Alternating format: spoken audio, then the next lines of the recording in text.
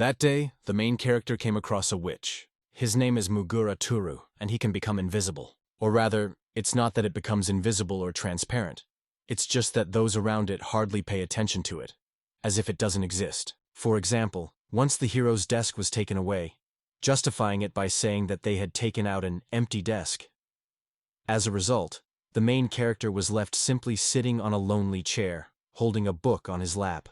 The man had no intention of mocking or offending the main character.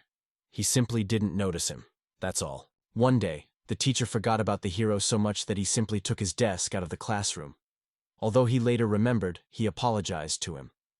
But Twarumagur insists he doesn't want to repeat himself again, but still emphasizes once again that none of his classmates make fun of him or tease him.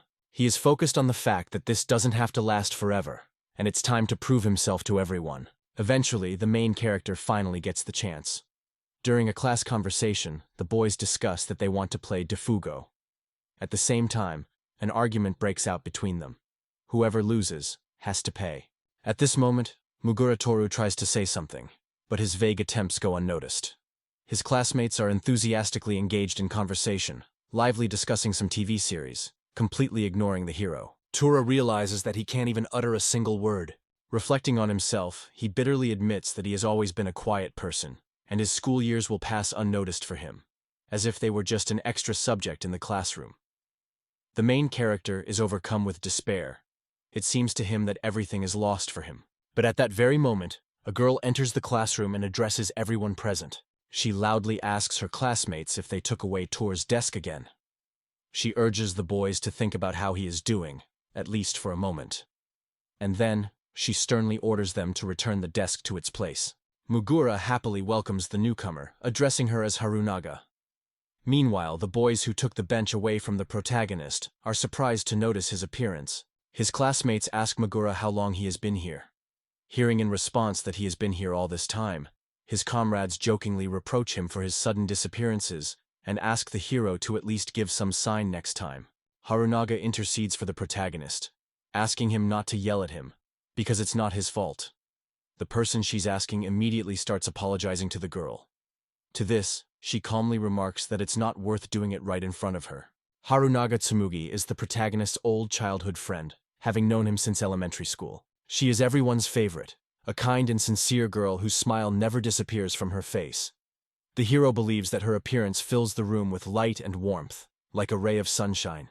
Toru considers the girl his complete opposite in everything, without exception. While the hero is thoughtfully silent, the girl gives him a charming smile, which makes Mugura feel embarrassed and blush. The heroine pushes the desk over for Toru, which makes the guy a little embarrassed. He even feels a little uncomfortable thanking her. In response, the girl assures him with a smile that it's a small thing, and there's no need to worry so much. At this moment, Tuyuru remembers with a warm smile how even her family can sometimes not notice his presence. But Harunaga always feels him near. She never forgets him. However, something continues to worry the hero. After walking a few blocks, the hero becomes lost in thought. He again fails to strike up a conversation with the boys, and this thought haunts him. The hero thinks, if it weren't for Harunaga, no one would have noticed him. A bitter thought comes to him. He is invisible, doomed to remain so forever. He sees himself as a tasteless piece of chewing gum, unnoticed and left indifferent. At this moment, those who pass by still catch his words. At this moment, the hero suddenly freezes in place. Toyoru realizes that he won't be able to carry this burden for the rest of his days. So first of all, he decides to get rid of his pessimistic thoughts. Then, the guy chooses to do what truly brings him joy, and finally, dares to radically change his life. He ponders thoughtfully over what is most valuable to him in this world, and then he suddenly notices that he is most fascinated by watching homeless kittens. This secret fascination with the hero is made possible by his invisibility. Even the most vigilant cats completely ignore Tora, not paying him any attention. The little cats are simply charming when they are sure that no one is watching them. They calmly go about their business as if nothing had happened. The protagonist freezes for a few seconds, and then bitterly realizes that even in the work he loves most, he is nothing. Despair pierces him through and through, and the hero falls to his knees. Worse still, he spends hours watching the cats, deliberately hiding, which only makes his own situation worse. Turo Mugura increasingly becomes convinced that there is no hope for him, and eventually feels as if one day he will simply disappear into this world without leaving a trace. The main character suddenly stops, and, with a sad look in his eyes, turns his attention to the black cat swimming past. It is he who he has been imperceptibly following all this time. He notices the animal looking around warily and looking alarmed. Then it occurs to him that perhaps the reason is that it is trying to hide its food. After that, the main character mentally reassures the black cat. They say that she has nothing to worry about, because no one notices her except him. But as soon as the hero utters these words, the black cat suddenly speaks in human language, and calmly reports that everything seems to be clear. And at that moment, to Tura's great surprise, the black cat suddenly begins to change in a bizarre way. This graceful animal turned into a beautiful girl with luxurious dark hair. The former cat sighs heavily and begins to tell a story about how, having transformed into a four-legged creature, her thighs feel completely different, as if they have become real paws. At that moment, frightened by everything that is happening, Mugura falls helplessly to the ground, and suddenly, the charming dark-haired girl, who has just returned from her feline form to her human form, finally turns an interested gaze on our frightened hero. She is scared to death, shocked by the unexpected appearance of her husband. To this, the main character wittily replies that she herself has recently transformed from a girl into a cat. The protagonist involuntarily draws attention to the bizarre clothing of the dark-haired girl standing before him. His thoughts shift from guessing about her identity to trying to remember who her costume reminds him of. But here, the girl suddenly interrupts his train of thought. Nevertheless, the protagonist still has doubts and asks if this girl is a witch. And at that very moment, she begins to change again. The hero anxiously wonders who his girlfriend will reincarnate into this time. The girl suddenly turned into a child, which greatly surprised the hero. The witch contemptuously notes that this is what annoys her the most, and points to the hero, emphasizing that it was he who had just done this to her. She claims that if anyone reveals the witch's true face, a curse will fall on them and they will lose half of their power. She says that she became a girl precisely because of Toru, and now, the famous witch is forced to appear before the world in such a pitiful image. The hero only now realizes with surprise. In front of him is a real witch. Toru was stunned by what he heard. He had no idea that witches were capable of such magic. Because of Verita and her chains, their intrigue with Zara could be revealed at any moment. Zara looked at Toru grimly, but suddenly, a moment before the protagonist, overcome with fear, begs the witch to save his life. Suddenly, the dark-haired witch unexpectedly turns to the hero and announces that she is ready to use magic to fulfill any wish of Toru. The main character is stunned by the unexpected turn of events. Therefore, the witch is forced to repeat her words to him again. Turumuguru is amazed. Such a light punishment is not at all like a real curse. To this, the dark-haired witch replies to Tormagur that the curse can only be lifted if she fulfills one wish of someone who has seen her true nature. When Turumugura finally understands the essence of what is happening, the black-haired witch begins to urge him on, persistently suggesting that he finally make a wish that she could fulfill immediately. The protagonist ponders his own aspirations. He is immersed in memories of his childhood, when the only person who paid him attention was Harunaga. Even in the most difficult moments, when adults unfairly accused the protagonist, it was Harunaga's girlfriend who bravely stood up for him. The adult sternly asked little Turumugur why he had left class. Although he had been told more than once to stick with everyone, the boy began to make excuses, muttering quietly that he wasn't going anywhere. His voice sounded too timid. Someone assures that Toru never disappeared. The hero's childhood friend says that Toru always comes to lessons 5 minutes before the start, unlike the others. This is confirmed by Cad. The girl also reminds the teacher that Toru is the only one in the class who always brings the teacher's favorite red chalk. When Harunaga turns to Turumuguru, who supports the protagonist, she assures him that she is fine and that she sees him perfectly. After a series of flashbacks, the protagonist confesses to the witch that he feels invisible. He calls himself a faceless shadow, a characterless wimp, a grumbler, and a weakling. Turumugura cannot stand this trait in himself. That is why the main character confesses to the witch that he dreams of becoming braver, at least once to dare to confess his feelings to the girl. He wants to stop feeling like an empty place. The protagonist, in despair, confesses to the witch that he has lost all hope. He is unable to change, even if he despises himself for it. He turns to the black-haired witch with a request. If she is truly capable of fulfilling any of his wishes, let her help him change.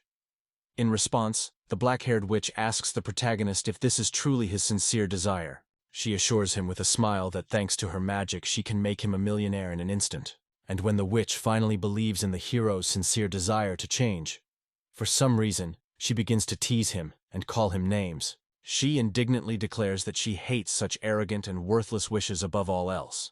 Turning to the protagonist, she warns him that this is his last chance to think things over and come up with something simple, like 5 quadrillion yen, or something along those lines. The witch with dark hair slowly lowers her half-heavy eyelids, sighs, and closes her eyes. A human desire is just a desire, she gently addresses the protagonist. If your desire does not come from the heart, even its fulfillment will not free you from the curse.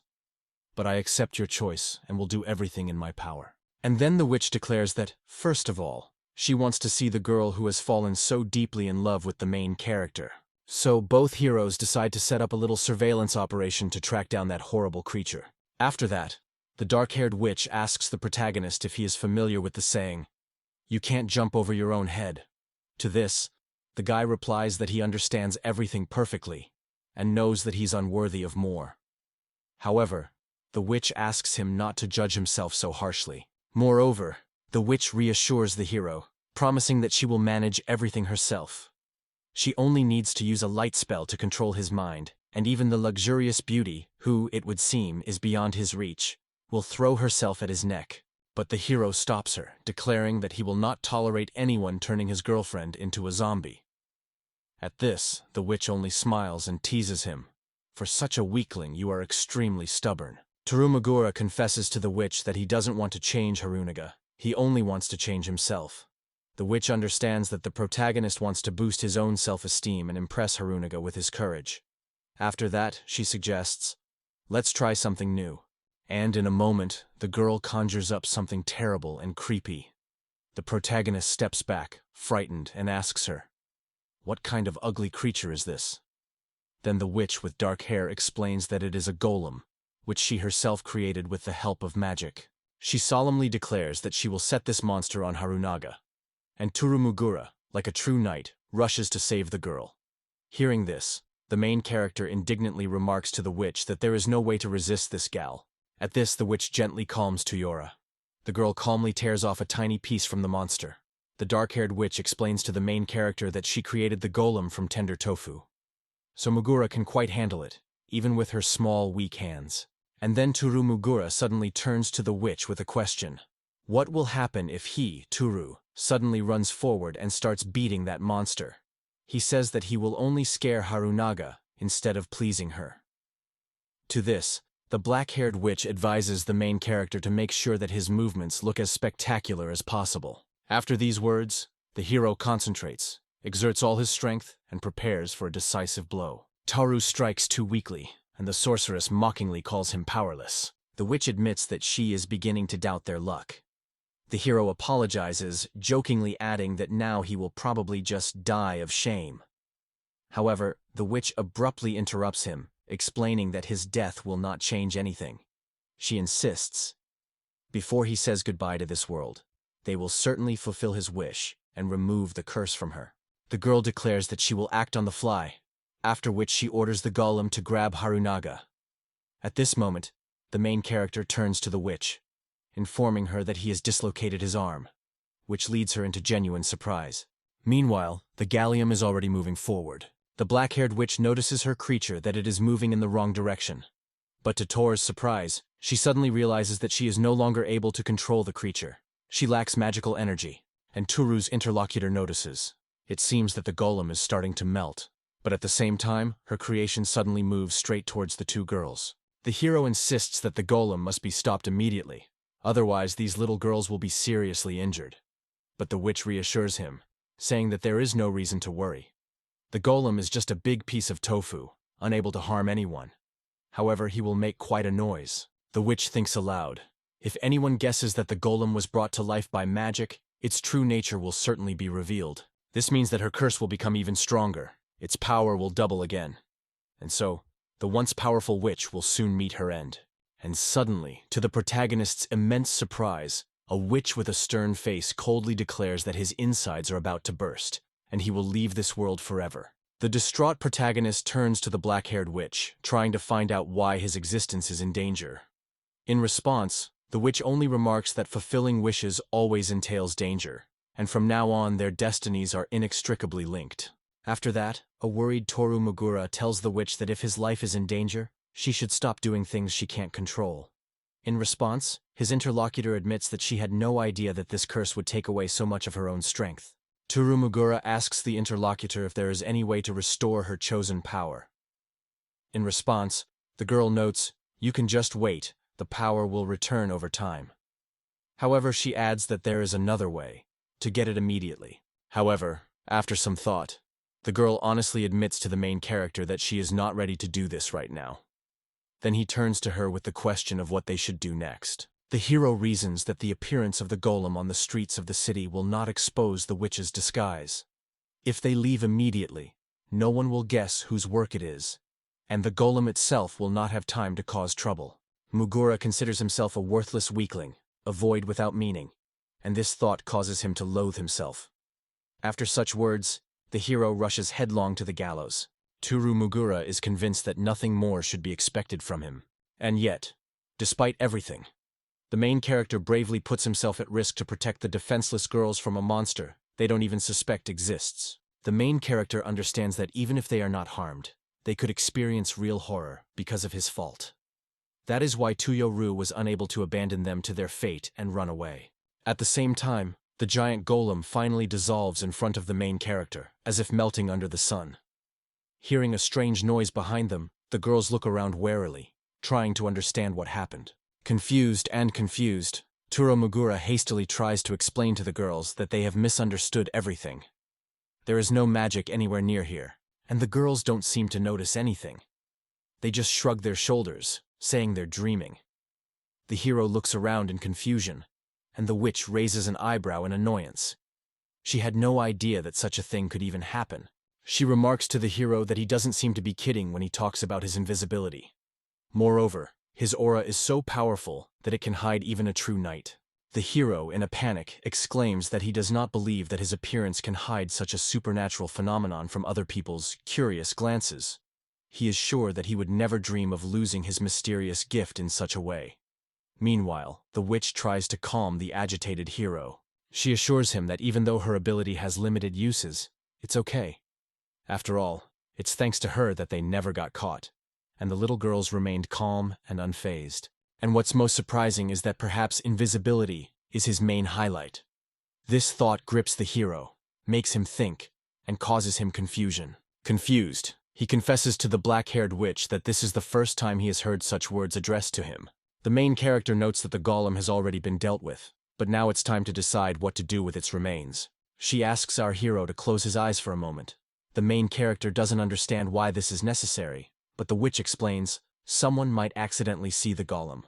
So, Mogura obediently closes his eyes without asking any questions. At that very moment, the witch approaches him and gives him a kiss. The hero is in complete confusion. He glances at his companion, and she abruptly pulls away and snaps her fingers. She declares that everything is completely different now. The hero still cannot recover from the shock. The witch explains.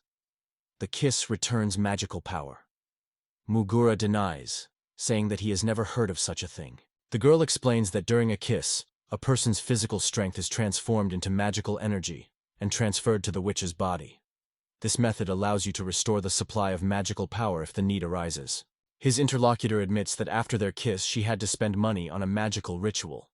So she jokingly suggests that Mogura from Churu repeat this adventure again. Embarrassed, Toru confesses to the girl that he is not good at such things at all, and adds that he would like to save his first kiss for a special moment.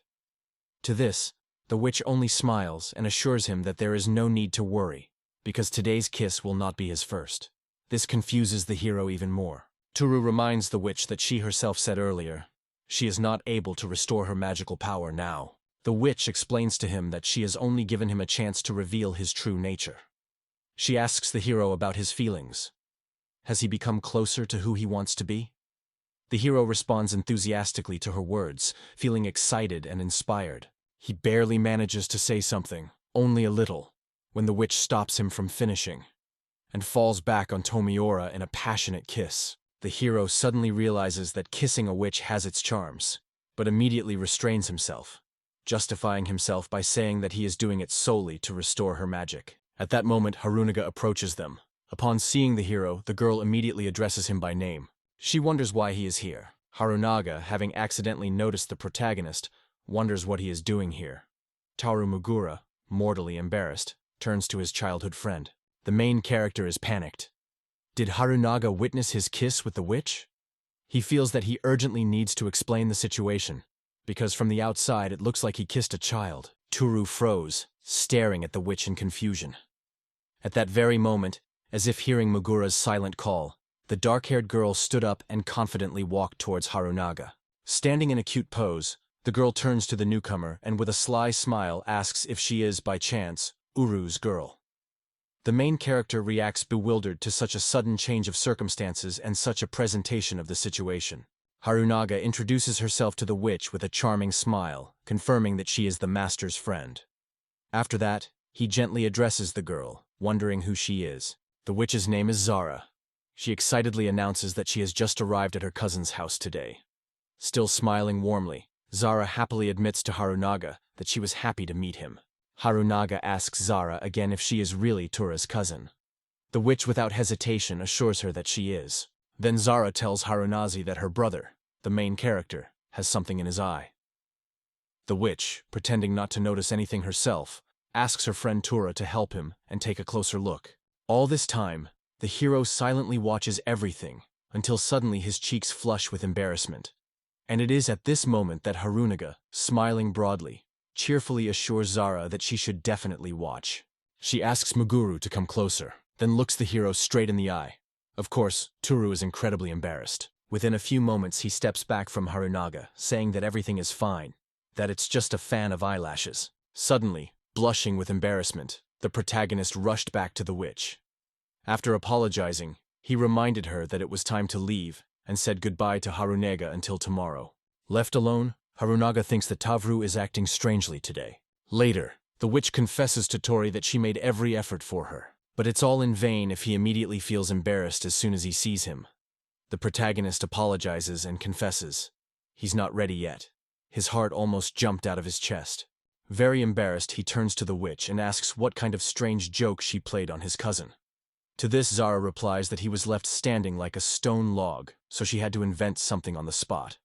Tien adds, "Let him consider it a lie for the sake of salvation." The witch also slyly points out to Toru that next time she will be able to avoid Harunaga's suspicions. Megura agrees with her, admitting that the witch is right about this. The main character, Tokioru, is confused and turns to the witch, trying to find out her further intentions. Is she really going to break Harunaga's will?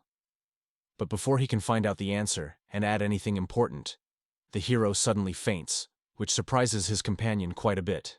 Meguro wakes up in his own house. At that moment he jumps out of bed, shocked to find himself within familiar walls. He is convinced that everything that happened to him before was just a ghostly dream.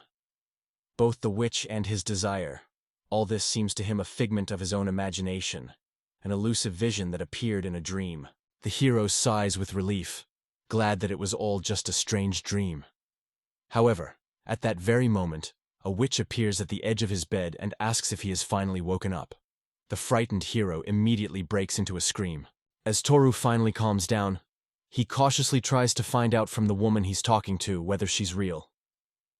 Meanwhile, the witch impatiently advises him to wake up. The hero suddenly notices that the witch has somehow become taller. To this, she replies with a mysterious smile that she was able to regain some of her magical power, so her appearance now resembles her real one. The girl leans towards the hero and tells him that she now looks like a boy his age. The hero, a little confused, asks what she means by that. The witch slyly asks the hero if he wants to try again, because a kiss in its current form promises even more exciting sensations. The hero awkwardly steps back from Zara, blushing in confusion. He begs her to stop joking, and then adds, without a kiss, she would hardly have been able to regain her strength. Then Toru thinks about it and notes that since she became larger after the kiss, she will be able to return to her previous form even without lifting the curse. The witch immediately gets the point of what Mugura is trying to convey. She begins to explain to the hero that every witch is taught this from a young age. To Tor's surprise, the girl suddenly takes out a glass with some liquid from nowhere. She invites the hero to imagine that this glass is a magical vessel hidden in the soul of every witch, and the water inside is their magical energy. Witches are not afraid to use it, because having quenched their thirst from this vessel, they know that the water will definitely fill up again. However, glass can crack in half, and that is why such a sight frightens me. She continues, noting, "Now this glass resembles a real vessel for a curse. Until the crack is repaired and the glass is cleansed of this disaster, no matter how much the hero fills it with energy, everything will leak out through the damage." Mugura finally begins to understand what she's heard. Zara explains that in order to regain her true form, she needs to lift the curse. Until then, she'll have to compensate for the lack of magic with kisses. The girl asks Tokaru with a sly smile if he will ever regret that his first kiss fell on her. Since she is not going to let him go until the curse is lifted, the boy is forced to agree. The witch advises Tavar to get some food first, so that he won't be so easily knocked off his feet next time. She admits that she didn't want to use magic so as not to give herself away. The hero, a little confused, asks the witch what she means by next time. Finding himself in an awkward situation, he awkwardly asks the heroine if she intends to kiss him again. The irritated witch sharply retorts, reminding him of what she had already explained to Toru. She needs this to restore her magical powers. And then she gently asks the hero if he really doesn't like kissing her that much. The hero is confused. He can't find the right words to answer the witch. He tries to assure her that he doesn't feel disgust. On the contrary, he is completely taken over by his own feelings. And the witch replies that she understands him perfectly. After that, the witch seriously addresses the hero, emphasizing that everything now depends only on him. Since his cherished desire is to find the courage to confess his feelings to Tsumugi, she advises him not to delay and to do it as soon as possible, so that everyone can return to their own lives. Suddenly, Toru realizes that the witch is right. However, instead of admitting the truth, he starts whining. It's okay if a worthless person like him is left shivering in the corner. What if he confesses his feelings to Harunashi? She will probably change her attitude towards him immediately. The witch impatiently interrupts him and tells him to stop feeling sorry for himself. The witch turns to Muguru. She admits that she doesn't fully understand everything, but he, although afraid to reveal his horonage, perhaps secretly wishes to find the courage to confess his feelings. The protagonist, somewhat confused, explains to the sorceress, if he dares to reveal his feelings to the girl, he will accept any choice she makes, and will not need the witch to bewitch Harunaga. Magic is unnecessary here. The witch, with a frightening expression on her face, wishes the hero death. When he, seized with fear, asks her again, she explains that the curse will not lose its power unless his wish is truly sincere. Then he turns to Aru, asking if he has forgotten about it. The witch turns to the hero with an ominous smile.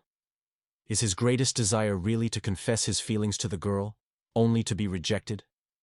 She ironically wonders when he will finally stop floating in the clouds. If he's afraid that Harunaga will push him away, they should switch places.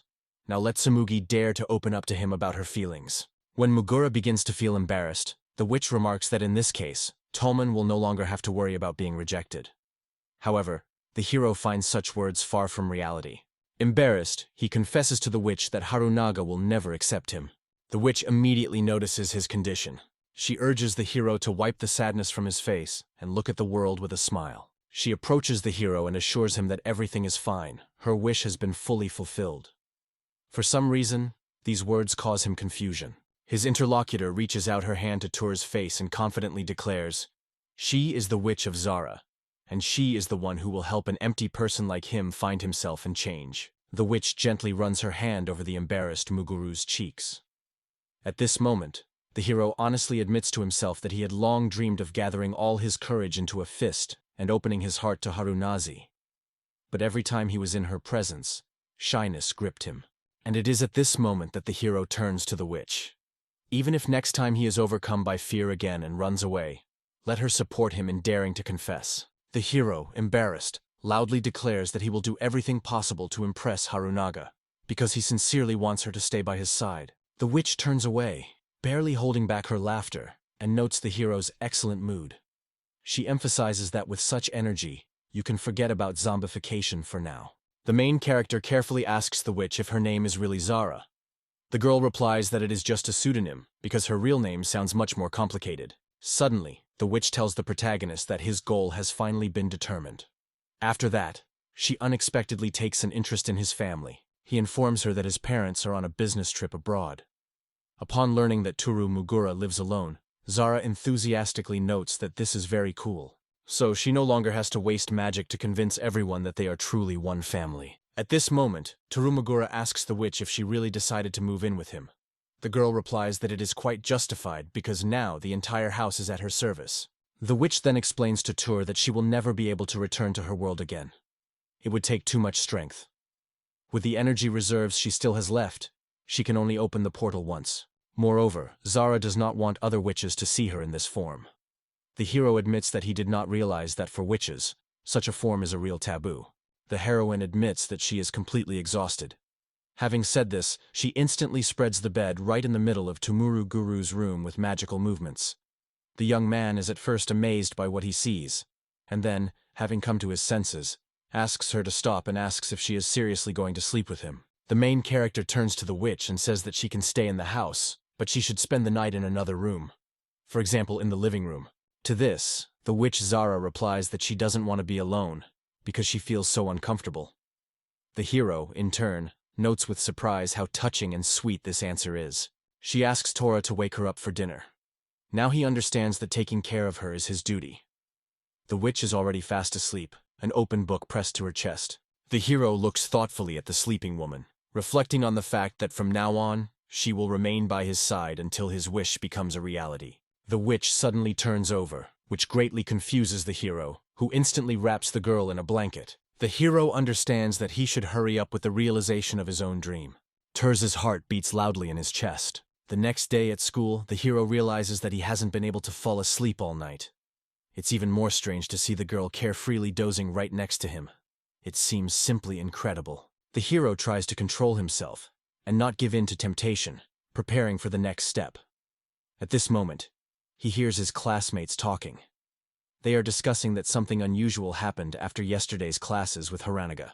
The protagonist reflects on his own insignificance and wonders how he could have never imagined that something like this could happen. Her classmates start to gossip that she was seen with a boy. Thor finally realizes what happened, and it hurts doubly because he had just gathered the courage to make Harunaga love him. After class, Toguru recounts their conversation to the witch. She wonders if Harunaga has a boyfriend, and the hero says that yesterday after school she was seen with his classmate. However, Harunaga herself insists he is not her boyfriend. The witch thinks for a moment, and then, with a completely serious face, declares the hero wants her to get rid of that man. The frightened Mugura Tauru asks in bewilderment why she even came to such a conclusion. He explains that he just wanted Zara to listen to him. But the witch defiantly tells Timur that it would be much more profitable to simply wipe this upstart off the face of the earth. The hero asks the witch to soften his demand a little, although he understands that she is very determined. In response, the witch advises him to gather all his courage, as if into a fist, and stand up against Harunaga, to ruin all the boy's plans and mood. And then the witch suddenly notices something with alarm. Here is Harunaga walking next to a handsome and slender young man. Even those around them are talking excitedly about the couple walking nearby. They say Rindo is a real handsome man. They immediately begin to wonder if he and Harunaki are actually dating. At this moment, the witch pushes Tora against the wall, masking both of them in the shadows. She, pointing to the couple passing by, whispers to the hero, "Now it's their turn." The hero wonders in surprise why they are hiding. The witch calms the confused and frightened Tora, saying that there is no need to draw attention to herself. It is time to act. Rindo is the kind of guy who attracts attention wherever he goes. In Toru's opinion, his opponent is the complete opposite of himself. At the same moment, the witch Zara reaches out her hand to Megari. A moment later, her lips touch Tora's in a passionate kiss. As the girl steps back, the hero gives her a confused, almost bewildered look. The protagonist notices that the witch still has a lot of energy left. To this, she replies that she is acting in anticipation. She just wants to make sure that she will have enough strength in any case. The sorceress confidently declares that one should carefully prepare for a meeting with such a handsome man as Riendo. The witch transforms into festive clothes and, turning to the hero, asks with an intriguing smile, "So, how do I look in my new image?" Toru hesitantly addresses Harunaga, who happily turns back to him. Seeing the witch, he asks the hero who this woman is. The stranger answers for him, stating that she is also his cousin, Zara's own sister, and introduces herself to Harunazi as Zana. Harunaga again wonders what the relationship is between the two fictional sisters, and Zana, smiling, assures the girl that Zara has already told her about Toru's friend. At this point, Rindo turns to Harunaga with a direct question as to whether he knows the new arrival. To this, Harunaga confidently replies that she is Toru's cousin. Rindo asks again, not understanding who exactly he is talking about. But at that very moment the main character greets him, and the boy is overcome with genuine fear. He has no idea where Mugura came from. At this moment the witch thinks that Toru has been here all this time. However, she quickly realizes that it is better not to tell Rindo about this. The witch is a little embarrassed to ask who this handsome young man in front of her is, and whether he might be Harunaga's boyfriend. At this moment, the harmonica, completely confused, confesses, "It seems I made a mistake." Rindo first met her at the entrance ceremony, and they happened to be in the same class. Later, Rindo also moved in next door, so now they are neighbors. Hearing these words, Zana can't hold back her emotions and shouts that the plot with this heroine has been completely messed up. Here, Yoru and Harunaga react confusedly, not understanding what is being said. Tulroot and the witch step aside, and the main character turns to her with a question. What is she talking about, and what is the meaning of this story? In response, the witch suggests that he evaluate and understand everything himself, saying that everything is happening like in that visual novel that Mugura played. She bluntly tells him that he is just a childhood friend and cannot compete with such a handsome prince. The protagonist, suppressing his resentment, agrees that, no matter how painful this truth is, the witch did not lie. The witch then retells the plot of the novel, telling the protagonist that on his journey he will meet a beautiful thief who will later become his wife. At this point, Takuru shares with the witch that it was Harunaga who was by his side during the most difficult moments of his life. At the end, he asks her not to interfere with his own saved files without his permission. Rindo silently watches the events unfold. Riendo confirms Harunaga's words. He is just her neighbor. According to him, they are just walking home together, as they are on their way. And then, to Tur's great shame, he reassures him. He says there's no reason to worry yet. And it is at this moment that the main character thinks, do Rindo's words indicate his feelings for Harunaga? Moreover, Turo believes that his girlfriend has always been liked by boys, so there is nothing strange in this. In addition, Turo Mugura is convinced that Rindo is every girl's dream, which means that she and Harunaga are made for each other. At that very moment, the hero remembers that he has a reliable ally, a mysterious witch with unusual abilities. He tries to convince himself that fear is unnecessary. After all, no matter how attractive Rosendo looks, he has his reliable friend Zara on his side. With these thoughts swirling in his head, he gazes at the witch with admiration. And then Zara, as if waiting for her time, joins the conversation. She asks Harunaga what happened. By the way, she has nothing to do with Riendo. She is not his girlfriend. And then, with a barely noticeable smile, the witch gradually reveals the essence of her idea. The witch, smiling sweetly, invites Rindo to go on a date together. Rikarindu is stunned by such a frank proposal. Tur and Harunaga also do not hide their surprise at the unexpected turn of events. The witch approaches Riendo and confesses that all she had to do was look at him and her heart would pound wildly in her chest. Riendo, struck by her pressure, involuntarily steps back, stunned by the unexpected confession. However, the witch does not stop. She hints to the hero that perhaps mature women are not to his taste, to which Ringdown shakes his head in the negative. Then Zara clarifies. Does this mean that everything is fine between them, in her opinion? Using all her sorcery, she turns to Riendo again, asking if he would agree to go on a date with her. Watching the witch with admiration, Richindo smiles charmingly, and gently replies to her that, of course, they are going on a date. The witch beams with joy, and Turu, who is watching the development of events, thoughtfully analyzes her action. And then, unexpectedly, Zara suggests, in that case, Tujuru can return home with Sumugi. To the surprise of Tuneyoru and Harunaga, Zara suddenly sets off with Rindo, gently calling him cute and admiring his velvety skin, as soft as her younger sister's. Her beauty seems unreal, supernatural. A bewildered Harunaga whispers to Tsuneyoru that his cousin is simply incredibly persistent. However, at this very moment, Mugura is only concerned about finally being able to return home with Harunaga. Toru sees this as a great opportunity to be alone with his girlfriend, and the main character, full of foreboding, imagines what might happen if Zara does something with Riendo.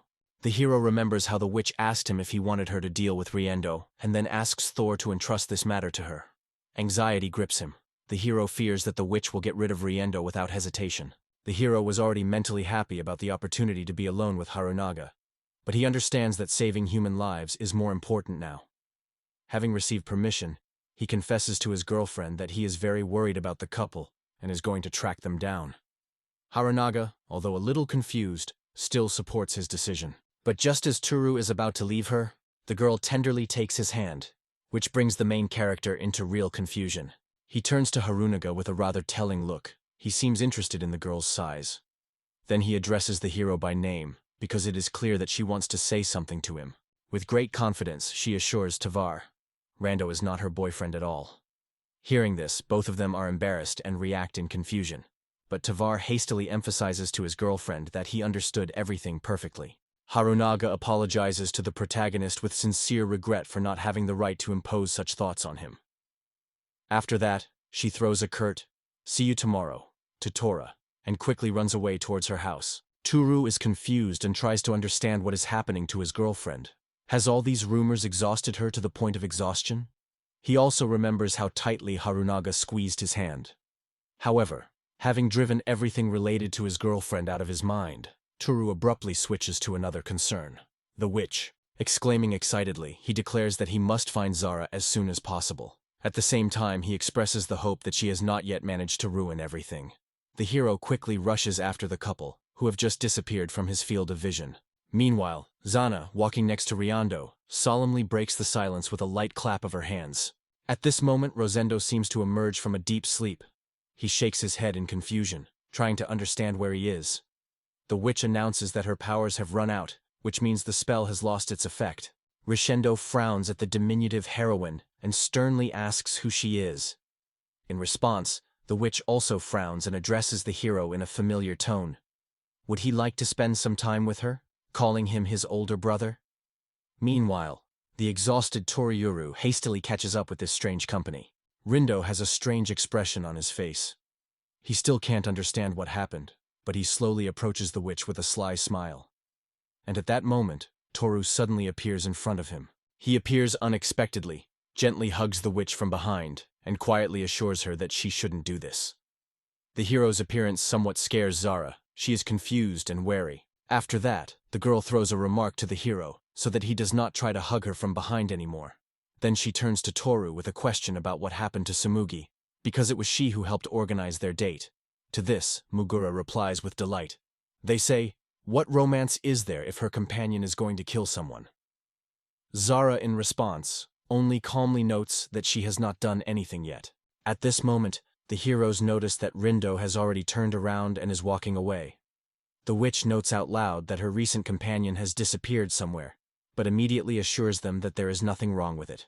But when Taoru asks what exactly she means by "everything is fine," a sly smile appears on the witch's face. Eventually, she turns back into a baby, and the protagonist then turns to the witch, wondering if Rwando saw her transform into a baby. To this, Zara calmly replies that he saw everything.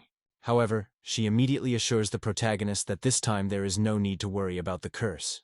She insists that everything is under control, but the protagonist admits that he is worried as if his own life is at stake, and then Toru notices that now Zara's life is also in danger. He reminds her, she used magic in front of the whole city.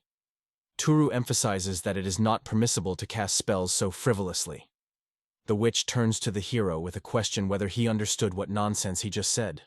After all, asking the witch not to use magic is the same as telling a fish not to swim in water. However, all this is only for the better, because the witch is already hatching a new plan. With a sly smile, she informs the confused hero about her new plan. Zara asks Tumagor to drop by the house while she prepares. The hero agrees with the witch, although he feels nervous. The very thought of preparing makes him a little wary. A moment later, Zara touches her finger to her lips and speaks mysteriously to the protagonist. First, she needs to regain her strength, she says. It is a must. Such an unexpected confession confuses Tomoru. The witch calls him to come closer, and at that moment, the hero wonders if she is going to kiss him again.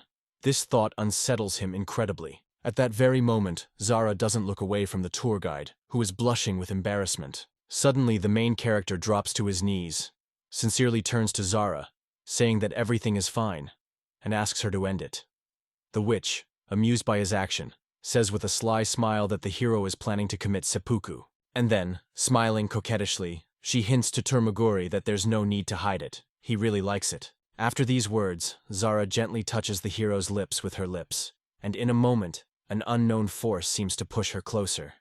Feeling this pull, the witch quietly steps back from him. The witch, having slightly changed her appearance, thanks the hero and praises him, calling him a good guy. After that, looking at the confused Timur, she announces that it is time for her to move on. At that moment, the main character falls. The witch, thinking aloud that she seems to have overdone it a bit, decides to take Tuyera home first. The next day at school, the main character wondered. Zara never came home yesterday. She mysteriously said that she had some kind of plan. So Mugura couldn't find a place for himself, wondering what new trick the witch had planned. At this moment, the protagonist notices a small group of girls and wonders if this is really a simple coincidence. The girls immediately surround the attractive stranger, showering him with sincere greetings and various melodious compliments. Watching this, Tovaru is once again convinced that Rindo is wildly popular with the fair sex. As always, at the moment when the hero is lost in thought, someone suddenly begins to sit at his table. Despite the fact that he is still sitting there, the hero is still pondering over Zara's words, which assured him that everything was fine. But at the same time, Rindo witnessed a strange phenomenon. A reduced copy of Zara appeared in front of him. Mugura is completely confused and cannot understand what is really happening. He continues to wonder if Richendo didn't notice that the witch was standing in front of him. Maybe that's why she rushed to assure the hero that everything was okay. After all, she had mentioned that if anyone recognized the witch a second time, death awaited them. The hero reflects that soon he too will have to leave this world. At that moment, when Torier is lost in his own thoughts, Reflendo glances at him. The hero tries to pronounce his name, but Reflendo seems to pay no attention to it at all. That's right, because in a moment the hero begins to look for where Mugura has gone. Thanks to the planting, Rindo quickly managed to find Todora. Loudly and without shame, he informs the hero about his find. Rindo also confidently declares that Muguri will not be able to hide from him. Leaning on the table, Rindo announces that he has a few questions for the frightened protagonist. He is interested in everything related to his cousin. Looking away, Tuyuru hesitantly asks what happened to Zana. Rindo, irritated, demands that the hero look him in the eye, and then directly addresses Mugura, declaring that he saw with his own eyes how she turned into a child.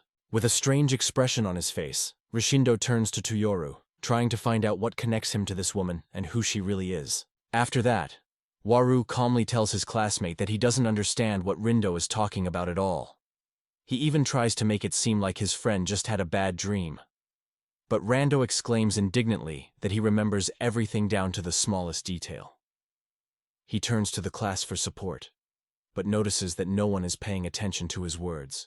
Rakindo is surprised to notice that his screams have not reached the ears of his fans, and he turns to the hero with suspicion. Is this another prank by that woman? However, Toru Mugura is fully aware that this time it is all about him. He reflects with disbelief that his aura of invisibility even outweighs Rando's all-seeing presence. He is haunted by a feeling of anxiety for his own future, and sadness envelops his soul. Rindo turns to Tore, noting that it is quite strange. Next to the main character, he remains completely unnoticed, no matter how hard he tries to stand out. At that moment, the teacher enters the classroom, greets the students, and asks them to take their seats. When everyone is seated, he announces that a new student has unexpectedly been transferred to their class. Toru wonders, who could it be? Amidst admiring and surprised looks, someone new enters the classroom. To the protagonist's great surprise, the new student turns out to be a real witch. The teacher announces her name, Sazarashi Zarame, and sincerely asks everyone to treat her with love and support. The hero exclaims in surprise, "It's Zara!" Rindo is also stunned by the unexpected turn of events, but the witch pays no attention to their reaction. The teacher ponders out loud where to put the witch, but she quickly dismisses the question by suggesting a place next to Tungyuru. The teacher does not object to this decision. The witch casually greets the main character, and he, looking around confused, whispers in her ear. Why, they say, did she pick on the school while also disguising herself as a new girl? The witch speaks calmly, leaning over to Mugura's desk, who has already informed him of her new plan. That is why, having become his classmate, she will be able to support the hero in school matters as well. Finally, addressing the hero, who is completely confused by all this commotion, she tenderly expresses her joy at the acquaintance. And finally, she gently asks him not to forget about himself and to take care of himself. Suddenly, the witch Zara appears as the protagonist's classmate. Tuyuru has no idea what's going on. Zara confesses to the hero that it is her first time attending a human school, after which she asks Tuyura what their first lesson will be. Upon learning that mathematics awaits them, the witch grimaces and declares that it is terribly boring. The hero tries to attract Zara's attention, but her classmates have already formed a tight circle around the new student. Curious students bombard her with questions about where she transferred from. Someone enthusiastically offers to add the witch to their group in Messenger, while another proactively calls her after school to show her around. However, the witch's indifference and her sharp retort, saying why is everyone bothering her here, shocks everyone present without exception. All the classmates admit that they must have been a little too quick, apologize to the girl, and promise to see her later. After that, they walk away together, their recent fears dispelled. The protagonist, filled with conflicting feelings, turns to the witch, noting that her appearance gives everyone goosebumps, and politely asks her to be a little more friendly. To this, the witch replies that Thor has never really been sociable. Mugura jokes at Tazari, saying that in front of Harunaga you act like a heroine from Nisio, and I mem. The witch just sighs in response, saying that if she keeps smiling so hard at school, her facial muscles will simply break. Meanwhile, behind Zara, her classmates whisper to each other if they notice the disgusted look she gave them. Another replies that they did, and admits that the look almost made his heart stop. Eventually, both classmates come to a common conclusion. This is actually really cool. They say that before, Harunaga was the true embodiment of the ideal for the entire class. But with the arrival of Zara, they now have two beauties, each striking in her own way. One is immaculate, like a saint. The other is majestic and stern, like an ice queen. Classmates are excitedly discussing that now they have two real stars. Tori draws attention to Tizara. They say, it's only the first day at school, and already so much admiration and praise. The witch is not too bothered by this. She answers the main character that she has absolutely no use here, and in general she doesn't care about all this fuss. At this moment, Harunaga approaches Zara and sincerely apologizes for his classmate's behavior. The witch tells the girl who has approached that she has nothing to apologize for. At the same time, she addresses her by name. This surprises Harunaga. She asks the witch how she knows her. At the same moment, Harunaga notices the expressions on the faces of her new classmates. She asks if the girl is related to Zana and Zara, and later Toru's friend confidently assumes that she is their sister. To this, the witch only smiles mysteriously, as if confirming the guess. And Harunaga notes that all three sisters are like twins. They are so similar to each other. And then, blooming with a sincere smile, Harunaga adds, among other things, it is Sazerashi from RMA who is one of the few who consistently notices Tomoroshi. The witch tells her that Tuyuju is difficult to recognize immediately, because he must be felt with the heart. She explains, Tuyuju will not appear if you do not believe in his presence. Meanwhile, Tuyuju himself, dissatisfied with such chatter, asks the girls to stop discussing it, as if he were some kind of demon from fairy tales. Harunaga's reaction makes her laugh happily. She notices that Tokuru, when he is around Sazerashi or her sisters, blossoms and becomes as cheerful as Zara and Zana. Embarrassed, Tokuru, still not believing what she is saying, asks if he really looks so happy around them. Harunaga extends her hand to the witch and expresses her hope that they will develop a good relationship. In response, Zara assures her that this is entirely possible, adding that she would not mind becoming friends with Samugi. Having said this, the witch smiles defiantly, and in a friendly but confident manner, shakes Harunazi's hand in return for his gesture. The hero stares at what is happening around him in confusion. He has no idea what is actually happening here. Saying that they will see each other again soon, Harunaga slowly leaves the witch's table, straightening up like a true hero, and with a smile admits that he was a little taken aback, because no one had noticed them. Meanwhile, the witch is beaming with joy. She has no doubt that she and Tsumugi will become wonderful friends. Toru sincerely thanks his interlocutor for trying so hard to make his dream come true. However, he asks the witch not to do any more strange things. Zara smiles at him and assures him that she understands everything, so he should not worry. The witch suddenly turns to Megura and points out that spending a lot of time in a large crowd, like at school, is actually quite dangerous. However, after a moment she reassures him with a smile. It's nothing to worry about, everything is fine. The hero turns to the witch again with anxiety, but she is already completely absorbed in observing Rindo. The guy seems too tired and scared, but feeling the heroine's gaze, he immediately hastily looks away. Who notices this? She announces to the hero that she will watch over him at school. The boy cannot understand why she would want to watch over him. To this, the witch replies to Tour that it doesn't matter whether he wants Tsumugi to fall in love with him or wants to stop being invisible to everyone. But first, she says, Zara must find out what is really going on right now. Later, during lunch break, Zara, with a tense expression on her face, asks the hero if he is being made fun of, to which Toru calmly replies that she has misunderstood everything. She tells him that the teacher didn't actually notice him during roll call and didn't even notice Muguru's raised hand.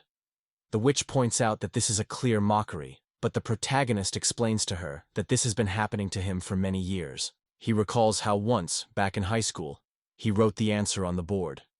To everyone, it seemed as if the solution had just appeared on the surface, and Zara, after listening to his story, notes with sympathy that it must have been difficult for him. However, Toru does not stop. He turns to the witch again and confesses. No matter what the circumstances, Tsumugi always noticed him in the crowd, and immediately pointed him out to Muguru. The protagonist admits that he is extremely grateful for Harunaga's concern. He is pleased that she cares so sincerely about him. At the same time, he feels sorry for her having to deal with a guy like him all this time. At that moment, the sorceress turns to Var, informing him that, as his older sister, she takes on the responsibility of taking care of his younger brother. She declares that she will do everything to make this obvious to everyone. So, at the beginning, the witch advises Tukor to become the most popular student in his class. However, the hero has no idea how this can even happen. And then Zara enthusiastically tells him that she has an interesting idea. During the lesson, the teacher informs the students that today they have to elect 2 representatives from the class to the school committee.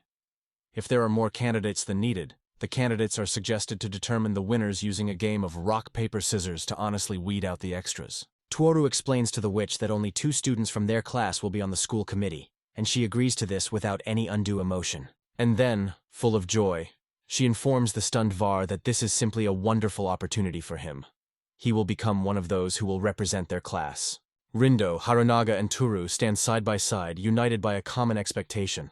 The teacher announces that the draw has determined 3 candidates for the position of members of the school committee, and they are the lucky ones. However, he immediately adds that in fact only 2 participants are needed. Then he suggests that the boys, Rindo and Tura, solve everything simply. Play rock, scissors, paper. And at that moment, the confused Tura Mugura cannot understand how he ended up in this strange situation in the first place. Once, the witch Zara confessed to the main character. Those who belong to Class R are actually the real leaders in their groups. She informs him that Tsumugi has already been approved, and that the protagonist himself will have a great opportunity to prove himself to his classmates by joining the school committee. In addition, this is where he will get a chance to get closer to Harunaga. The teacher approaches Toru's desk and asks Sazerashi if she would like to run for the school committee. Sazerashi replies that she is simply supporting Toru. The teacher remarks that this is the first time he has seen someone so enthusiastic about voting. Hearing these words from the teacher, Zara looks at Rindo with contempt and coldly remarks that, if it weren't for the same bad luck, all the issues would have been resolved long ago without unnecessary complications. With a mysterious, even stranger smile, she simply asks what happened to him. He cautiously suggests that he saw a ghost, or maybe a witch. In response, the witch advises Rindo to go to the medical center and forget about voting. But Rindo, a little irritated, wonders where such strange fantasies come from, and why she is telling him this at all. After these words, the hero announces that he will now show them something special. He addresses his admirers with a charming smile, tenderly calling them beauties. Such attention makes the girls joyfully blush and smile tenderly. The girls standing behind Rindo begin to encourage him. They shower him with compliments, assure him that he will definitely succeed, and urge him to move forward boldly. Inspired by their words, Rindo returns to the main character and shares with Tukor another secret about the one who also turned out to be a bug. Mugura, meanwhile, is completely confused. Meanwhile, discussions begin in the class. It turns out that only 2 candidates are enough to participate. Someone remembers that there was actually a 3rd candidate, but where he disappeared to, no one knows. Classmates look at each other and ask each other who was the mysterious 3rd candidate, and whether any of them saw him. The hero, barely restraining his excitement, declares that it seems he will have to retreat. But the witch Zara immediately calms him down. Rindo bursts out laughing and assures that there is no reason to worry. Toru will calmly take his place, and no one will even pay attention to it. In response, Zara reproaches him that it is low to lure his own supporters to help. She emphasizes that Toru is already too vulnerable. At this moment, the teacher interrupts their conversation. He reminds them that it is finally time to start the competition. The witch Zara approaches the protagonist, reassuring him that the candidate here is not chosen based on popularity at all. She jokingly adds that once Tukaru wins the game of rock, paper, scissors, everything else will no longer matter. Tori is completely confused by the mysterious behavior of the witch Zara. He confesses to the girl that victory is vital for him. However, everything turns out to be much more complicated than it seems at first glance. The main character notes with anxiety. It is not a fact that fortune will be on his side this time. But the witch Zara, smiling faintly, calmly asks Tora to let her take on this test. After all, the girl has decided to force Rindo to demonstrate the stone to everyone present. Riendo, who was standing a little distance from the witch Zara and the main character, could catch snippets of their conversation. It seemed to him that they were trying to force him to show the stone.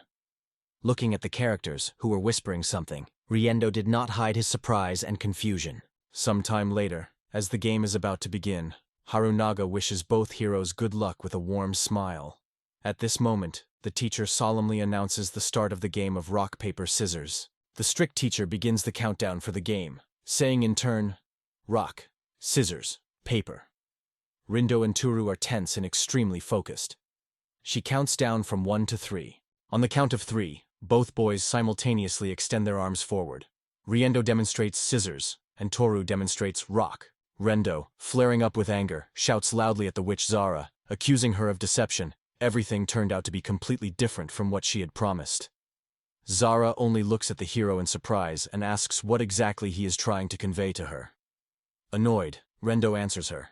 She assured him that she would force him, Rindo, to show the stone. Zara asks the loser if he really chose scissors after hearing her line. She then turns to Rindo, suggesting that he decided that if he shows Taver rock, the protagonist will choose paper in return. And then, with a sly smile, the witch Zara asks Rengendo how she could possibly make him show something against his will. The main character remarks that, after all, she is not a witch at all. So she ironically asks her unfortunate classmate where he got such a strange idea. Embarrassed by this unexpected situation, Rindo begins to call the witch Zara names. He reproaches her for her tricks, angrily accusing her of deceiving him, laughing merrily.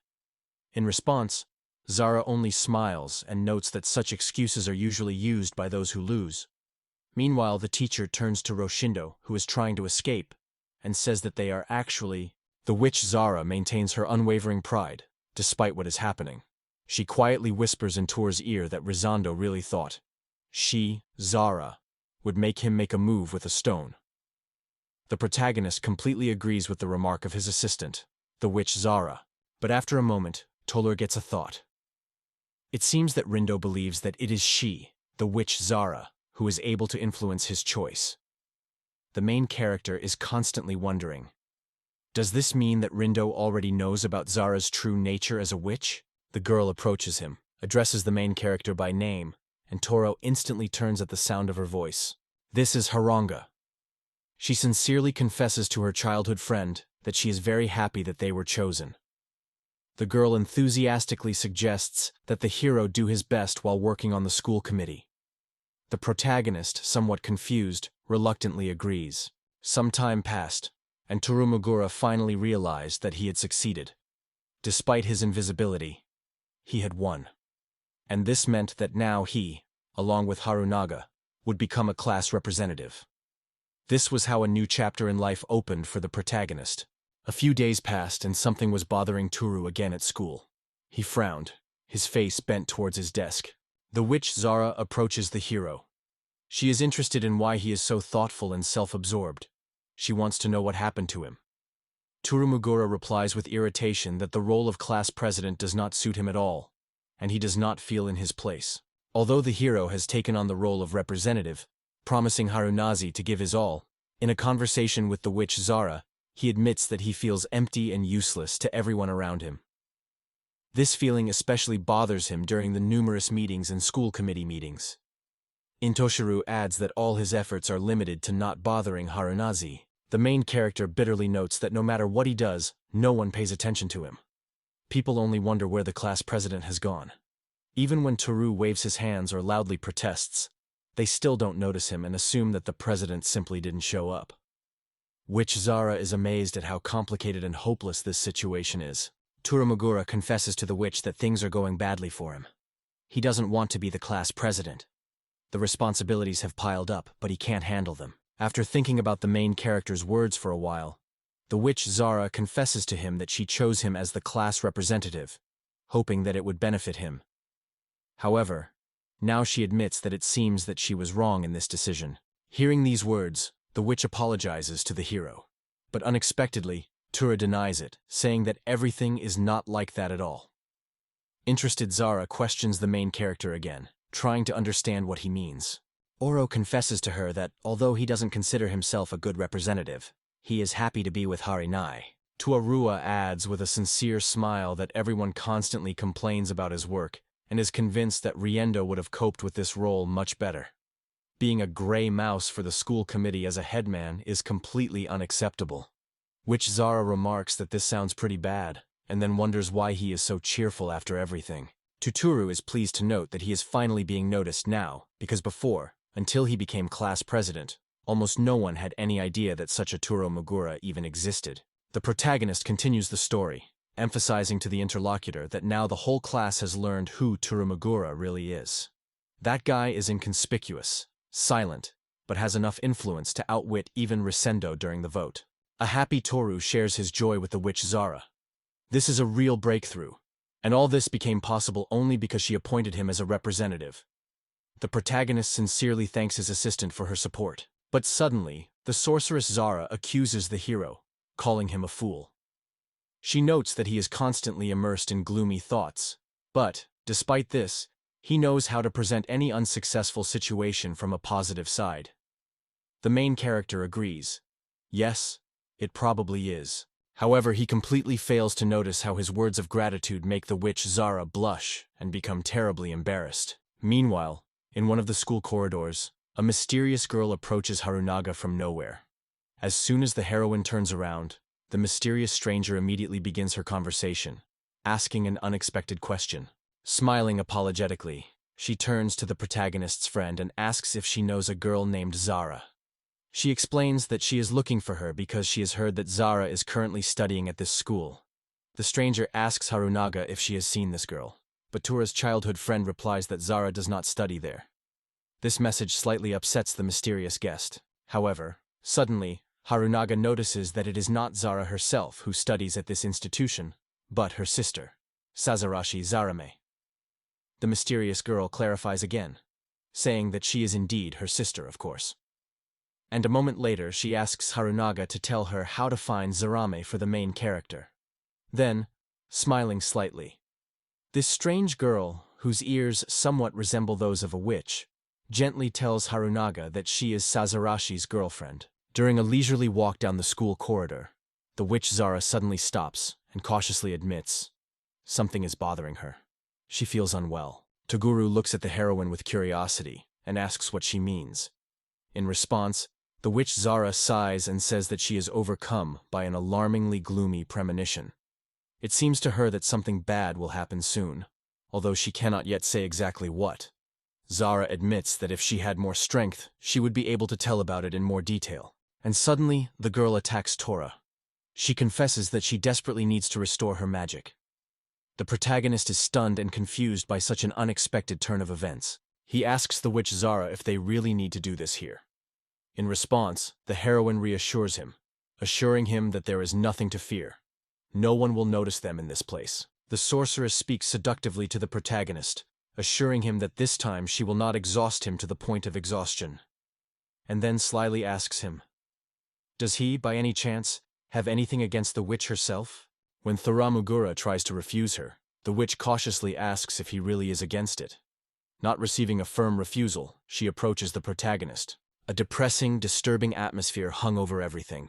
But in a moment, a mysterious girl appears out of nowhere, looking for a witch. She throws herself at Zara with all her might. But to Tutor's great surprise and horror, the witch deftly manages to jump aside, avoiding the collision.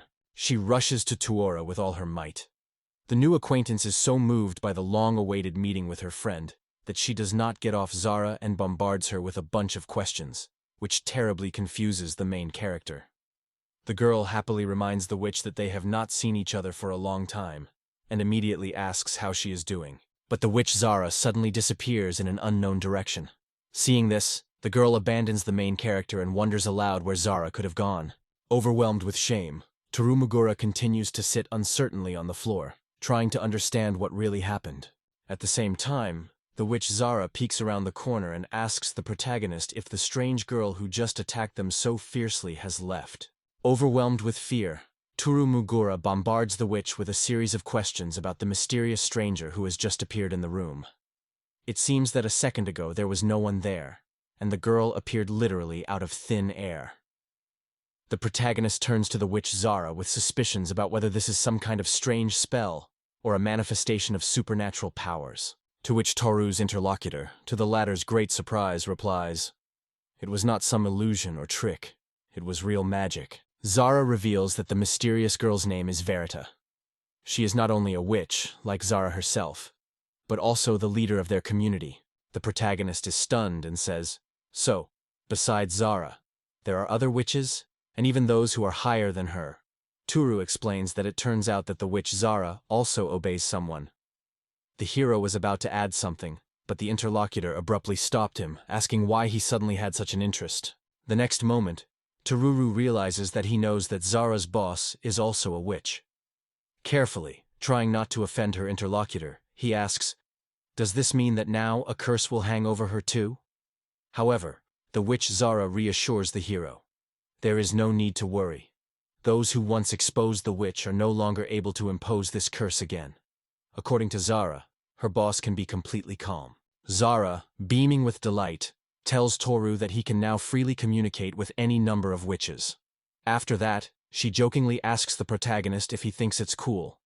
However, Toru just shrugs and admits to her interlocutor that he still doesn't understand what's so special about it. After that, the main character begins to worry. He is haunted by the thought of why the witch Zara's boss has come here.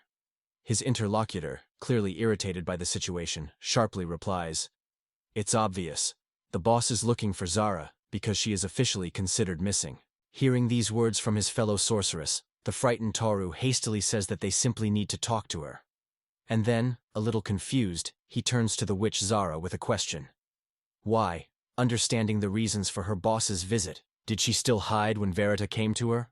However, in response, Zara only remains irritably silent. After that, Yoru's interlocutor confesses to the main character with a sly smile that she finds it difficult to come to an agreement with people like her boss. And Rumugura exclaims whether this is really the only reason for her interlocutor's behavior. Hearing this, the witch Zara, irritated by the incident, tells Tutor that this is not the only reason. She confesses that she cannot allow her boss, Tuarui, to find out about her curse. Surprised by her interlocutor's emotions, Tutor wonders why she thinks so. Witch Zara, with an impassive face, declares that her current strength is only equal to that of a hamster or an earthworm. She also notes that if the other witches find out about the curse placed on her, they will certainly consider her worthless and simply expel her from the order. After these words, the main character sinks into a cloud of pessimism. It seems to him that because of him, a nobody who almost no one notices, Zara may lose her job. The witch indifferently declares that pessimism has once again prevailed over him, and calls on him to stop spreading negativity around. After that, the witch Zara shares an idea with the interlocutor. They should just hide from her leader. She explains to the main character that they need to figure out how to confuse Verita and throw her off her trail.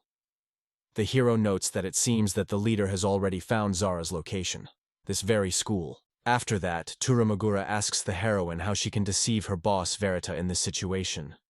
And it is at this moment that some strange magic begins to work behind the frightened Zara's back. The next moment, a stranger jumps out of the glowing magic circle. Not just a witch, but also Zara's boss. She rushes to Zara, hugs her with a joyful exclamation, happy to finally catch her ward. To the startled Toriuru's surprise, the witch Zara turns to her boss and remarks that they haven't met in a long time. Verita happily shares her joy at meeting her ward Zara, whom she hasn't seen for so long. She hugs the witch, who is now helping the main character, uncontrollably, and confesses how worried she was about her. Then Verita asks Zara where she went. The witch frowns and answers displeasedly, she was at work. After that, the witch Zara turns to Verita with a request to let her go, saying that she is already stuffy and hot. To which the boss, without losing her usual composure, replies that Zara is always cold, like an ice cube. Toru silently, nervously, and confusedly watches the events, hiding behind the corner of the wall. An alarming inner voice sounds in his head. He understands that he must act immediately, trying to understand what is happening. But at the same time, the boy is held back by the thought. If he comes out of hiding now, Verita, Zara's mentor, will certainly find out about the terrible mark placed on the girl. Verita admitted that finding Zara was incredibly difficult. After all, even though the students had seen her, Verita had never received a single significant or intelligent lead. They were stubbornly silent, or said nothing. In response, Zara only shrugged her shoulders and noted that this was not at all surprising. Verita really did look quite suspicious. However, their sweet conversation is unexpectedly interrupted by the boss, who asks what exactly the witch Zara forgot at school. Hearing this, Zara reacts warily to his words of truth. Baratak, with a gentle smile on her face, tells her charge that she shouldn't be in such a crowd. She then turns to the disgruntled witch Zara, wondering if there's something keeping her here. The very next moment Zara, strangely squinting her eyes, sighs and says that it seems she has no choice. She will have to tell everything. At that very moment the main character becomes anxious. Fear grips Taoru. He is sure that Zara is really determined to tell the boss the whole truth. A picture already appears in the boy's imagination of the witch losing her job because of him. Witch Zara, turning to her boss, begins to enthusiastically tell Vera about the events that have occurred during all this time. Warita gently hugs Zarami around the waist. Zarami tells Vera that one of the local schoolboys accidentally found out about her witch nature. Because of this, a terrible attack fell upon her. So she came to this school to stay by his side forever. Veritas's mouth even opened slightly in surprise. She had not expected to hear such a thing. It turns out that the culprit of the curse that had befallen the army was hiding not far away, and it was a boy named Mugura Tori. Verita quietly appeared behind Zara. The eerie silence of the deserted school corridor reigned around. Verita was struck by the fact that Zara May had lost her guard this time. However, Zara May did not even turn to her friend, and stubbornly denied her words, standing with her back to her. Zara, blushing with shame, turned to her friend and confessed that she wanted to show off her beauty to the man she was head over heels in love with. Verita and Taviru, who had been eavesdropping on their conversation, were shocked by what they heard. The girls froze, staring at each other in amazement. Terz's eyes and mouth were wide open in surprise. He still couldn't recover from the shock and believed that the glorious Zaramai had truly fallen in love with him. Seeing Zarame's frowning face, Aru decides that this is just a cunning plan on her part. She revealed her secret herself so that she wouldn't be considered reckless. Toru can't forget Zarame's sinister face and doesn't realize that love could be a mitigating factor in this situation. Can Zara fall in love with anyone? Her heart is icy, cold as winter. He doesn't believe she's capable of feeling true feelings even for him, even if there were no more men left in the world. Toru doesn't understand why all these deceitful games are needed. Toru assumed that if he could decipher Zara's feelings, then the director would certainly be able to accept and understand her emotions. Verita doesn't believe that someone like Zara could have a lover, especially after she's turned into one herself. She insists that Zara tell her openly about her feelings. Zara is amazed at how calmly Verita has taken the news. Verita advised Zara to introduce her to her lover, especially if they are united by a mysterious curse. Zara turns sharply to Toru and points her finger imperiously, ordering him to come closer. Toru blushed from head to toe. A trembling fear filled his whole being, and awkward embarrassment constrained his movements. Hesitantly approaching the girls, he cautiously, almost timidly, began to show tenderness towards Verita and Zara. As soon as Toru comes closer, Verita immediately takes his face in her hands, looking closely. After a moment, she lets go of the guy and sighs. She says that he is kind of smeared all over. Her glasses must have fogged up. But Toru assures her that the glasses are fine. Zara takes Tora's hand tightly and hugs her. She apologizes for her sudden absence from work, explaining that it was due to the curse that had fallen upon her, and not at all due to her own inattention or negligence. Zara didn't let go of Toru's hand. He looked at the girl carefully, surprised. She seemed ready to do anything just to not look defeated. Why this was so important to her, he still couldn't understand. Verita, putting a finger to her lips, mysteriously remarked that it all depends on how cool your partner turns out to be. At that moment, Zara tightly squeezes Toguru's hand, who visibly shudders at the words he heard.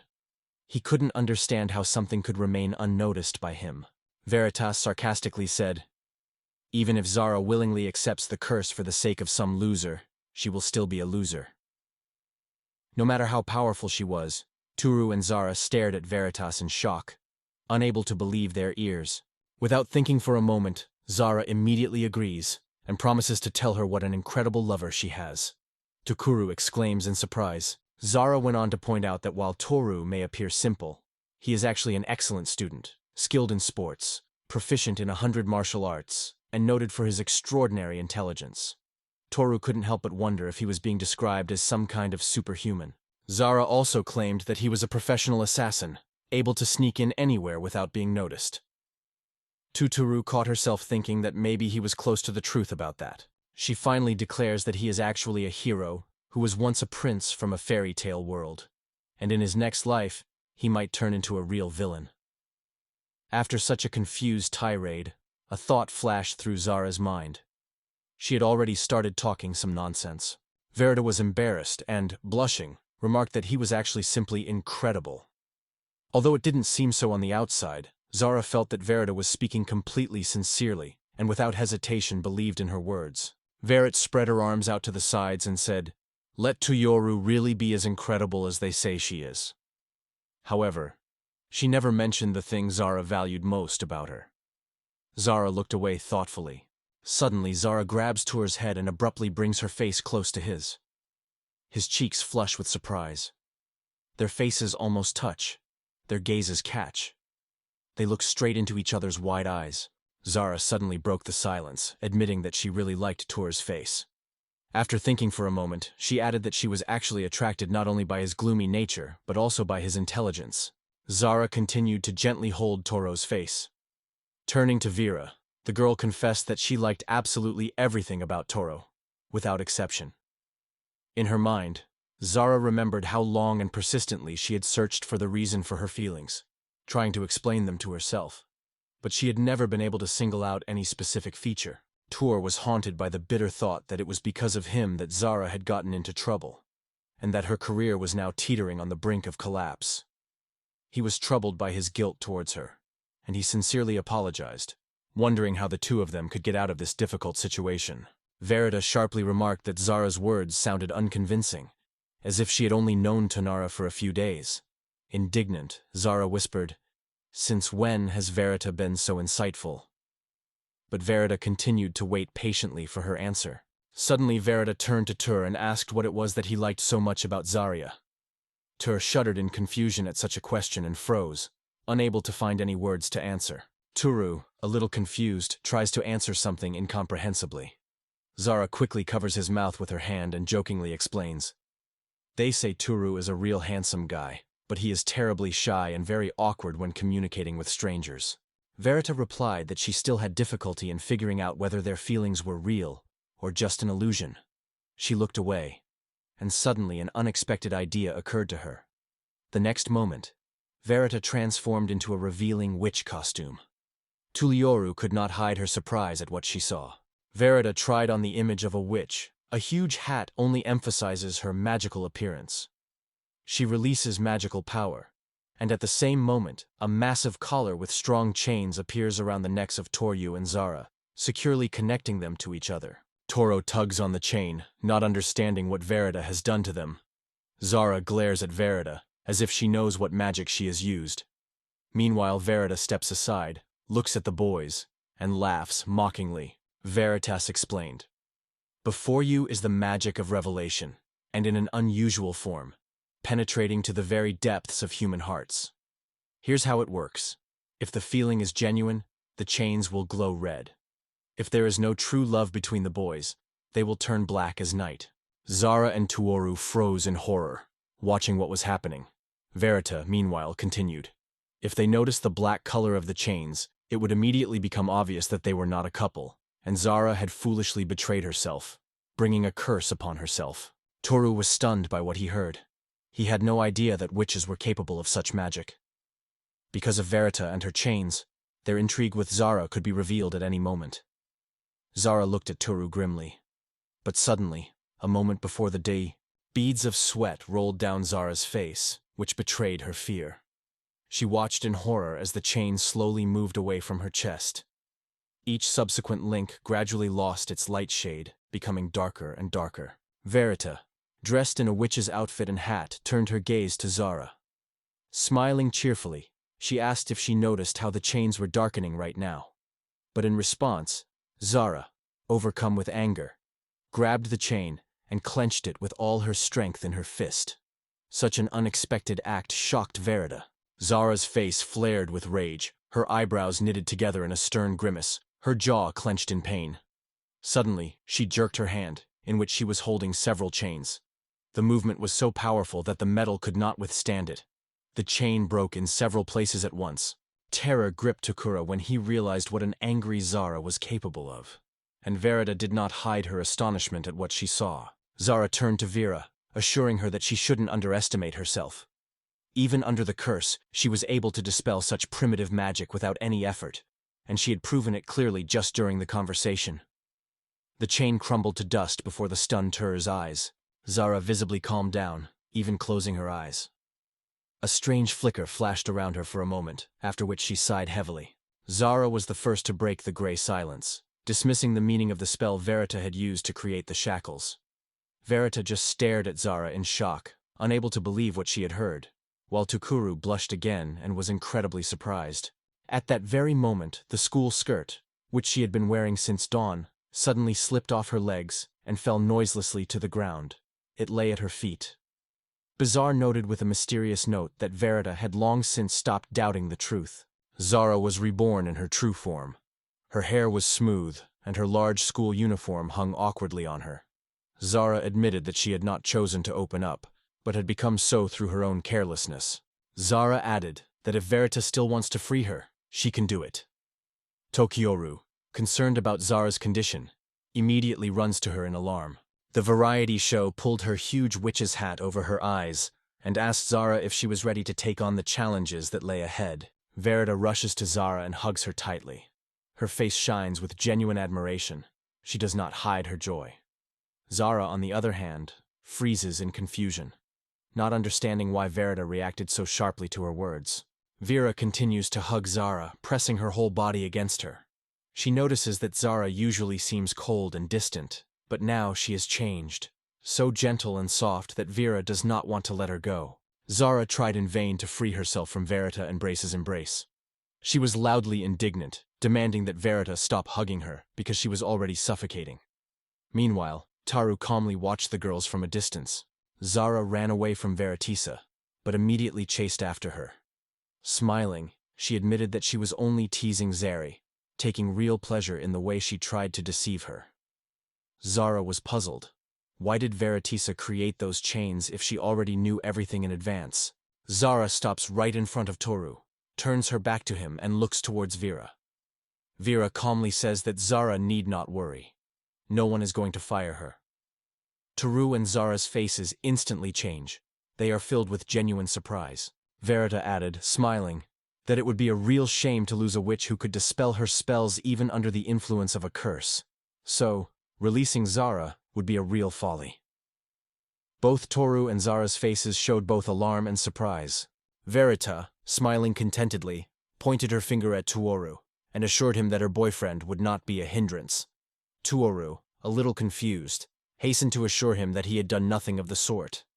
Hearing this, Verita could not hold back her laughter. Verita suddenly rushes to Zara, hugs her, and sincerely presses her cheek to her head. Then, turning to Toru, she cheerfully remarks, "He has not only declassified Zara's identity, but also ingeniously managed to ruin something that she has not been able to ruin so far." Toru was confused and could not answer a single word. He just listened to Verita continue in silence. But, without stopping, she added that this was enough to understand how good Toru really was. After releasing Zara, Verita moved closer to Tavar. She leaned slightly towards him, curiously asking his name. Tavar politely introduced himself to Verita. Veritas appeared before her in a red dress, and the smile on her face was so wide that it bared sharp teeth. She noted that Takuru's name was surprisingly beautiful, and expressed the hope that he would continue to get along with Zara. Beads of sweat appeared on Takuru's forehead. He was embarrassed by Veritas's words, and looked shyly in her direction. Cheerful Verita began to conjure something in the air. She remained calm, knowing that everything was fine with her subordinate. But Zara, completely oblivious to what was happening, was watching Verita intently. Suddenly a mountain of papers grows in front of the girls, so tall that it almost exceeds their height. Verita holds out the stack to Zaraya. She is overcome with anxiety. She has no idea what these documents are. Verita hands Zara a thick stack of papers and notes that these are tasks that have accumulated during her absence. She adds that bringing all of this here was oh so difficult, so Zara should get to work without delay. Zara asks Verita if she knows about the curse placed on Zari. Verita calmly replies that she is well aware of everything. But this fact does not change anything for her. She must get down to business. Verita gently hugs Zara's face and assures her that she believes in her completely. She assures her that Zara is truly gifted, even despite the severe curse. Zara sighs in response. Abilities alone are not enough, because she is forced to waste magic every time, obeying Tarara's whims. Vera told Zara that if she failed the task again, she would simply be fired next time. Holding back her indignation, Zara growled through clenched teeth that she would do everything right. Tavaru mentally noted that Zara was literally oozing evil energy. Burita opened a portal to move. She promised that she would return to the boy so that he would not be bored, and said goodbye to everyone. In response, Zara noted that a Verita would pass nearby, so Burita should just continue on her way. At the last moment before saying goodbye to the boys, Verita remembers a thought she wanted to voice at dawn. Verita turns back to Zara, who is already deep in paperwork.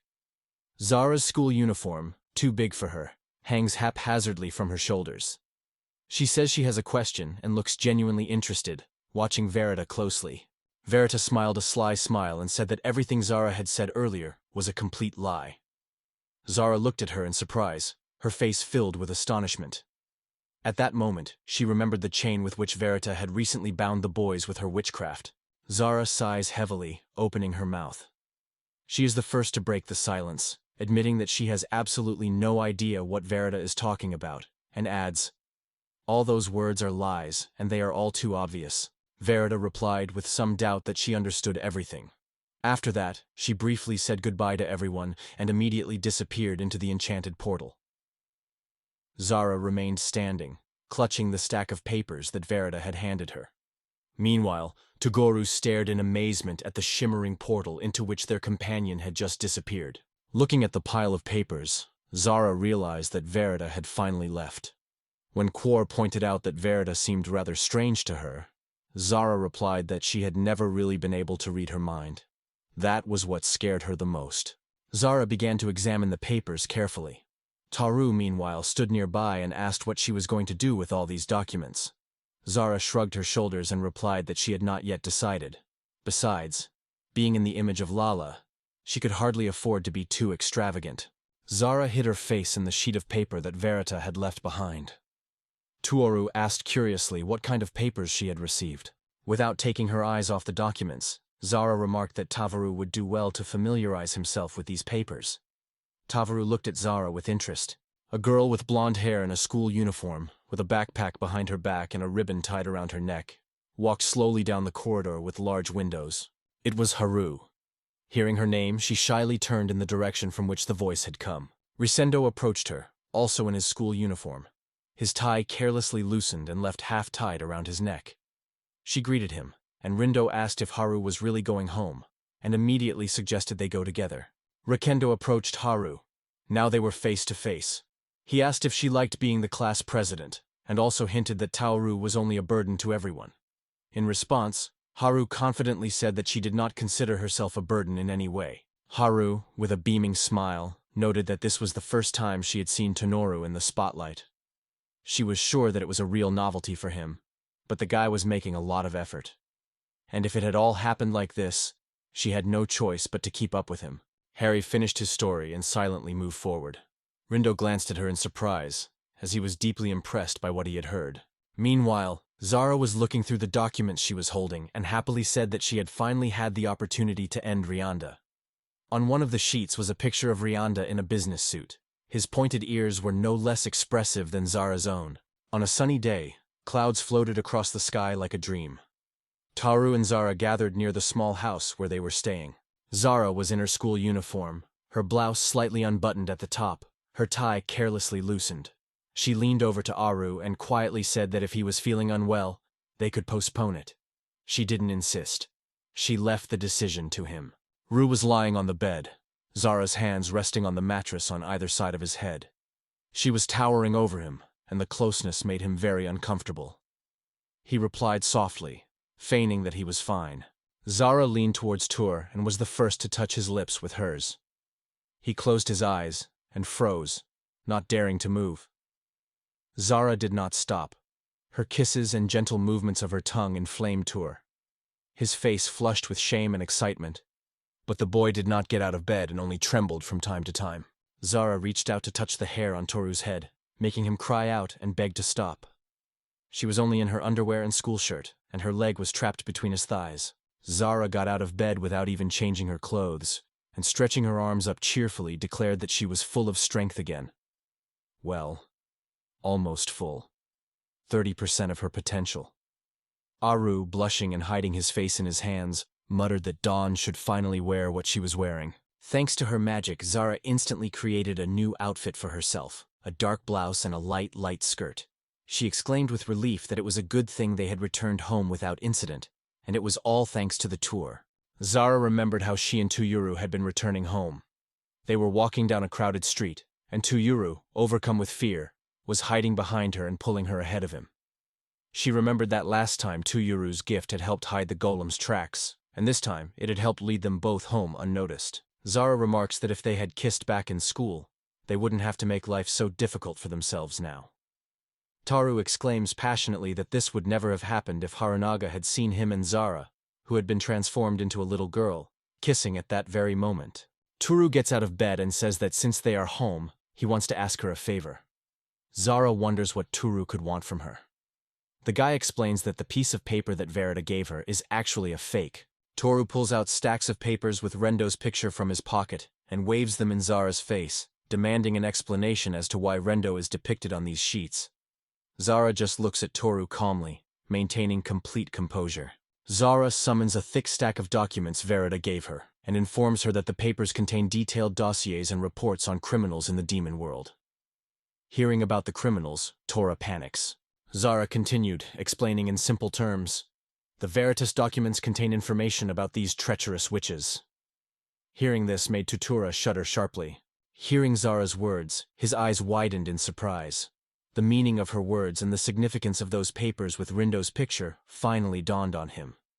Zara confirmed that Tokuyuru had understood everything correctly. Rindo is a young boy with golden hair who, like Turu and Haru, attends the same school. However, he is not an ordinary student. He is a wizard. Turu sprang to his feet, overcome with fear and surprise, sweat rolling down his face. He spread his arms wide in confusion, unable to believe everything they had told him about Rishando and his true nature. Zara only sighed in response and said, if anyone found out about him, they would suffer the same cruel fate as hers. A curse. Zara remembers her encounter with Rindo when he revealed his true face to her. However, the curse did not touch her a second time. This proves beyond a doubt. Rindo is not human at all. Toguro wondered, if Rindo was really a wizard, why would he pretend to be an ordinary person and go to school?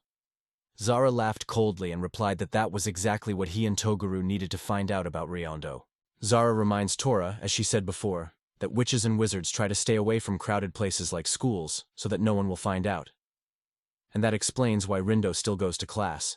Toru finally regains control of himself and notices that Riendo's actions at school are constantly interrupted by Zara. However, he listens to the end of what Rindo says. Rindo seems to be chasing Harunaga. After these words, Toru freezes in thoughtful silence. Reflecting on his conversation with Zara, Tuaru fell into despair. Zara assured him that there was no point in racking his brains over the reasons for Riendo's actions now. It would be much easier to find out everything directly from him. After listening to Zara's words, Takaru finally comes to his senses. It's time to stop Renindo and thwart his plans. Zara takes one of the postcards Verita gave her and confidently declares that it is her duty to track down and catch evil witches and wizards. Turo looked at Zara in surprise and listened carefully to her words. It turns out that she wants to help him get rid of Rindo, the very person who is standing in the way of his happiness in love. She is curious to know if Turo likes this development of events. Tomorrow, all wet, he kept his eyes on Zara. The girl said that, of course, she would definitely need his help tomorrow. This struck him so much that he had no idea how useful he could be. Zara moved closer to Tur and explained that her opponent was a sorcerer, so she would need a lot of magical power. She lightly ran her hand through his hair. Tur looked up at her in surprise and shuddered anxiously, not understanding how she could help her in this situation. Taru was indignant at the top of his voice that Zara couldn't kiss him several times a day. In response, Zara gently touched his cheek with her lips and said that she knew about it. Toru only winced at such a surprise, letting out a thin squeak. Ryu recoiled from her. He held his hand to his face in the same place where her lips had touched, and steam seemed to rise from his head. The young man could not understand why this had happened, and why she had kissed him directly on the cheek. The girl reassured him. There was no need to rush. Zara's face radiated calm. A faint smile played at the corners of her lips. She noted that hasty decisions would not help here.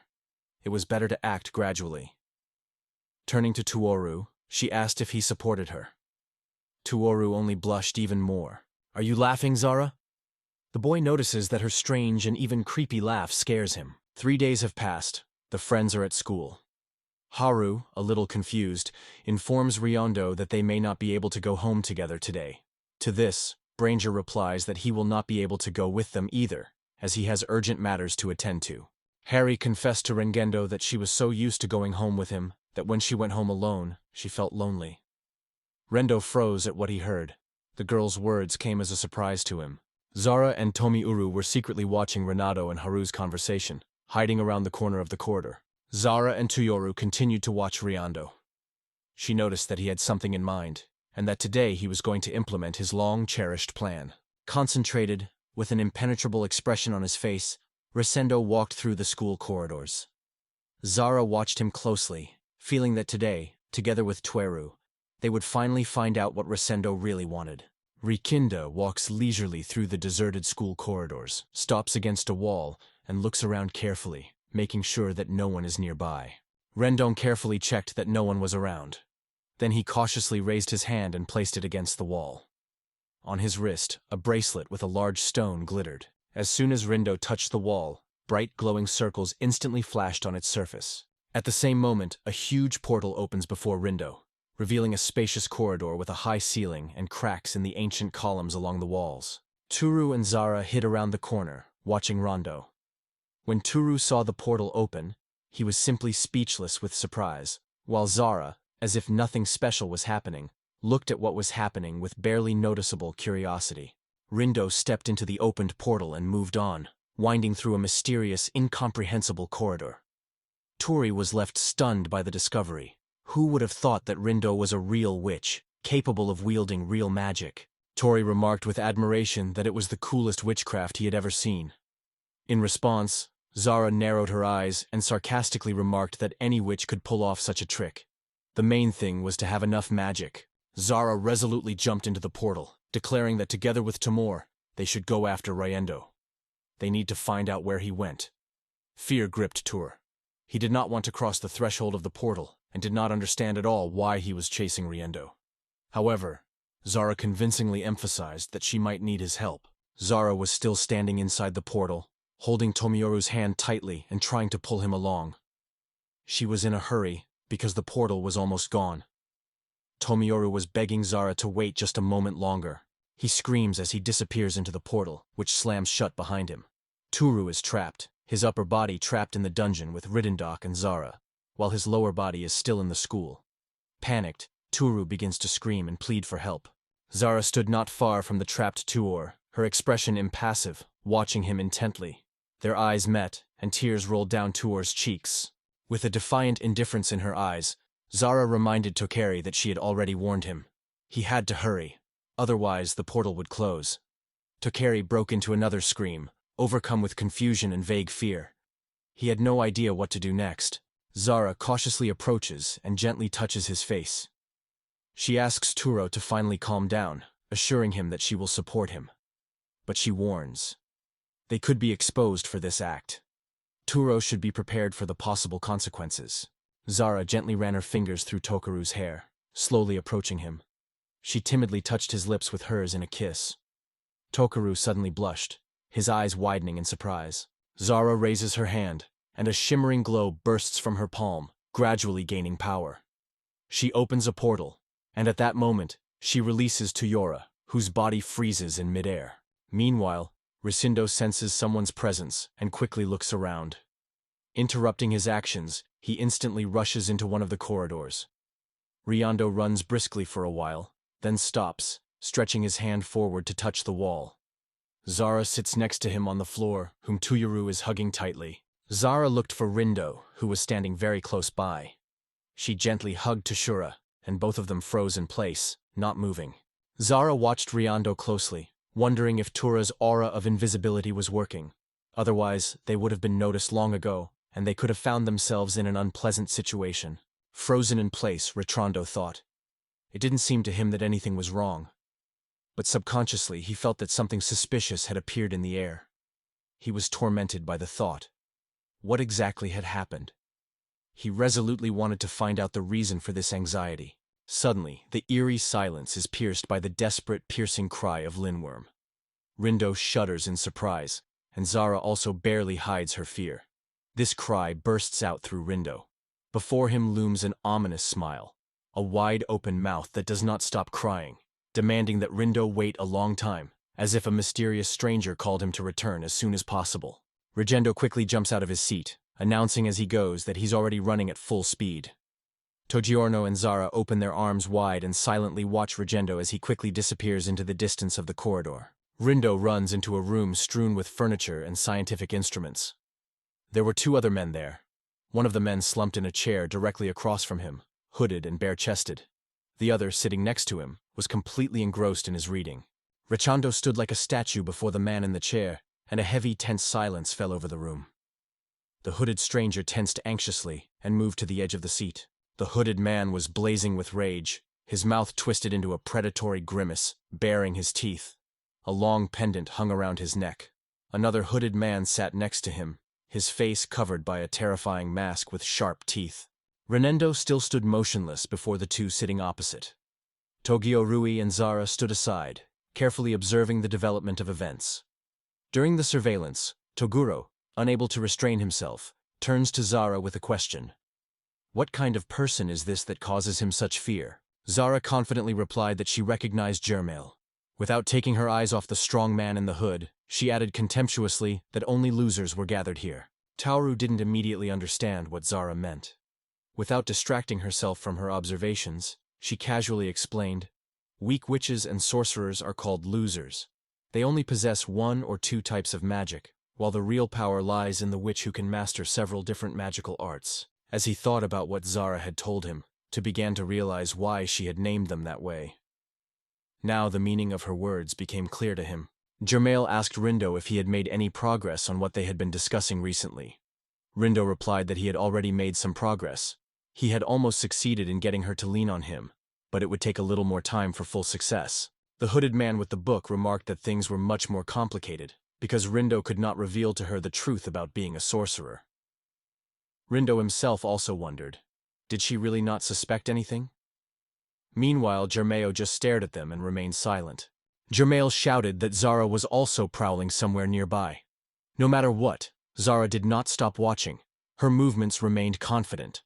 The news of Zara's presence in the vicinity noticeably tensed Jermail, and Toria, panting from screaming and covered in sweat, began to seriously worry. With a frown, Jermail insisted that the situation was not simple at all. He did not believe in coincidence and was convinced that this Harunaga Tsumugi was definitely hiding something. Taru froze in complete astonishment after hearing this. Tiyoru, jumping up in fright, tripped and fell right into the wooden crates that served as a hiding place for him and Zara. Rendo turned sharply at the loud crash. Rindo screams loudly, not even noticing who else is nearby. Zara stands up and finally says with relief that she won't have to hide anymore. Taguru apologizes to Zara for everything that happened. Zara stands up, stands firmly on her feet, and tells Ringo that she is working on fixing Kuro's personal life. To accomplish this, Ringo must get out of the way. Behind Zara, on her knees, was Toru, around whom lay a jumble of sheets of paper covered in mysterious symbols. The faces of the two mysterious men in Rijondo frowned. Deep wrinkles appeared on their foreheads, and genuine surprise flashed in their eyes. They were speechless at the unexpected appearance of the uninvited guests. Tori gets up from his knees and approaches Dawn. He confesses that one thing is bothering him. How did Jermail find out about Harunaga? Zara reasonably remarks, they definitely need to find out. But that will have to be done a little later. At that moment, Zara grabs Tufiora by the shoulders and hugs her tightly. She holds her friend with one hand, and a ball of magical energy is already sparking in the other. Zara warns her that she will have to borrow some of Tufiora's strength to demonstrate how real magic works. Zara hugged Tura tightly, holding him close to her. Tura remained unmoving. They froze in the doorway, their actions watched by the hooded and masked man, as well as Jermail of Rind.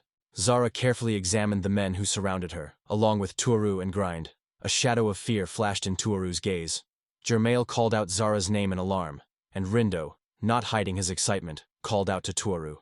The unexpected meeting stunned everyone present. Renjindo suddenly exclaimed that he finally understood how Zara and Tuyoru managed to get in here. It was all thanks to Tuyoru's invisibility. The latter, startled with fear, apologized in a trembling voice. Zara, completely calm, put her hand on Tuyoru's shoulder, remaining unmoved. Jermail and another hooded man stared at the boys, filled with indignation. They couldn't believe that an outsider was standing next to them. A hooded man with a mask that hid the scar above his upper lip remarked that it seemed the rumors were true. Because of this curse, Zara was forced to confuse people and fulfill their wishes. The words of the mysterious stranger struck Jermail. Yoru twitched nervously, but Zara did not let go of him from her embrace and kept a close eye on the sorcerers. Zara broke the silence. With a sly smile, she supported the man in the hood and mask. Yoru looked at her in surprise. Zara, her hands firmly on her hips, declared that the curse was a trifle to her. Even under its influence, she remained stronger than all the sorcerers who stood before her. What she heard shocked Jermail. He froze with his weapon at the ready, unable to find words. Zara states that compared to the others, she is a max-level hero, while they are just level 1 beginners. If they want to beat her, they need to train much harder. It seems like Zara is too into MMO games. The wizards flared with anger at these words. The masked man reached into his inner pocket, trying to get something out. Meanwhile, Dermal and Rindo's palms lit up with a bright glow. They turned on their spells. Outraged by Zara's assessment, all three began to intimidate her, not hiding their hostility. The hooded man pulls out a staff, from which magical runes flash in all directions, and huge sabers materialize in the air above him. Jermail clenches his fists, and at the same moment, a massive stone hand rises from the ground behind him, and Rindo transforms into a fiery dragon engulfed in flames. Toru, struck by the spectacle of the sorcerer's transformation, froze in place in horror and screamed loudly. Frightened, she turned to Zara, reproaching her for promising that these sorcerers were weak. However, having witnessed the amazing reincarnation, Toru was sure that in reality they were extremely powerful. Toru's words genuinely surprised Zara. Toru, hiding behind Zara, cannot fathom how this terrifying creature could be Rindo. Rindo explains that he now has the form of a dragon. However, Toru is completely confused. He has no idea how one can transform, let alone into a dragon. Toru compares the wizards to the final bosses. His words only make the mages lower their eyes in embarrassment because they would really like this to be true. Toru adds that the magic he shares with Zara through a kiss is in no way comparable to theirs. Your letter instantly turned bright red, and bursting into a scream, threatened to kill Toru if he did not immediately shut up. Frightened by what he heard, Toru hurried to apologize. Zara's face showed no emotion. She indifferently assured Tukur not to worry. The sorcerers would do him no harm. But Jermil directed his threats at her as well. Zara's face came close to Toru's. She assured him that everything would be fine. He just had to watch and not interfere. Toru looked at Zara in fear, but she hugged him and gave him a gentle kiss. The wizards standing aside opened their mouths in surprise and shock. The shy simpleton carefully hugged Zara by the shoulders, and they remained in each other's arms for some time, enveloped in barely perceptible shimmering lines. Zara and Tuyoru finished their kiss. Tuyoru was confused by Zara's action in front of the wizards. Zara, smiling slightly, apologized. She assured him that she had to do it, while still among the wizards. Zara's clothes suddenly disappear, leaving her naked. The girl confidently says that if the sorcerers are so determined, she is not going to let them down. A dark dress suddenly appears on Zara's body. A pointed witch's hat slips on her head by itself, and a long magic wand appears in her hands. Ari and the other wizards are stunned by this unexpected change. Zara announced that she would now demonstrate real magic. She stood proudly, assuming a fighting stance, and behind her flashed strange magic circles. An eye opened at the top of her staff, and an eerie, disturbing aura filled the area. The room where everyone had gathered was filled with oppressive silence. Suddenly, a dark chasm appeared on the ceiling, bordered by bizarre magic circles. Numerous eyes peered out warily from the depths of the black abyss, and then menacing paws with razor-sharp claws extended from the opening. Rue sank to the floor in horror, unable to take his eyes off the terrifying scene before him. The sorcerer, sharing Rue's horror, froze, staring into the black abyss that had grown above their heads. Zara broke the silence, saying that it would be best if the wizards surrendered to her immediately without resistance. Her staff shone brightly. The wizards sat on the floor, bound together by magic thread, completely disoriented. There were pieces of brick and shattered furniture lying around. Zara called out the names of the men one by one. Rindo Linworms Harmillion, Jermael McColdus, and Ruby Rubanik.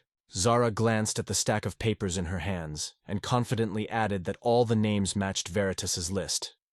The wizards were accused of breaking into the Department of Magic vault, as well as being among humans illegally. Zara admitted that she even felt sorry for Rindo when she handed him his clothes after he had turned from a dragon back to his normal form. Jermael interrupted her sharply, urging her to finally shut up. He emphasized that it was better for her to complain about Tora, since he could also be in danger of arrest. Tadaru stood aside, watching Zara talk to the wizards. He studied her face carefully and found himself thinking. In the few days he had spent with Zara, he had become so used to her that he had almost forgotten who she really was. A witch. Tukaru still considered himself a stranger in this world, thinking that he had no right to interfere in other people's affairs. After all, his native reality was in striking contrast to the amazing world of witches and wizards, so the boy's mood was depressed. Meanwhile, Zara, with one light movement, freed the prisoners from their shackles, as if erasing them with a weightless touch. Zara stopped and looked the wizards over from head to toe. She had two suggestions for them. If the wizards agreed to fulfill her conditions, this time they would be lucky to get away with it. What's more, Zara had even promised to give Rindo a pair of vintage jeans. Taru stood nearby, listening intently to every word. A tense silence suddenly fell around Zara. Smiling, she turned to the wizards, inviting them to tell her more about what had interested them so much about Harunaga. Zara remained standing over the wizards, her hands stubbornly folded on her hips, and declared that the moment had come to explain why Riedamano had turned human and shown concern for Harunaga. Tori, meanwhile, stood behind Zara, carefully watching the wizards' reactions and awaiting their answer. Jermail and Ruby frowned, staring at Zara. They seemed suddenly at a loss for words. Rindo turned away and muttered something incomprehensible. Ruby doesn't let Rindo say a word, interrupting him. Taking off his mask, he reveals 4 scars that stretch around his mouth and calmly declares, Jermail and Rindo are trying to take over the magical air. Jermail was unhappy that Ruby had begun to reveal their plans. Zara complained that the wizards had started to mock her as soon as they started talking about magic ale. Turi listened in amazement to their conversation. Totoro looked at Zara in confusion and admitted that he didn't understand their conversation at all. Zara gave Totoro a quick glance in response. Zara replied that she knew little about the magic ale herself. Rumor has it that its spells can darken the entire world or something along those lines. However, that's just an old legend. No one has ever actually seen or used this ale. Zara draws parallels between the search for the magic ale and human fairy tales. She notes that it is almost the same as setting out in search of the Dragon King's palace, trusting a wise turtle, or coming across an enchanted princess who has slept for a century, only to be awakened with a kiss and taken as his wife. Zara noticed that if an adult wizard thinks too much about such things, his mind is already clouded and he loses clarity of thought. Turo, listening to Zara's story and closely examining her magical weapon, could not restrain his rage after her words. He was overcome with furious anger, and he began to shout at Zara, pouring insults at her. Jermail exploded in fury, shouting that not all legends about magic ale were fiction. He pelted Zara with questions, emphasizing that this ale had been known about long before them, and was quite possibly still hidden in the Ministry of Magic's vault among other artifacts. Zara approached Jermail, raising her finger almost to his face. She noted that this was why the wizards had been accused of stealing from the Department of Magic. The girl insisted on showing her what exactly the wizards had stolen from there. Jermail, looking dejected, carefully takes out a worn notebook from his inside pocket. Its cover shows a rivet and a 5-pointed star. Turo looks closely at the notebook that has just appeared with keen interest. Jermail said that he and the magicians still hadn't figured out who owned the notebooks before. Most of the writing was completely indecipherable, but there was one photo among the pages. Zara crossed her arms, stared at it thoughtfully, trying to figure out what it was and why it was in this notebook. Jermail flips through the open notebook and shows the attached photo, which shows a little girl with blonde hair tied in a high ponytail. A sincere smile shines on her face. At the moment Trier sees this picture, his emotions are so intense that it seems like he's about to suffocate from excitement. Toru suddenly snatches the notebook from Jermaile's hands, loudly calling out Harunaga's name. His unexpected action so shocks Jermaile that he is even frightened. Toru pulls out a small photo of little Harunaga from the notebook and, holding his breath, examines it carefully. Looking at the photo, Karu had no doubt. It was Harunaga. He couldn't be wrong. Questions swirled in his head. How did this photo end up in this notebook that belonged to the Cleavers? Meanwhile, the Cleavers themselves were still sitting on the floor. Zara was studying them intently. She had understood everything. Zara calmly crossed her arms and announced that the sorcerers had decided to turn to Harunaga to learn more about magic and sniff out the necessary clues. Here, Rindo finally broke the silence and remarked, although it is not known for certain whether Harunaga has information about this beer, it is possible that she knows something about the owner of this notebook. Rendindo added that showing her the photo right away would be too suspicious, so he decided to approach her first.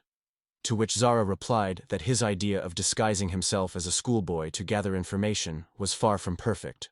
Zara looked worriedly at Toyora, who had no way of regaining consciousness, and looked away from the photograph he was clutching in his hands. She was worried about his condition. Zara approaches Var from behind, gently touches his face, and then hugs him, pressing their backs to each other. She gently asks him not to worry. Var blushes furiously at the girl's unexpected concern. Turub carefully turns his head, a blush flickers on his cheeks, and he meets Zara's gaze. She looks at him with tenderness and says that she will always be there for him, and he should not worry about anything.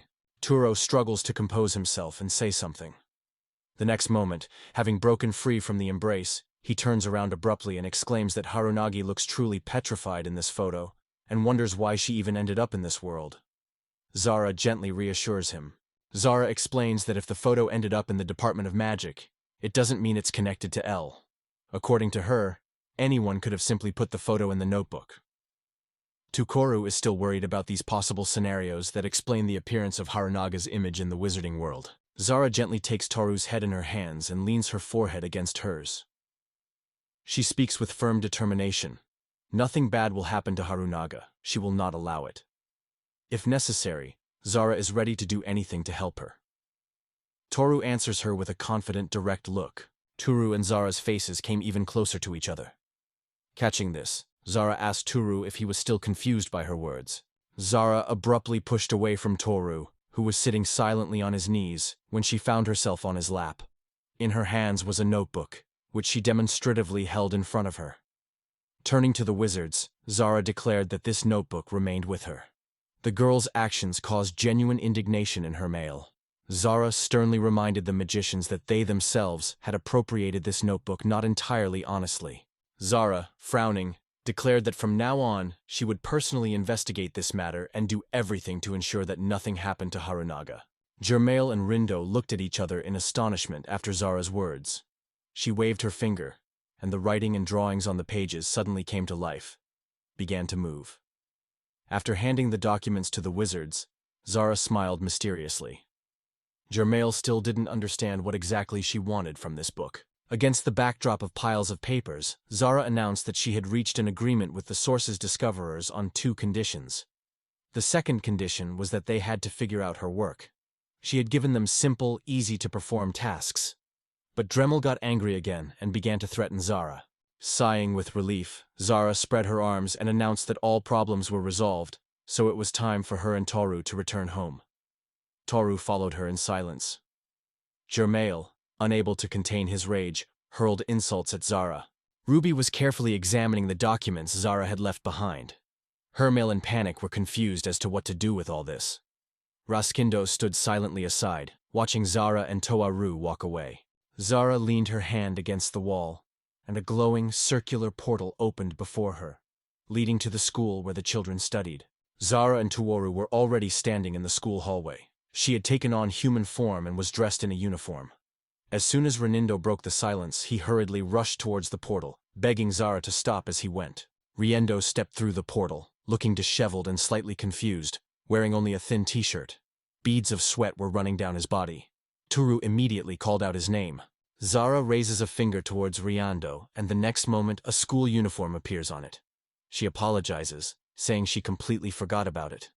Riendo nods gratefully. Now he is ready to master something completely new. Rindo turns to Zara, stating that she can't just let them go. She wonders what Zara's true purpose will be. But in response, she just looks at her finger in confusion, not quite understanding what Rindo is talking about. She adds detachedly that she doesn't care about them or what happens to them next. Tori stood behind Zara, and she turned away and nervously adjusted her tie.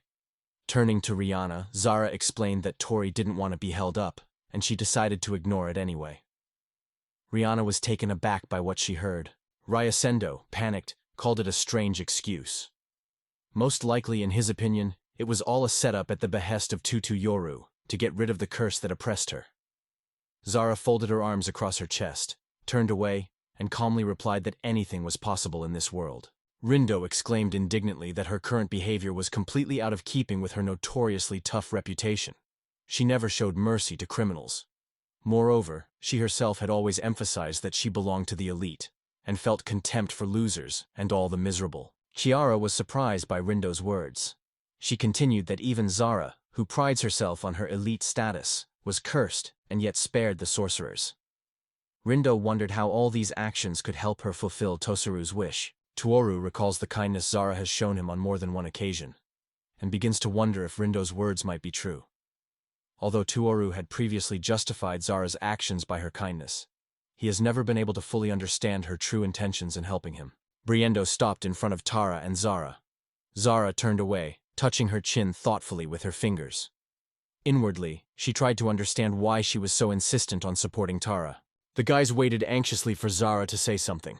Finally, the girl spoke. Staring intently straight ahead, she pointed her finger at Takora and declared that she was only doing so because he felt sorry for her. Distorted grimaces flashed across the faces of Toru and Rindos as soon as they heard Zara's words addressed to Toru. Zara crossed her arms over her chest, closed her eyes, and admitted that it hurt her too to see him so powerless and helpless.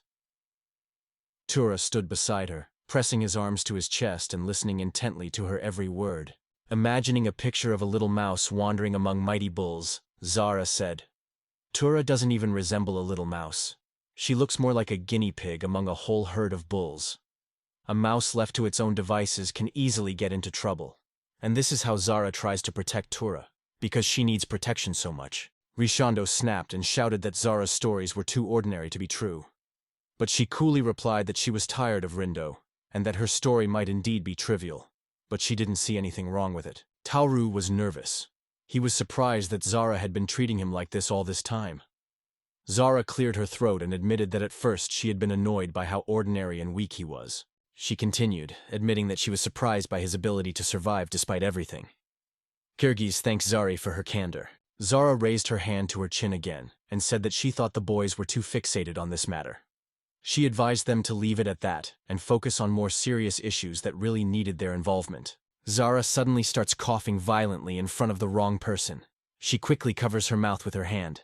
The boys, frightened, come closer to her. When Zara takes her hand away from her face, a thin stream of blood slowly flows from her nose. Tuyor sees this, and he is seized with genuine horror. Suddenly, Zara's body stops obeying her, and she begins to sway from side to side. Toru is confused. He cannot understand what is happening to Zara. She is led away, and the boy rushes headlong after her.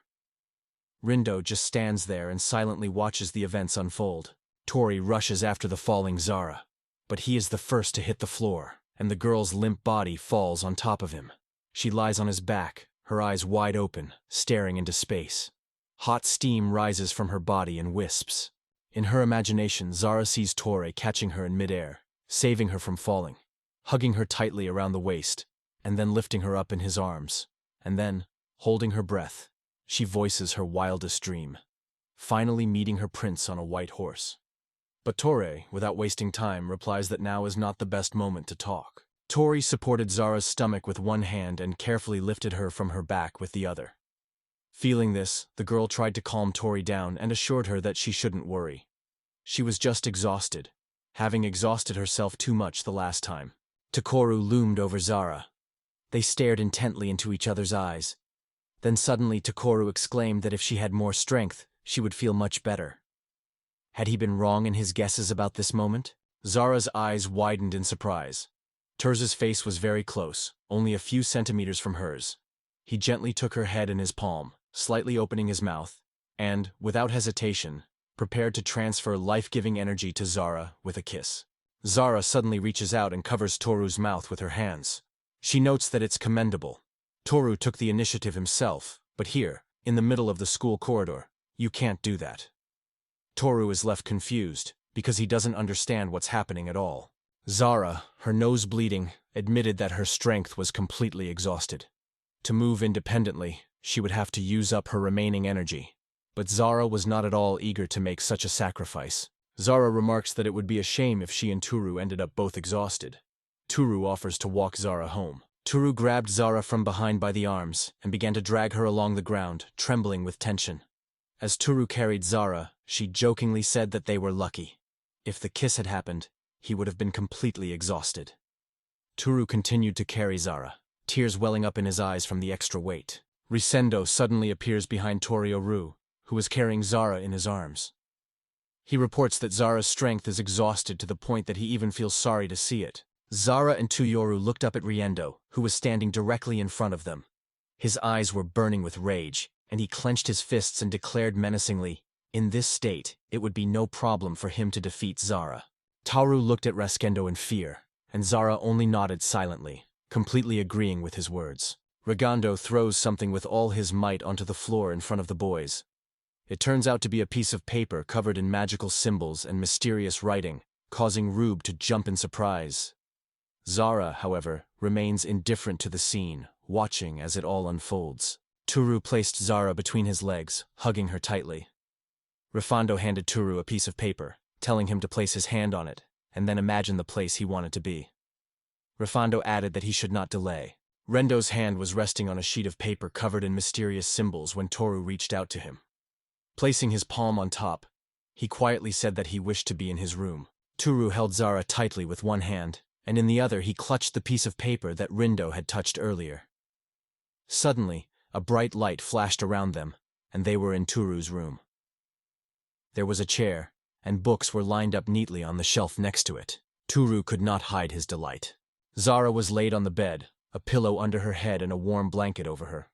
Toru sat next to her on the edge of the bed. Rindo, standing in the doorway, reassured him.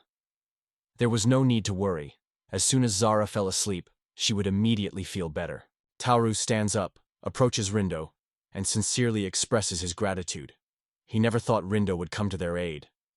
Rindo stood calmly in front of Toru, his hands in his pockets. Rindo calmly looked at Tora and said that it was thanks to Zara that they had remained free then, and now he was indebted to her. After a short pause, Rindo noted that he was troubled by another question that he would like to ask Tora. Rindo asked why he and Zara were so fascinated by Harunaga Tsumugi.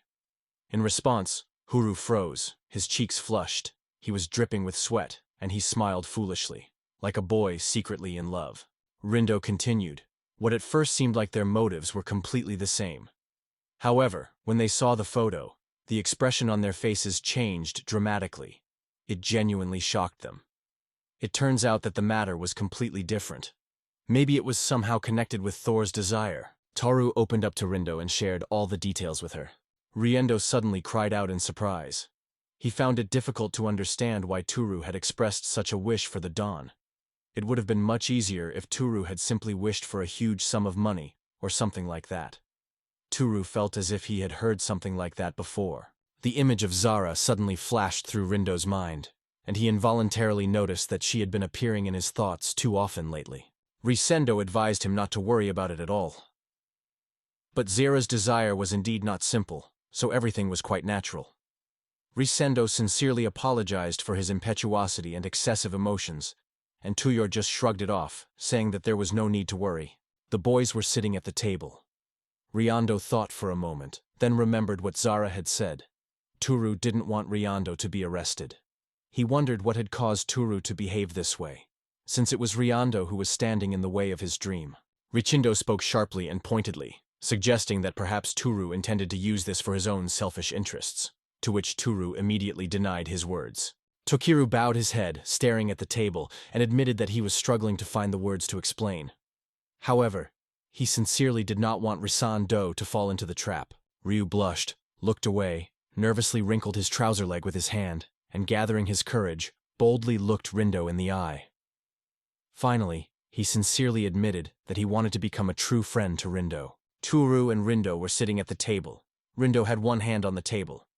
When Toru confessed that he wanted to be friends with him, Rindo was stunned, his face contorted in surprise, his eyebrows furrowed, and his mouth opened in inexpressible astonishment.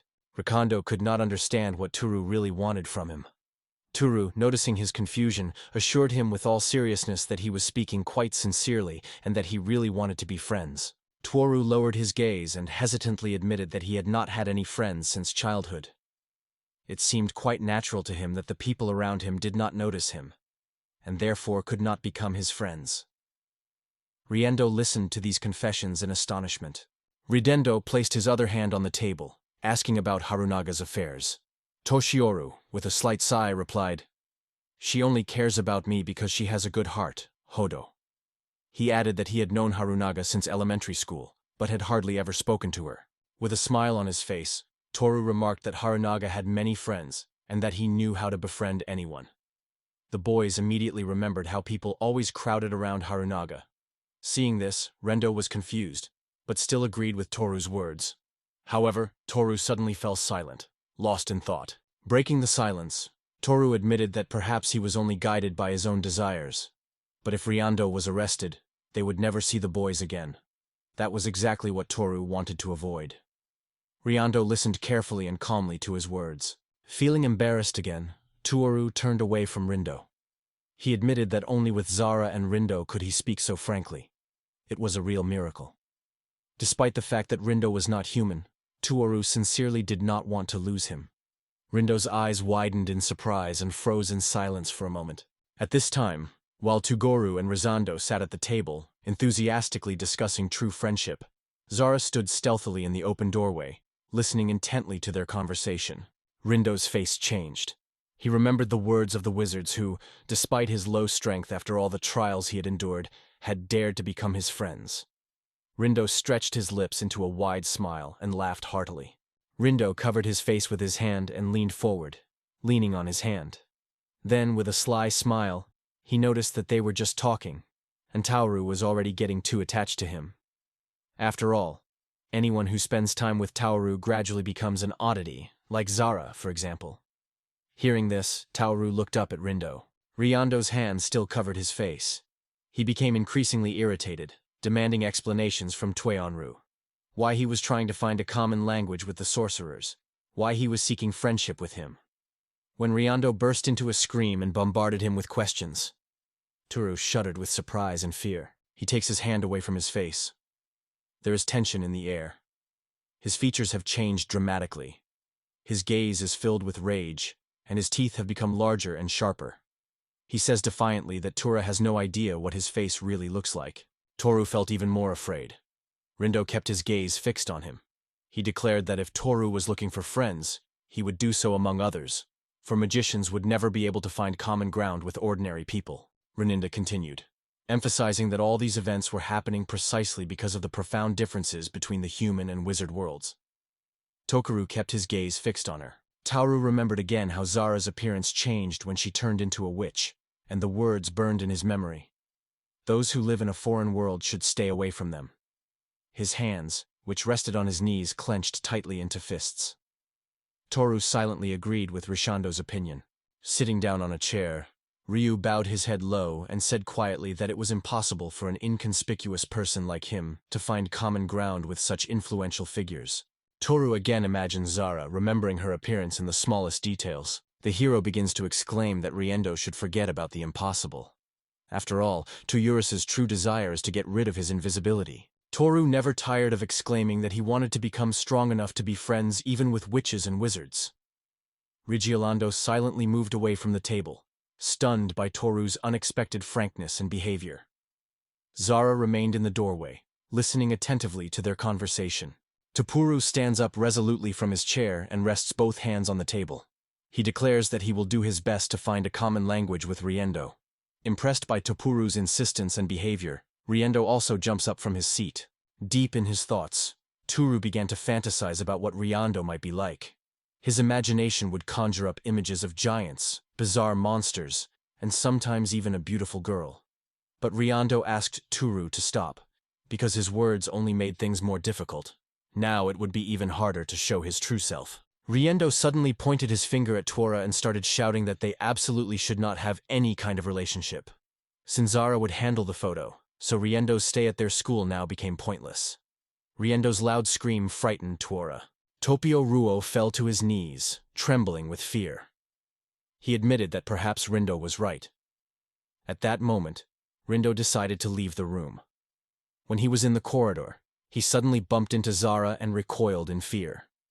Zara, looking him in the eye, asked, "Are you really not going back to school?" Zara's face was flushed, and she was wearing a shirt that was too big. Riendo, noticing her name, froze in surprise, because he had not expected to meet her in the hallway. Zara covered her face with her hand and remarked that it was only natural for people like her to get along with each other.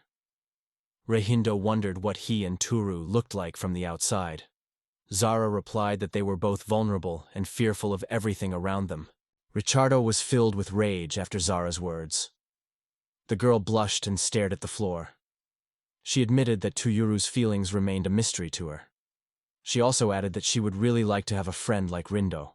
Riando looked at Zara indignantly and declared that people like Tonioru and himself should know their place. To this, Zara looked up at him and calmly replied that this question was not for her at all, but for Riando himself. In his hands, Rengeto held a piece of paper covered with magical symbols and strange writings. Staring thoughtfully at these signs, he considered what steps he should take next. However, He was not given the opportunity to make a decision. It no longer depended on him. Tomaru bursts into the hallway where Zara and Roshindo were. He tries to stop Rindo, but Roshindo suddenly uses his magic and instantly disappears. Bright flashes of light flash in the place where Roshindo had just stood. Toru notices Zara in the hallway, even though she should be sleeping in her room right now. He is genuinely surprised by her sudden appearance. The girl explains that she couldn't sleep because he and Rindo were talking too loudly. Toru is shocked. It turns out Zara heard their conversation. Toru apologized to Zara, admitting that he had told Rindo everything without asking her permission. To which Zara replied that he did not need to apologize. She added that she did not care who Toru was friends with, and that he should do as he saw fit. Tarun looked down from Zara in confusion, staring at the floor. Finally, he said that he thought there could be no friendship between them. Zara looked at Tora and asked him to sit opposite her. He moved a little closer and silently complied with her request. Then Zara gently placed her hand on his head. The unexpected touch made Tora flinch in surprise. Zara, smiling, remarked that it didn't matter to her at all whether she could become friends with Roshindo. The main thing for her was that Toru was finally able to express his thoughts openly, without fear of anything. Zara's face blossomed with even brighter joy, and she added with admiration, "At least Rindo doesn't perceive Toru as invisible. And that's quite an achievement." Toru remained silent, sweating with excitement, and Zara's hand still rested on his head. The girl suggested with a smile that it would be wonderful if Toru could strike Harunaga just as quickly. Annoyed, Toru hastily explained that it was completely impossible for him at the moment. A sunny day enveloped everything around. Toru sat in the classroom at his desk, absorbed in contemplating the scenery outside the window. There was a commotion all around. The voices of his classmates merged into a loud hubbub. Looking out the window, Toru remembered once again how Zara lay helpless in bed. She had never been able to go to school because she was still too weak. Toru's thoughts about the girl did not leave him. He was extremely worried about her well-being. Toru's thoughts also did not leave Rindo. He wondered if Rindo would show up at school after everything that had happened between them. Toru was snapped out of his thoughts when he heard his name called out, and the boy nodded in surprise. In front of him stood Rindo in his school uniform, his shirt unbuttoned, his gaze fixed directly on Toru. Girls crowded around Rindo, surrounding him on all sides. It was only a moment before Toru realized that Rindo was addressing him, and overcome with joy, he quickly jumped up from his seat and shouted Riondo's name. Rindo glanced in Toru's direction and asked the girl blocking the passage to move aside. He needed to talk to Toru. Rindo was rapidly approaching Toru with a tense, stern expression on his face. Topeo, Ru, and Rindo were standing in the classroom. Rindo came almost face to face, and Topeo Ru, fidgeting awkwardly with his fingers, smiled and looked at Rindo. None of the boys dared to break the silence first. Kuro first turned to Rindo, sincerely glad that he had returned to school. Kuro told him everything that had happened. However, Rindo replied that he had not returned for Kuro. Rindo grimaced, showing his displeasure. His boss's recent order was spinning in his head. He was to return to school and continue to monitor Zara. Meanwhile, Tourist just smiled absent-mindedly and carefully caught Rindo's every word. Toru's smile grew wider as he happily declared that he was extremely happy to see Raskindo back at school. However, Raskindo gave him a wary look, then looked away uneasily. Rengido turned and walked away from Toru, but still threw over his shoulder that the holidays start tomorrow. Rikendo, without looking at Toyoru, continued his story. He had recently talked to Harunaga about the holidays, and she had admitted that she had no plans. Toyoru looked at Rienko in surprise, listening attentively to his words. Tao Aru waited patiently for Rindle to finally speak again, but he stood there like a demigod, maintaining a profound silence. A moment passed in tense silence. Before Toru could say a word, Rindo grabbed her by the shoulders. A worried, even threatening expression appeared on his face. Surprised, Toru froze in place, unable to move. Rikondo's face grew even darker, and he loomed over Torioru like a shadow before a storm. In an ominous whisper that was more like a shout, he advised him to ask Harunaga out on a date. This unexpected suggestion made Toru freeze, his eyes widening in shock. At that moment, before Toru could say a word, Rashindo calls Harunaga to them and tells her that Toru has something to tell her. Harunaga, who was chatting happily with her friends, turns to Rindo. And Toru, overcome with excitement, is literally covered in sweat. Carey, barely able to control his voice, whispered to Rindo that he simply couldn't ask Harunaga out. It was too unexpected. In response, Rindo whispered passionately that until Kara showed even a hint of interest in the relationship, nothing would change. Toru couldn't understand what was happening to Rindo. Rindo was still in a bad mood. Turning around, Rindo silently walked away from Toru. Toru was convinced that Risendo was simply trying to help him establish a relationship with Harunagi and arrange a date with her. He decided not to miss this opportunity to meet the girl he had been dreaming of for so long, thanks to Risendo's efforts. Meanwhile, Harunagi slowly walked towards him. Harunaga, in high spirits and with a broad smile, approached Toruru and asked what he wanted from him. Tuero was at a loss and stammered in delight as he tried to find his words. Gathering all his courage, he cautiously remarked that he had heard that Harunaga had no plans for the holidays. At that moment, she appeared before Rindo and quietly confirmed his words. Toru, overcome with excitement, said with tension that she would not mind if he came tomorrow. After these words, overcome with nerves, she fell silent. Tokaru, drenched in sweat from head to toe, looked down. Thoughts raced through his head. How could he ask a girl out on a date? Panic gripped him from within, agitating his nerves. He couldn't calm down. Turo imagined himself smiling and asking Harunaga out on a date. However, a real internal battle was raging in his soul. He didn't want to deceive Harunaga, but at the same time he wondered, how could he dare to suggest a date if they weren't even a couple yet? Turu was completely lost in his thoughts. He wondered, even if they went on a date, what would they do? How far could their relationship go? It would be worth organizing a walk somewhere nearby so that she wouldn't waste her time.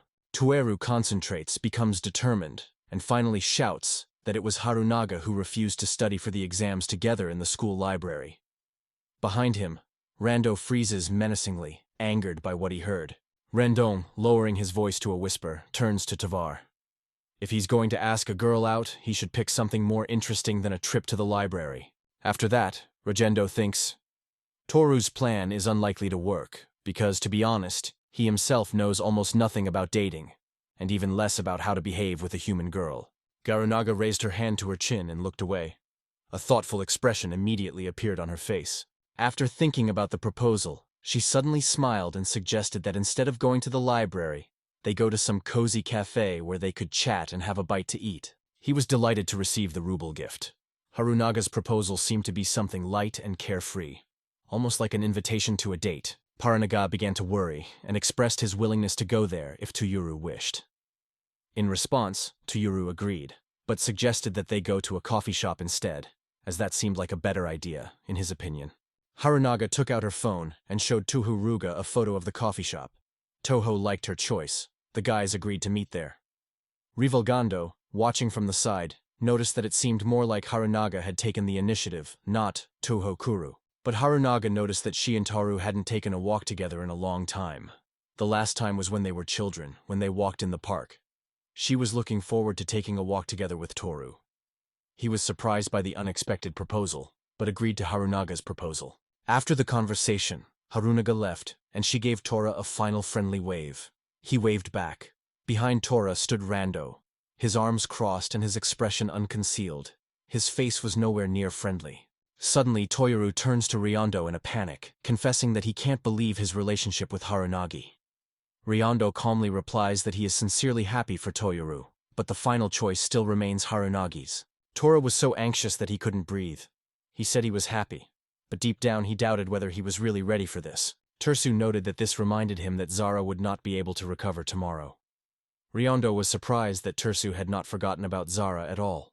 Rindo couldn't understand why Toru would bring Zara with him if he was going on a date with Harunagi. Renendo looked at Turo, who was standing before him, trembling with excitement, and remarked, if Turo announced that Zara would not come to their meeting tomorrow, he would not be able to sleep peacefully from anxiety. Turu thought about Risendo's words and agreed. Such a turn of events was also quite possible. Hearing this, Risendo frowned skeptically and continued to listen attentively to Turu. Turo exclaimed that if he could survive the first date without Zara's support, it would help him present himself in a better light to her. Toru kept insisting that he would make Zara upgrade him from a mouse to a golden hamster. Rick Sandos smiled at this and remarked that if you were to compare the two animals, they would both fit in the palm of your hand. So did Toru really want to be like a hamster? At that time, Zara lay in bed with her eyes open, unable to sleep. She was haunted by the unsettling feeling that someone was discussing her right now. The bright morning filled the room with golden light. Birdsong rang outside the window. The mobile phone rang tirelessly and vibrated loudly. It was almost 8 o'clock. Toru, still with his eyes closed, stretched out on the bed, trying to finally wake up. His hands involuntarily slid to the nearby pillow, and without opening his eyelids, he carefully ran his palm through his hair. He followed the rule, but his gaze searched for an answer. Whose locks were those that he was gently stroking? His hand cupped the head that rested next to him. Zara lay next to him in a light t-shirt. Tori lay beside Zara, watching her. Her eyelids remained closed, and she dozed sweetly. He ran his hand gently through her hair, admiring every feature. And so they remained together, quietly, still, with his palm on Zara's soft locks. Later, Toria realizes how he and Zara ended up in the same bed and why they are now sleeping side by side. His hand still lies gently in her hair. Torisu remembered the evening he and Zara had been in his room. They were standing by the bed, and Torisu had suggested that she rest in his bed, while he agreed to go to the sofa. But Zara had insisted that he should get some rest, as he had a meeting with Harunaga tomorrow. Toru and Zara argued for a long time about this. In the end, Zara suggested that they sleep together. Toru tried to refuse, but she used magic to immediately put him to sleep, and then settled herself next to him. Toru was outraged by such a senseless, in his opinion, waste of magical energy. Zara slowly opened her eyes. Consciousness gradually returned to her. Rue noticed this, wished her good morning, and lifted her hand that was still in her hair. Zara ignored her words, closed her eyes, and mumbled something incomprehensible. Then Zara opened her eyes again, noticed Toru's hand, and looked at it. She carefully took Toru's hand, then hugged her tightly, pressed her cheek to his palm, and refused to let go. Toru stood over her, stunned and confused. He had no idea what to do next. Soon, a shrill, desperate cry shook the entire house where the boys were staying. Its echoes reached even the street. Zara woke up, startled by Toru's scream. She was seized with anxiety. She could not understand where he got so much strength from and why he suddenly screamed so loudly. The boy pressed one hand to his reddened face, and the other he convulsively pulled up. It trembled. Toru tried to say something, but only broken, incomprehensible sounds came from his lips. Toru and Zara moved to another room. Toru offered Zara her magical powers back if she wished. Zara, covering her mouth with her hand from an uninvited yawn, assured him that she felt perfectly fine and did not dare to bother him with such trifles. Taking the frying pan in his hands, Toru said that he would cook dinner for her today. He would probably return home later in the evening. If Zara got hungry, she could quickly have a snack herself. However, the girl was annoyed that Toru treated her almost like a child who had been left alone at home. Toru rubbed his hands together slightly, not hiding his excitement. He admitted that he would feel calmer if he had something to do. Then Zara gestured to him and said that the first thing he should do was prepare for the upcoming meeting. When the one who had just left the room disappeared from sight, Zara turned around and her gaze fell on the wrapped toast. After a moment's thought, the girl began to lay out the fragrant slices for breakfast. Next to her, on a plate, were deliciously steaming fried eggs and fried sausages. Zara walked over to the microwave and noted with a smile that maybe she no longer had magic, but she was still capable of a lot. At that moment, the microwave was humming loudly. Zara stood by the microwave, glancing at the kitchen cabinets high above her head. Zara thought for a moment. She reached for the locker, but it was still too high for her to reach. Suddenly a hand fell on Zara's shoulder. Fear gripped her. It was Tavaru. He lightly touched Zara's shoulder with one hand, and with the other he took dishes from the upper shelves where she couldn't reach. The girl froze in place, not moving. Toru took out a mug, and smiling, suggested that Zari take it from the cupboard. She accepted the mug, which Toru carefully handed to her with both hands, and thanked him. And to make Zari more comfortable, Toru moved the dishes to the bottom cupboard. Zara blinked her eyes, as if not believing what she was seeing, and stood there silently. Zara carefully placed the toast and cup on the table. She explained that Lee Toru had prepared everything for the farewell. He came closer and assured me that everything was in its place. Wallet, pencil case, textbooks, and notebooks. Nothing had been forgotten. Zara glanced at Toru with a displeased look and remarked that the things he had chosen were completely inappropriate for a date. In response, Toru hesitantly explained that he and Harunagi were not going on a romantic date, but simply going to a cafe to study for their exams.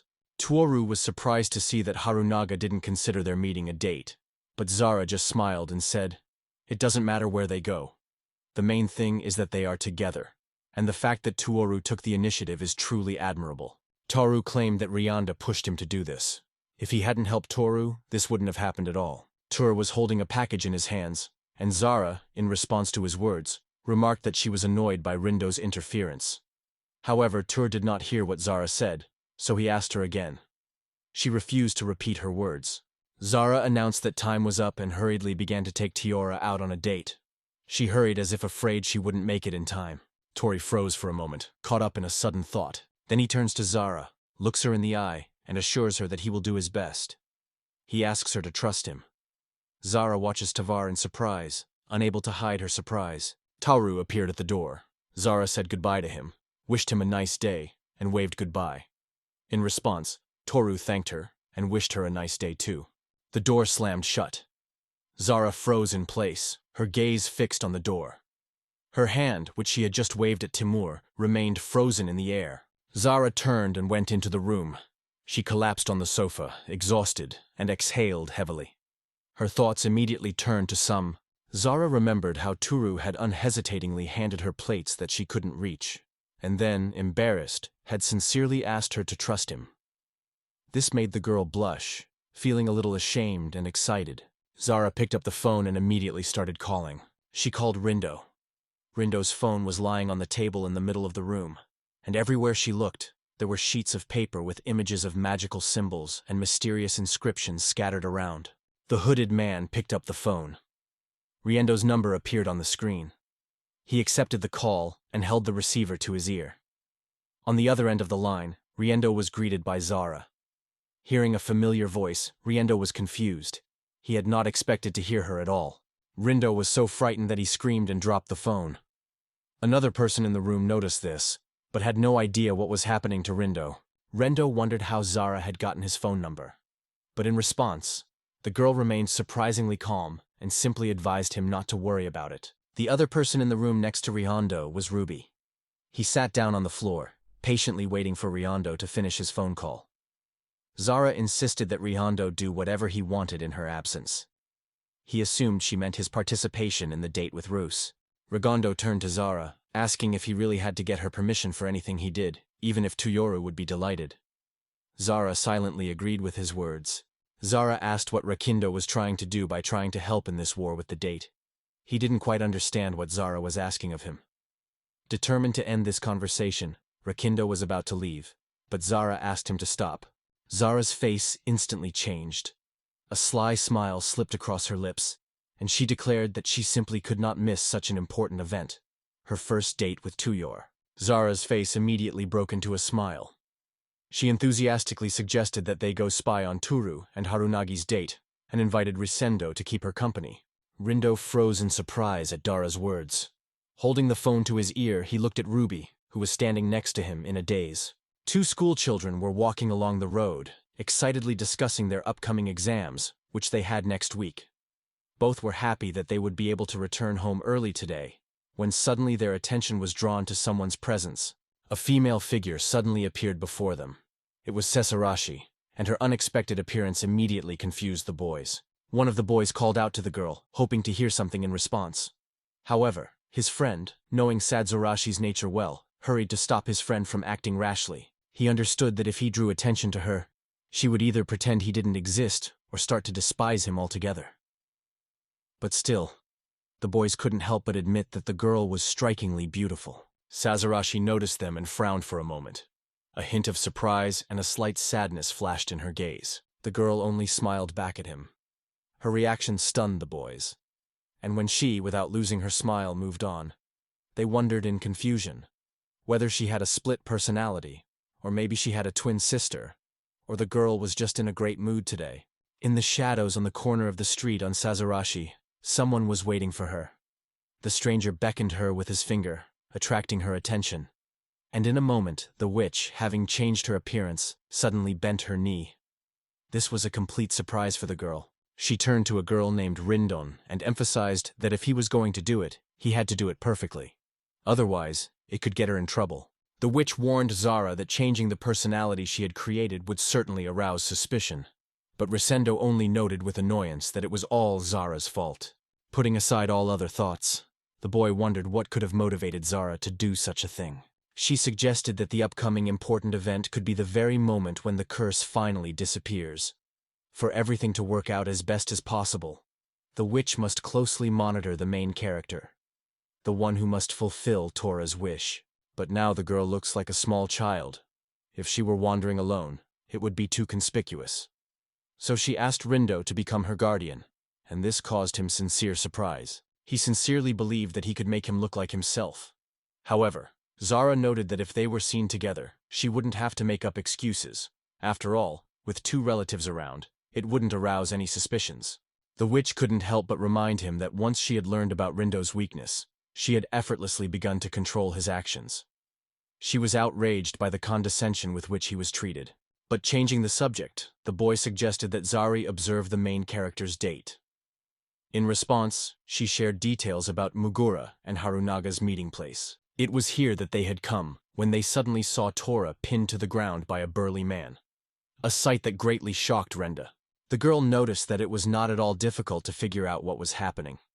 Everything was on the surface. The main character was perched on a bench, and the giant was perched more comfortably on it. It was this detail that the witch's friend singled out for himself. She decided that Toru had settled on the bench because he still had some time to spare before meeting Tsumugi.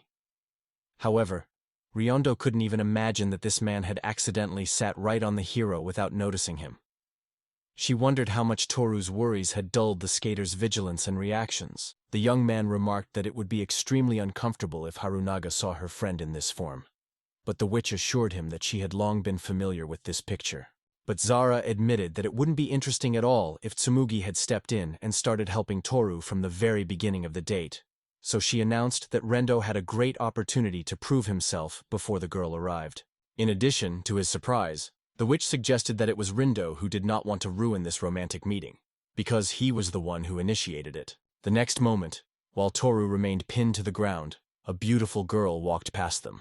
Her beauty immediately caught the giant man's attention, and he turned to take a better look at her. The woman was radiant from head to toe, only glancing in the giant's direction. But his heart was already completely enchanted, so he quickly jumped up and turned to the girl. While the man, stopped in the middle of the street, tried in vain to find her, Rosendo had already returned to the witch and was eagerly awaiting an assessment of his actions. She did not spare praise and spoke warmly of his actions. Tori, feeling relieved, moved forward a little unsteadily, ignoring the road, until suddenly he unexpectedly crashed right into the girl's chest. Tsumugi was only slightly surprised, and asked if the main character was okay. Meanwhile, the hero himself, not yet fully recovered, blushed in surprise, realizing the delicacy of his situation. After a few seconds, he reluctantly stepped back from Harunaga, apologizing for his behavior. In response, she simply asked him to tell her if he suddenly felt unwell. However, the young man noticed that he rarely left the house, so this worried him a little. Tsumugi was surprised, but urged the boy not to worry and not to be so tense. After all, their path was simply to school. Nothing special. The next moment the girl suddenly took his hand, so suddenly that the hero was speechless with surprise, and Zara and Riendo froze with him, stunned. She delicately pulled him forward, as if inviting him to move on. Meanwhile, the witch, her lips pursed in concentration, was clearly lost in her own thoughts. Tsumugi eagerly pulled Toru after her, gripping his hand tightly. He followed hesitantly, surprised to note her sudden initiative. Zara and Rosendo were also surprised by this circumstance. To their surprise, no chapel was discovered. This was something neither of them had even anticipated. While the man was searching in vain for an explanation for what had happened, the witch had long since figured out the real reason. She nodded towards the couple, causing Rindo to notice how they were walking leisurely through the crowd. And only a moment later, the boy who had been incarnated as Sazerashi finally understood what was going on. Confirming her suspicions, Zara noticed that passers-by did not bypass Muguru, but remained close by, as if they did not want to let him walk alone. Harunaga warmly took the hand of everyone who came across his path, and confidently moved forward, while Runindo watched the hero's difficult fate with sympathy. The witch noticed that although she was glad that her friend Tora cared so much about him, it would not be easy for the young man to show his best side. A moment later, the couple was already approaching the cafe when the protagonist suddenly remembered one thing he had overlooked while engrossed in his walk with Harunaga. He recalled how unbearably difficult it was for him to get into a regular coffee shop. Usually, the waiters simply ignored his order. Often, he also couldn't find a seat for himself. He wasn't even noticed at the entrance. That's why the guy visited the cafe only accompanied by his family. But remembering Zara's instructions, the young man gathered his courage and confidently felt he was already different. He would certainly find his place if he resolutely opened the doors of this institution. However, he was disappointed. The staff didn't even notice him. All attention was focused on Tsumugi. The waitress turned to the girl and asked if she wanted a table for one person. The girl noticed that she was not alone, so she asked for a table for two. To her surprise, she was only offered a seat at the very end of the cafe. The waiter looked around in confusion, not understanding who Harunaga was talking about when she mentioned that she wasn't alone. This only strengthened the protagonist's confidence. He must be mistaken for a ghost or something like that. Tori apologized to his girlfriend for causing a misunderstanding, as if she was talking to a ghost. But the girl immediately reassured him, gently asking him not to worry about it. At that moment, Zara and Rindo were watching them. He noticed that Thor was in complete despair. And when the witch explained that it was difficult to notice the boy if you did not believe in his existence, the boy still did not understand why the young man was so difficult to see. Richendo also emphasized that he clearly saw the hero's appearance, and this immediately caught Zara's attention. She explained that all this was the result of Thor's efforts, although her interlocutor still did not understand what was being said. A little later in the conversation, Mugura admitted his hopelessness. Although he had recently thought about becoming more visible, he actually realized that he had not made any progress in this matter. A moment later, the hero suddenly realized that he was complaining about some strange things, and, apologizing to Tsumugi, he was upset that even when alone with Harunaga, he still remained a prisoner of gloomy thoughts. Now the girl only silently smiled at the hero with a warm, supportive smile, trying to relieve the tension and prevent him from falling into despair. She wasn't angry at him at all. She just noted that if being more visible could be considered growing up, then Toru had really grown up. Besides, she frankly admitted that she hadn't even tried to comfort the hero. Tsumugi remembered that lately, whenever Rindo appeared in class, he would head straight for Mugura, no longer looking for her place at the blackboard like he had before. She didn't know exactly what had happened, but she was sure that if Rindo had paid attention to this young man, he had undoubtedly put in a lot of effort. She noticed that the hero had really grown up, and encouraged him, asking him not to be sad. Thus, the girl showed the young man her support. Her words stunned Tora. The young man was not at all prepared to hear such things from a girl. At that moment, Harunaga, noticing that the boy had already tried before, took it seriously and, in order to finally shake Toru out of his unbearable thoughts, suggested that they order something as soon as they reached the cafe. Watching the hero's anxiety from afar, Zara later asked Rindo about Sumuku. Looking into the future, the witch suggested that Harunaga might have already fallen in love with the young man. That is, Toru's wish would have come true without her intervention. After thinking about the question for a while, Rosendo confidently stated that at that moment he would not say anything. The witch was surprised by his confidence, because like her, Rosendo should have noticed that they were holding hands. However, the man, hidden under the guise of a girl, explained that Harunaga's behavior was only related to the problem of Toru's invisibility. In addition, Rosendo had been working undercover for a long time on the orders of his superior. He had studied with Tsumugi since school, and knew the girl even more deeply than Sarah. He said that Harunaga was friendly to everyone, which earned her universal sympathy and made her many friends. Sometimes it even seemed as if she was falling in love with someone, because she was surprisingly kind and attentive to everyone. Such situations happened to her quite often. Rindo noted that their hopes were in vain, as Harunaga was equally friendly to everyone. This, in turn, meant that there was no one particularly important to her, so she could pay more attention to the Tauruk precisely because of its invisibility. However, this did not at all indicate her indifference to it. Riendo, leisurely sipping her drink through a straw, remarked that to truly understand Sumuga's true feelings, it was not enough to simply notice her kindness. It was only one of her defining traits. Looking helplessly at her interlocutor, the witch was genuinely surprised. Moreover, her surprise knew no bounds. She was genuinely impressed by his insight, so she decided to treat him to something tasty. After looking at the cafe menu, the witch finally realized that the word special here meant something more than it seemed at first glance. She decided to learn as much as she could about Harunaga. An image of an old photograph suddenly flashed before her inner vision, a memory that troubled and disturbed her soul. At that very moment, someone outside approached their table. It was Tsumugi. Despite Riondo's alarm, she instantly recognized Sazerashi and Zahara. Rindo only now realized how absorbed they were in the conversation. So much so that they didn't even notice the girl coming so close. Fortunately, Toryu himself, immersed in his own work, hadn't yet paid them any attention. Rigondo remarked that their meeting in this cafe was a pure coincidence.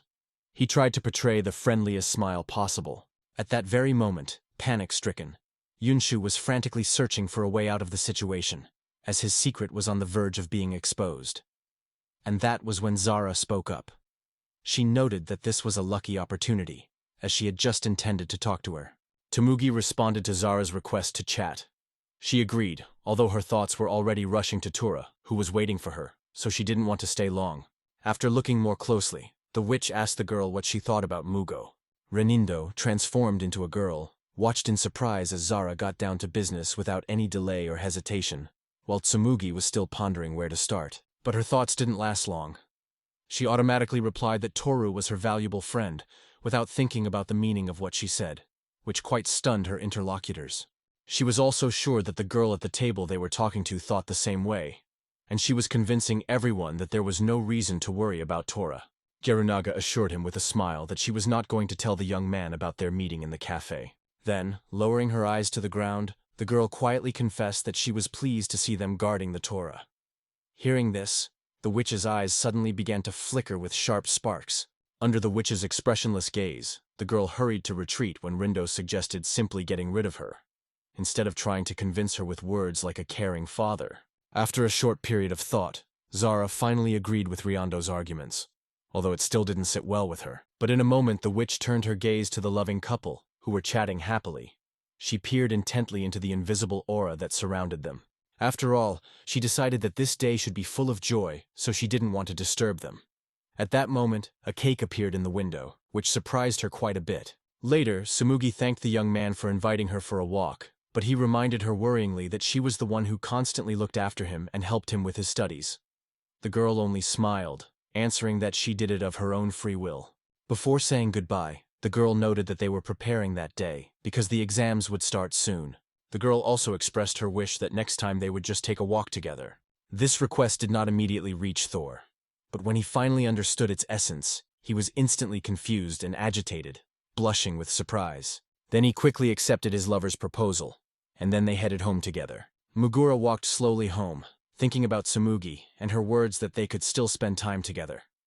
Despite all the possible mistakes, he felt that everything had ended better than he could have hoped. Some time passed. Returning home, the hero saw that Zara was waiting for him, and she looked as if the whole world had turned upside down. The young man froze in surprise.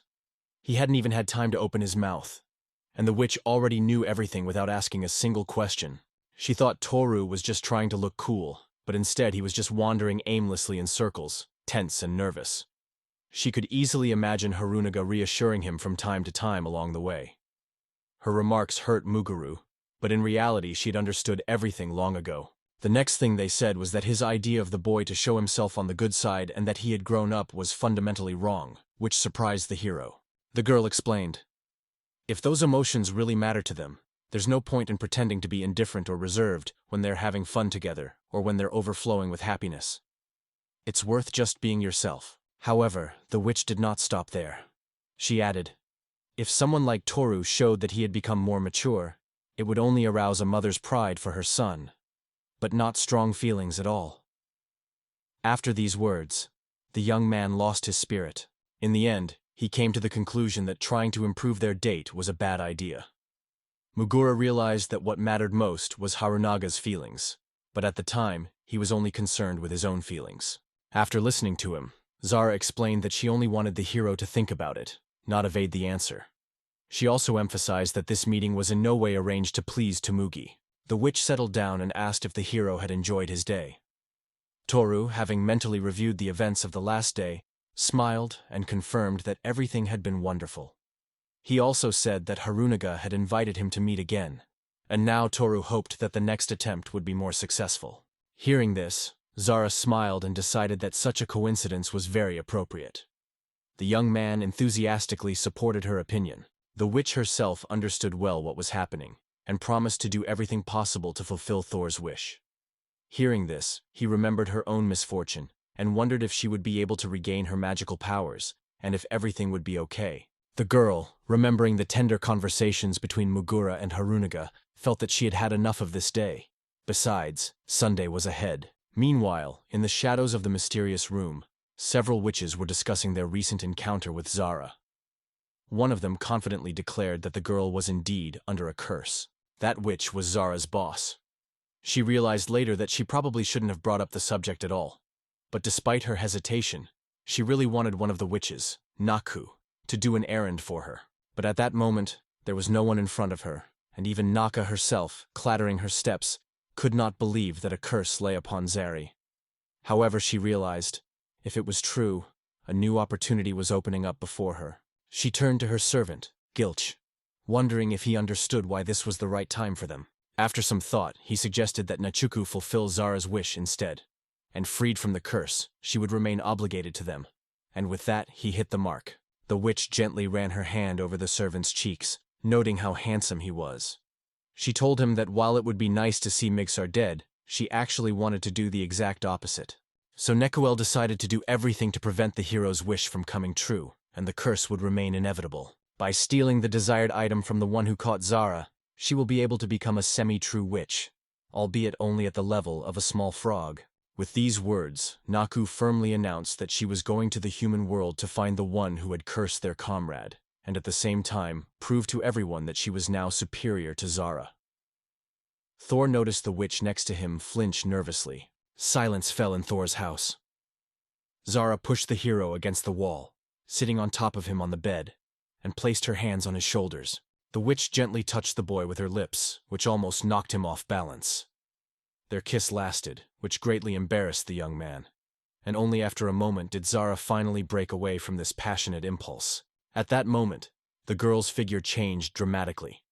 She suddenly looked much older, and sparkling streams of magical energy swirled around her. Her eyes shone with a supernatural light. The witch looked at herself carefully and noticed that she had not adopted this appearance for a long time. Meanwhile, Mugura was deeply embarrassed by her appearance without pants. While the boy could not recover from his confusion, Zara was happy. Finally, there was an opportunity to return magic to its place. Tori thought for a moment, then spoke uncertainly. He emphasized that he sincerely appreciated the witch's concern for her, and asked her not to hesitate to contact him if she ever needed support or healing, because he was always ready to help. Zara glanced at him quickly and, with a sly smile, asked if he had missed her in this form, embarrassing the guy once again. The hero hastily denied that he was bored when the girl asked if he wanted to kiss again at the same time. But Toru was also against the idea. He explained that he only wants one thing, for Zara to fully recover and for such unfortunate incidents to never happen again. The witch reassured him, explaining that there was no reason to worry, because she herself had no intention of exhausting all her strength, at least not until she had to fight some magician, as she had done before. At that moment, the phone suddenly rang, and its loud melody made Tora jump with surprise. It was Verida, the boss, who had decided to dial Zara's number, which greatly irritated the owner of the phone. Mugura, on the other hand, did not hide his surprise at the girl's ringtone. The witch responded to the challenge. She calmly answered the questions of her interlocutors, maintaining her composure. But only for a moment did she lose her composure when Mugura asked if something had happened. Then Zara shared that they were preparing a small skirmish with the sorcerers, and this immediately confused the young man, who did not immediately understand the hint. Later, in one of the corners of the city, behind a building, a portal suddenly opened, in the glow of which vague figures of people appeared. From a shimmering black portal, the sorceress Nakvel and her faithful assistant Gilesh emerged. Barely stepping on the ground, Nakvel instantly turned around, using a spell to change her appearance. Thanks to this, in an instant the girl was in her school uniform, fully ready to go to school. The building near which the portal opened turned out to be a school. This news was shared with Gilsh, specifying that the one who had cursed Zara must also have been there. Naku ordered a servant to find this boy and bring him to her so she could learn what he wanted. At that moment, they were being watched from around the corner. Zara and Toru were the first to spot the opponents, and Muguru curiously asked his partner who this mysterious person was. The witch said that one of them is her colleague named Naku, who keeps her own family under control. The girl also said that a quarrel broke out between them, and she was quite confident in her decision to prevent Toru from carrying out his plans, something he did not expect at all. Sarah noticed that the newcomers to this world understood magic much better than the newly formed company Garm. She also admitted that she did not want to argue with her colleague, hoping that the heroes would manage to remain unnoticed. However, the next moment, dark magic flared up behind them. She reached out to the hero like a cat putting out its paw, and he had no idea of the danger that was already approaching. Eventually, the paw grabbed the Torah scroll. With the help of magic, Giles effortlessly caught it with one hand, and Zara didn't even immediately realize what had happened. She looked around and saw Naku's servant, his long arm outstretched, holding her partner tightly, a dark magical shadow swirling around his feet. Nequel approached them and said that Verita had already told them how quiet and inconspicuous the pair were. But, she added, you could always find someone by sound or smell. Her words were confirmed. They used Zara's senses to find the pair. Hearing this, the witch cast a reproachful glance at Gil. She decided that he was a man with strange tastes, since it was he who had sniffed her. But hearing these words, Naku became even more angry. She explained that she had only helped him remember the smell of Zara's things, which seemed even stranger to her, since she didn't understand where they had gotten her personal belongings in the first place. Nakuel explained that the girl had left magic tools and a bag on the table, a gift she had never returned for.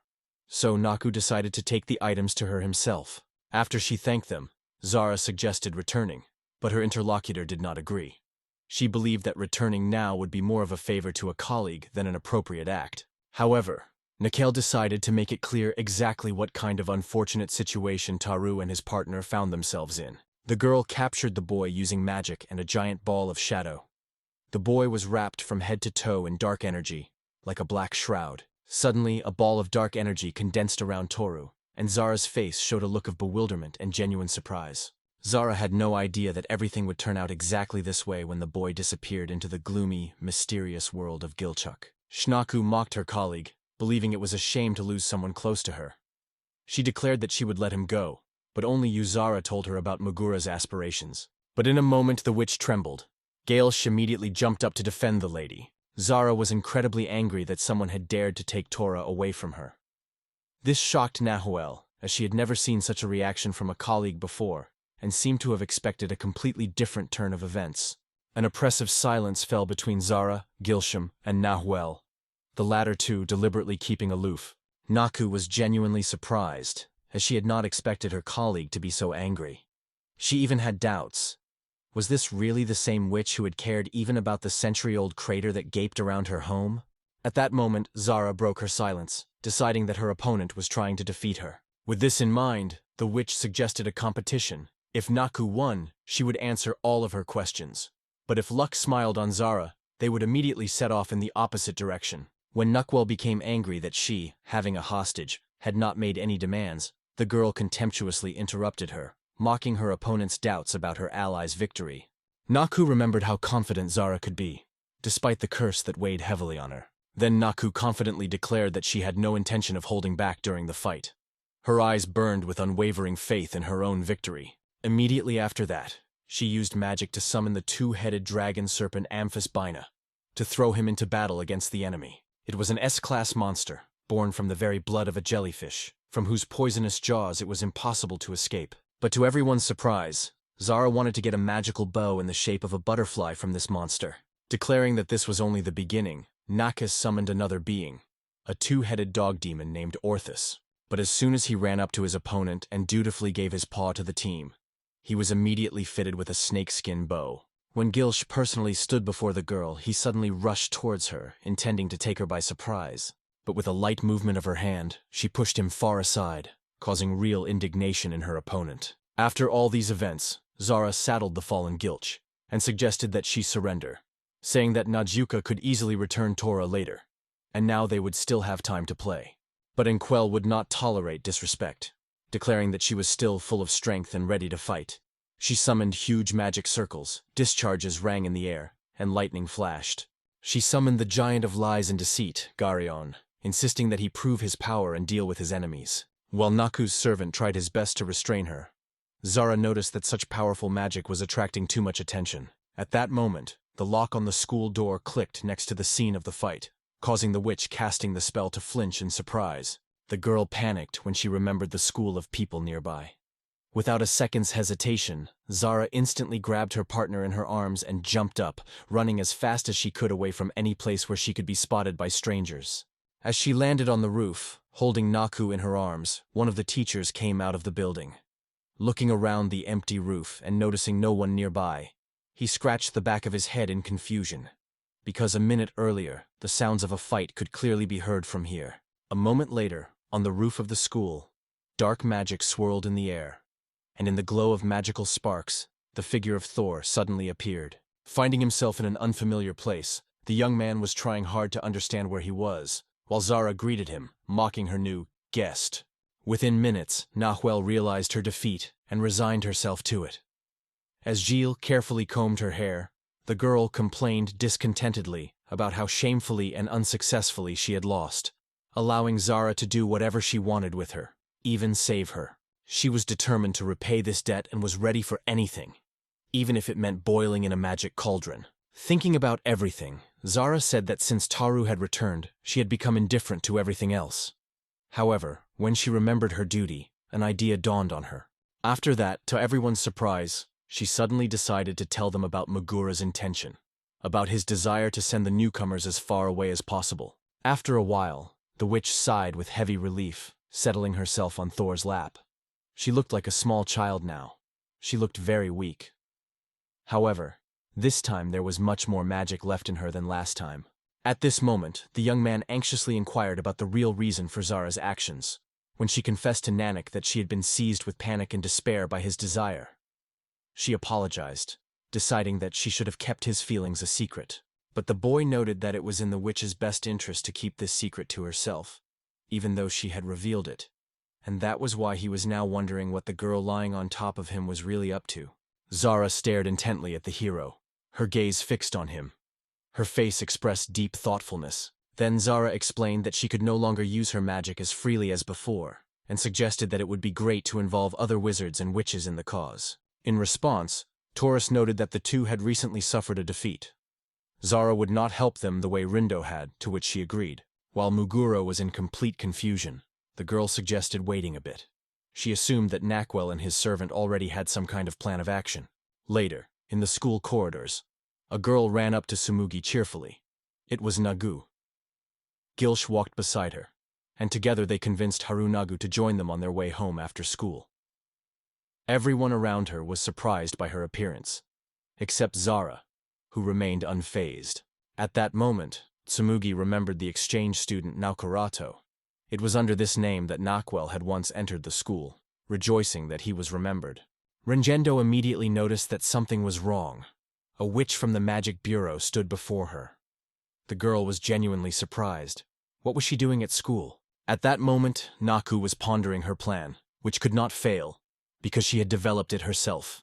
According to this plan, in order to prevent Megura's wish from coming true, she had to prevent Tsumugi from falling in love with Tora. So she had to make the girl feel feelings for someone else. So she accepted her colleague's challenge. She planned to take the hero's girlfriend away, entangle her with the spell of love, and link her fate with someone else. Zara had no idea that Naku could come up with such an adventure. This made Raskendo incredibly angry, because she had caused him more trouble again. However, the witch explained that this was necessary in order to learn more about Harunaga. She also realized that in order to find a suitable match for Tsumugi, Natsuki would need to get to know her better. It would be great if she took a more active role in moving this process forward. Toru assumed that it was Vasara who provoked her partner, but the girl immediately denied it. She had no idea that she would show such madness, because such recklessness is not typical of her. The witch also thought it would be interesting if Naka found out about a photo similar to the one recently found in the Tsumugi case.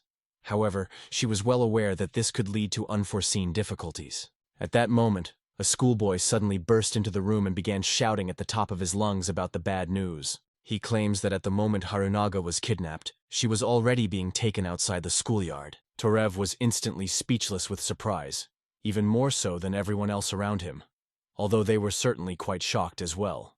At that very moment, a crowd began to gather near the boys. They were lively, discussing a rather well-known figure who had recently appeared on the school grounds. Mugura, panicked, immediately rushed to help. Meanwhile, Rindo discussed the situation with Zara, and they understood perfectly well. Naku, with Hutsumugi by his side, could not use magic on humans. At the same time, the young man who had told everyone about the kidnapping wondered why he had not dared to follow them, or at least do something. He remembered the kidnapper well. Huge and formidable, he himself could hardly avoid his gaze. Upon hearing this news, Rindo made his proposal and, wanting to confirm his suspicions, struck up a conversation with the person who had written that he could no longer wait. The man's worst fears were confirmed. The kidnapper turned out to be his boss. Once in the middle of the schoolyard, Naku heard from Tsumuga what the ideal guy for a relationship should be like. What traits, height, or talents she liked the most. This immediately reminded the girl of how her friends had asked her similar questions before. Without thinking for long, she blurted out that she preferred nice guys. And Naka caught the hidden meaning in these words. The witch, however, noticed that the answer, although not bad, still did not contain enough specifics. Even if the object of admiration was not one of the humans, but say, a frog, a dragon, or some other creature that did not evoke any response in Harunai's heart. Just at that moment, before the girl had time to answer, a heavy and massive hand fell on her shoulder from behind. He was a giant, tall and massive, like a rock against the fragile two-legged creature. His figure seemed like a mighty wall next to this fragile creature. Finally, he reached what he had longed for, Tsumugi. And with a sly smile on his lips, he revealed to her the true purpose of his search. Without letting the girl come to her senses, he abruptly grabbed her hand and led her in an unknown direction, uttering only a brief phrase that they would disappear for a short time.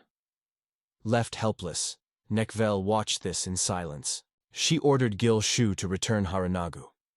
The young man was already preparing to carry out the task his mistress had given him, but suddenly he was overcome by a strange premonition.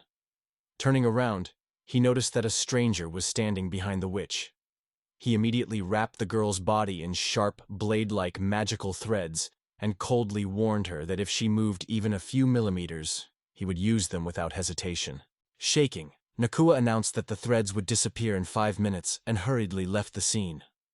Later, Zara and the others came across them, and the witch could not suppress an ironic smile, for the fate that had befallen her colleague seemed to her a real shame. However, outwardly she was content with only light hints at insignificant trifles, pretending to be concerned about trivial things. When mentioning Garm, Zara noted his stubbornness on serious matters, and couldn't help but point out that his plan was actually quite good. However, Toru reminded everyone that they had almost no time left to think. Rindo replied that if they really wanted to save Harunaga, they should have taken action instead of just talking, because their boss was merciless towards whim. When it came to Chief Rindo, the witch decided that he had an idea where he had gone. However, the magician categorically denied it. He really did not know where the man had gone, and even if he had accidentally found out, he would not give away this secret at any cost, because he was not a traitor. At this moment, Tori finally lost his patience and rushed headlong to look for his girlfriend, which greatly confused everyone around him. Rindo shouted after him that he couldn't handle their leader alone. Considering that there was no other choice, Zara suggested going on a reconnaissance mission. If the enemies had taken Tsumugi with them, they couldn't have escaped far. Meanwhile, somewhere near the school, Garm noticed that they were far enough away that no one would bother them now. The man had a few questions. In response, the girl bowed low and sincerely apologized for not being able to go on a date with him. Her words suddenly interrupted the wizard's order, and he was completely confused, not understanding what was going on. To this, Tsumugi replied that she took his question as a hint of a confession of feelings, and Garm was amazed that he had actually managed to convey his feelings. The girl, noticing his surprise, explained that she had made this choice because he had once told her to go with him. However, in reality, the man had meant nothing of the sort at all, and she had misunderstood everything. Comparing himself to Zara, he stated that he was not even the slightest bit interested in romantic adventures, and the girl was amazed that he knew her friend. Harunaga pointed out that she was in almost the same position as someone from another school, which was exactly what she expected from Garm. At the same time, she apologized for her mistake and asked what question he was interested in. Suppressing his indignation, the man reminded himself why he had started all this in the first place. He spoke about the copy of the photograph, trying to find out if the girl remembered anything about it. Suddenly, a dull rumble came from the side, causing the man to interrupt his thoughts. He looked around in disbelief, trying to figure out where the sound was coming from. A cat approached them, followed by several more. This was already starting to scare Garma, although Tsumugi was admiring the furry creatures with delight. In a moment, a whole flock of purring cats gathered around them, surrounding them from all sides. This caused the man to be seized with genuine terror. Grabbing the girl in his arms, he rushed headlong to escape from the cats that were pursuing him. These creatures were the wards of Nak. Eventually, they found Harunaga and asked him to leave Tsumugi alone, then kneel down and touch the ground with their lips. At this point, Harunaga curiously suggested that perhaps all of these cats were Karado's property, which angered Garm. He immediately snapped at her, ordering her to keep her mouth shut and not say whatever came to mind. After that, the girl finally dared to ask why they were running away at all. The man, impatiently interrupting, explained that they had been kidnapped and angrily exclaimed he had no right to lose because he had already staked everything. When Harunaga tried to explain, as she didn't understand his words, Garm added, Zara was seeking information she didn't have, and it would be dangerous for a schoolgirl to know such things. Due to the witch's silence, the man had to act on his own and appear in person. It was at this moment that Zara caught up with them. Her face showed irritation at her husband's actions, and also shame for him. She also noted how noisy Garm was. She added that she still had a lot to learn, but the main thing was that Tsumugi was first and foremost Toru's friend, and that made things much more difficult. Seeing that the argument was gaining momentum, Harunaga urged everyone to stop fighting. But the man immediately interrupted her with a stern request to be quiet. However, with his next move, Garm abruptly lunged at the witch, explaining that now that battle was inevitable, the advantage was on his side. At that moment, hearing the enemy's call to prepare for an attack, Zara easily waved her finger and activated magic. As a result of this movement, a stone rolled under the man's feet, and he tripped unsuccessfully, falling to the ground with a loud crash. Helplessly defeated, Harunaga could not help cursing what had happened. Meanwhile, his rival pretended that everything had happened by chance and was not her fault, and then, with feigned anxiety, rushed to inquire about Tsumuga's condition. That schoolgirl had already disappeared from where she had just stood. Only her shoe remained on the ground. There was only one shoe lying alone in the middle of the street. Looking at it, Zara looked around in confusion. Where had Tsumugi gone? In search of an answer, she turned to Haruyama, but he couldn't explain anything either. He assured her that he was not involved in this, because if he had used teleportation magic on people, it would have been obvious. The witch recognized the validity of such logic. While Zara was trying in vain to understand where the girl could have gone, a figure quietly receded around the corner nearby. The strangers were glad to be left unnoticed, and one of them said that they should have taken another girl with Harunaga. However, the other quickly cooled his ardor by reminding him that the elder would undoubtedly scold them if they continued to act arbitrarily. Tsumugi found herself surrounded by boys whose looks were full of mischief. However, she instantly recognized these guys. They all studied at Okoshi High School. The girl tried to figure out what exactly was expected of her, but the guys were sure that everything should have been obvious to her anyway. One of the abusers reminded her how she had recently turned him down abruptly, and now she had suddenly suggested they meet. That is why he is here now, among his friends, to once again appeal to her, with his request. Tsumugi was surprised to remember that he was the one who had confessed his feelings to her last time, and he was surprised to note that she had already rejected him. He honestly didn't understand why he had come again. At that moment, the young man grabbed Harunaga's hand with a smile and pressed her against the wall, mockingly telling her not to even think about refusing now. The girl, apparently, was frightened by such persistence, but suddenly her face lit up with admiration. In her eyes, the boy's actions seemed amazing, worthy of admiration. The boy had not expected such a response and was genuinely stunned. Although this surprised him a little, the girl explained, he was not afraid to take another step, even after being rejected. In addition, he always had friends by his side, ready to lend a shoulder. In her eyes, he seemed like a truly worthy person. The guy was confused, and looking around at his friends, tried to figure out if she really complimented him in this situation. They, in turn, were convinced that the girl was even more interested than before. All that was left was to take a decisive step and push her a little. However, Tsumugi instantly interrupted them, not wanting to fall for their game, and without hesitation expressed her sincere opinion. Hearing this, the bully became angry, abruptly pushed her hand away, and declared that she had no right to refuse him. At that very moment, without even blinking an eye, Toru decisively jumped between them, covering Harunaga with him. His girlfriend watched in confusion as he appeared before her, gasping for breath. As he caught his breath, he managed to say with a delighted gleam in his eyes that he had finally found her. The crowd looked displeasedly at the hero, who suddenly appeared as if out of thin air, and confusedly tried to understand what was happening here. He only remembered that it was Graham who had kidnapped her. It was the first time she had heard the name of her captor. She noted that she had not yet learned his story, although she had already begun to get to know him. At that moment, one of the four could not stand the insult, became angry, and unleashed a torrent of abuse on Muguru, scaring him so much that he trembled with fear. An instant later, a powerful blow threw him into the air, and this stunned not only the couple, but also the rest of the thug's friends, who hurried after him. It was Graham who first wondered what had happened. Seeing the strange scene with the children, he firmly and loudly declared that he was looking for Tsumugi for an important reason, and would not hesitate to cause trouble to anyone who dared to stand in his way. This surprised Harunaga quite a bit. So, in this situation, the beaten boys hastily grabbed their comrade and, barely restraining their rage and growls, rushed to run away from the giant as fast as they could. After that, the girl glanced at Tora and thanked the confused young man, admitting that she was actually a little scared. That's why Tsumugi was happy when the hero rushed to her aid, which confused him even more. However, she also mentioned Garma, which surprised both the hero and the man. The man declared that he was not going to help her and angrily threw the lost shoe at her.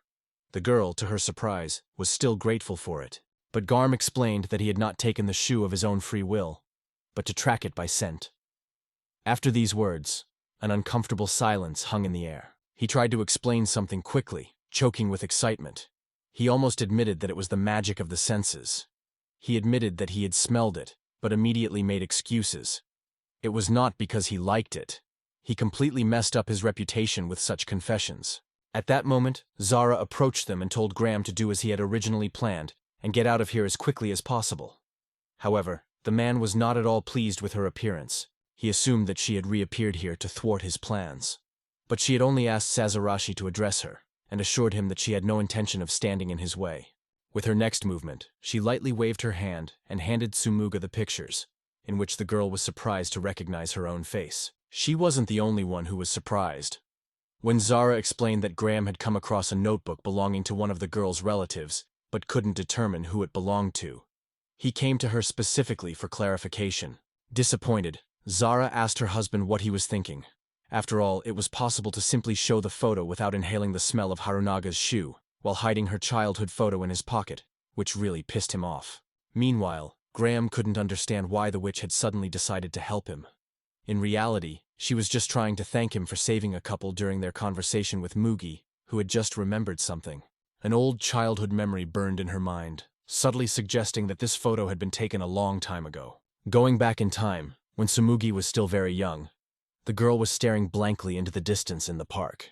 When she noticed that a boy she knew was not sitting in his usual place and not reading a book, she was approached to ask what had happened. An adult explained to her that the boy was no longer in that place and would probably never return there again. After that, changing the subject, he asked me to take a picture of the girl to keep a memory of this special day. A little time passed, and when someone spoke to her, Harunaga came to her senses from an unexpected influx of memories. It was Zara who asked her if she remembered anything about this photo, when the girl was confusedly silent, unable to find words. Tsumugi said that this photo was taken many years ago, somewhere in a park. She added that she couldn't remember who took the photo, but she clearly remembered that the camera was very unusual. After that, the girl hesitated for a short while and, a little embarrassed, asked what they were going to do with this photograph next. The witch thought for a moment, considering her question. After a brief pause and consideration of the question, Zara admitted that she could no longer be of any use.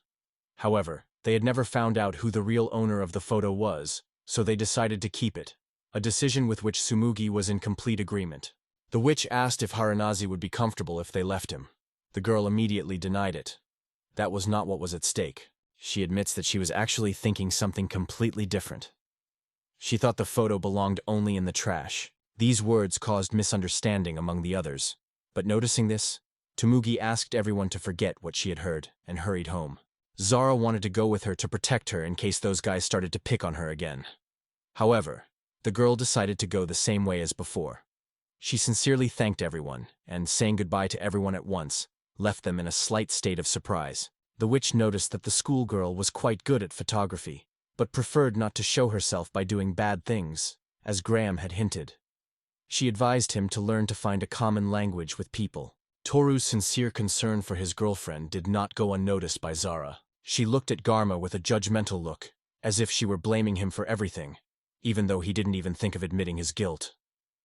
Explaining that this was why she wanted to keep the photo, the girl noted that now they had the opportunity to see the dark side of Harunaga's character. After that, she turned to the hero. She said that as one might guess, Tsumugi has its own secret that connects it to another, magical world. Looking at the giant man, she declared that, despite everything, they would try to solve this mystery. However, she personally was not at all concerned about it. It was for this reason that she decided to place the responsibility for further actions on Thor, trusting his choice. The witch warned him that if he really wanted to reveal this secret, they would come looking for him. But if he refused, she would not interfere, and would let Harmon and his gang handle things their own way. After a short pause, she asked him to finally give an answer. To this he sighed, and said that nothing could be done, because he could not reveal the girl's secret. Zara asked if he really intended to just leave everything without even trying to change anything, which made the guy think. Garm thought about it. After a short silence and reflection, Garma exclaimed sharply, drawing the hero's attention to himself. It seemed that he had an important word to say to him. He noted that if finding out someone's secret was a bad thing, it was enough to simply find out and then pretend you didn't know.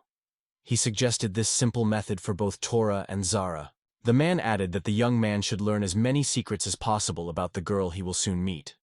Knowing her weaknesses will allow him to conduct a conversation more effectively and use them during discussions with the interlocutors. Despite how horrible it sounded, Zara was forced to agree with his words. After all, the ability to see the weaknesses of others is always beneficial. After this brief agreement, she got into an argument with Garma, wondering if Mugura was really such a coward. At that moment the boy was lost in thought, remembering at the same time the expression on his friend's face, who was clearly eager to reveal her secret. He himself was curious, but he did not dare to see her in such an uncomfortable situation, because he noticed that she was alarmed by something. Tore realized that he could not stay away, so he turned to Zara and Gantum for help to solve the mystery of Tsumur together.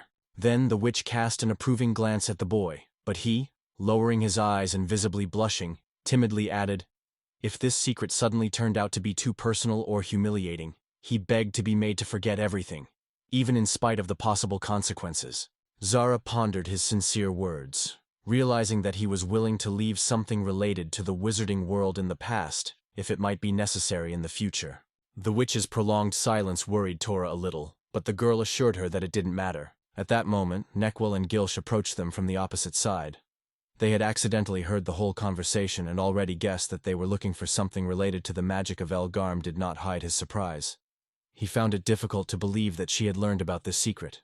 He suspected that one of his subordinates had not kept his mouth shut again. Regarding Ellen Tsumugi's magic, Nagu hinted to Zara that the truth about it could only be learned in one place. Upon hearing this, Zara turned into a sharp, prickly spike. She said she needed to immerse herself in the wizarding world for a while, hoping he would go there with her. However, the boy was literally speechless at this news. The sun is generously warming the world. Bird song is in the air. Tori sits motionless on his bed, lost in thought. He sighs heavily, and at that moment Zara approaches him. In her eyes there is concern for his condition. She reminded him that they would be setting out into a new world that day. But it was this event that caused the young man's anxious thoughts. The witch noted that nothing could be done. The only way to find out the truth about the photo was to return to the wizarding world. Zara wasn't too keen on taking Muguru with her, but she understood that without him, she wouldn't be able to use magic. Taro realized that for this girl he was like a personal recharger. And every time this realization came to him, the guy was afraid of becoming a burden to her if he couldn't be of any use. After a brief glance at the hero, the witch decided that he did not want to leave and suggested that he stay. However, Toru himself opposed this decision. The hero did not break this promise. Moreover, He was well aware that if he gave up everything now, he would certainly regret it later. However, despite everything, the excitement did not leave him. It seems that penetrating the world of wizards is a more difficult task than going abroad. But Zara hastened to reassure him. The other dimension is not as boundless as it might seem at first glance. However, Toru was referring to the same place where they had first encountered Garm and his gang, and the witch could not possibly agree with that. At that moment, their conversation was interrupted by an unexpected ring at the door. Standing on the threshold were Knucklewell and Gilch, and next to them was Rindo. They came for Zara, who, casting a quick glance at the guests, noticed that they had arrived just in time, and warned the hero it was time to get ready. She added that he might take his time, making it clear that her previous words had not been about that at all. However, gently taking the young man's face with both hands, she said that she needed to prepare herself. The girl kissed the boy. Laughing, she gently threw him onto the bed, making him blush with embarrassment.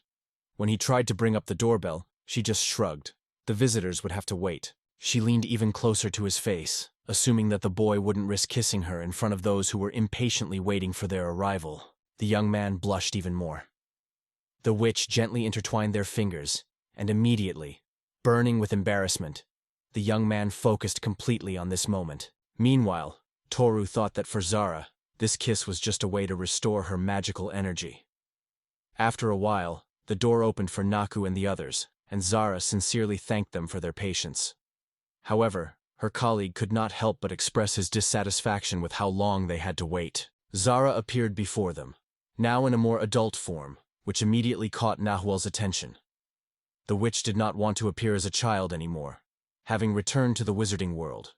But Nahuel mockingly commented on her efforts to maintain this appearance. Noticing a male magician among them, Zara was surprised to ask why he had joined their company, since none of them had invited him. To this, he awkwardly joked that the more people, the more fun it was. And most importantly, it was free. The witch immediately guessed that it was her superior, Garm, who had ordered him to follow them. However, she decided to let him join the journey as long as he did not become a burden to the group. After that, the girl ordered Nazca to use the teleportation to the Magic Bureau as soon as possible.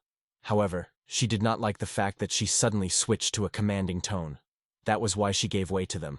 Nakwell admitted that she had decided to help them, only to learn more about Tsumugi herself. However, she had no intention of carrying out the witch's orders or following their instructions.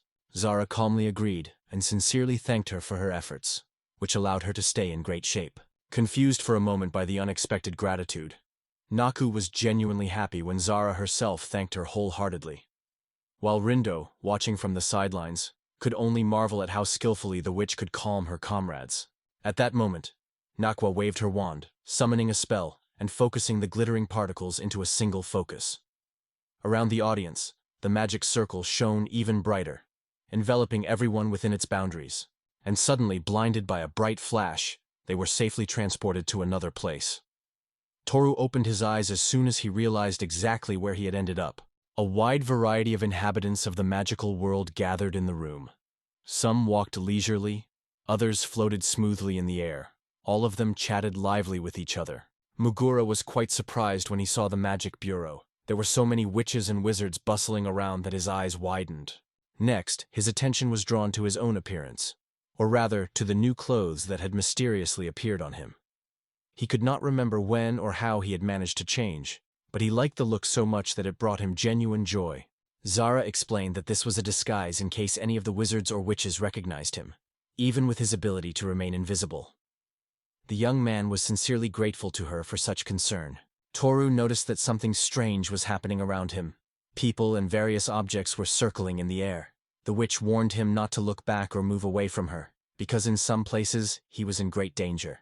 She gave an example. From time to time, loud noises could be heard in the next room. That was where illegally bred monsters, extremely dangerous creatures, were kept. Pointing to another place, Zara remarked that it was cursed. Supposedly the ghost of a former employee had once appeared there. That conversation was interrupted by Gosku, who reminded them that they should hurry up and find out more about the mysterious photograph. Zara suggested that they first go to the Hall of Magical Relics and ask the keeper to look at the photograph, because, according to her guesses, there was something special hidden in this picture. When Megura asked why she thought so and what she meant, a shrill female scream suddenly rang out. Two witches hugged Zara by the shoulders. One of them had felt since morning that she would definitely appear today, and the other was impatiently urging her inside, hinting that something was about to begin. The girls instantly, without wasting a second, grabbed the witch and hurriedly dragged her away. At the same time, they hurriedly reminded her to hurry and how to knock, while Toru just watched helplessly. At that moment, Naka remembered that today was a holiday being celebrated at the sanctuary, and when Rindo inquired about it, he encouraged Gilas to attend the celebration. The witch told them that this was a mysterious event that took place twice a year. During this terrible event, many people were injured. The boys couldn't understand why something so dangerous was held so often. However, Nakul noticed that for Zara, such a thing had once been a real trifle. Now, the girl thought, she would have to thank the gods themselves just to stay alive.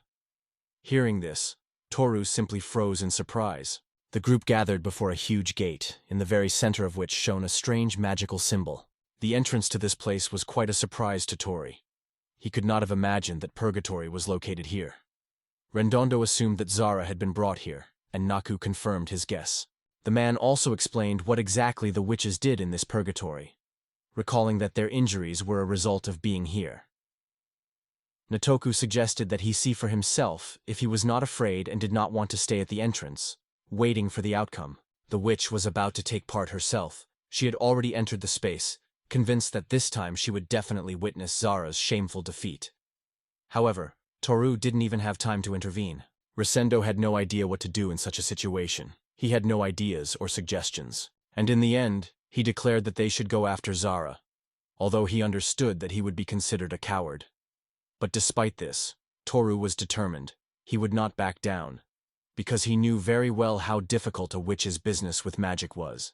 Renando, gathering his strength, looked at the hero and assured him that despite all the dangers, Megura would be fine if he managed to stay away. Meanwhile, the boys entered the magical room. For Thor, this had already become a familiar thing.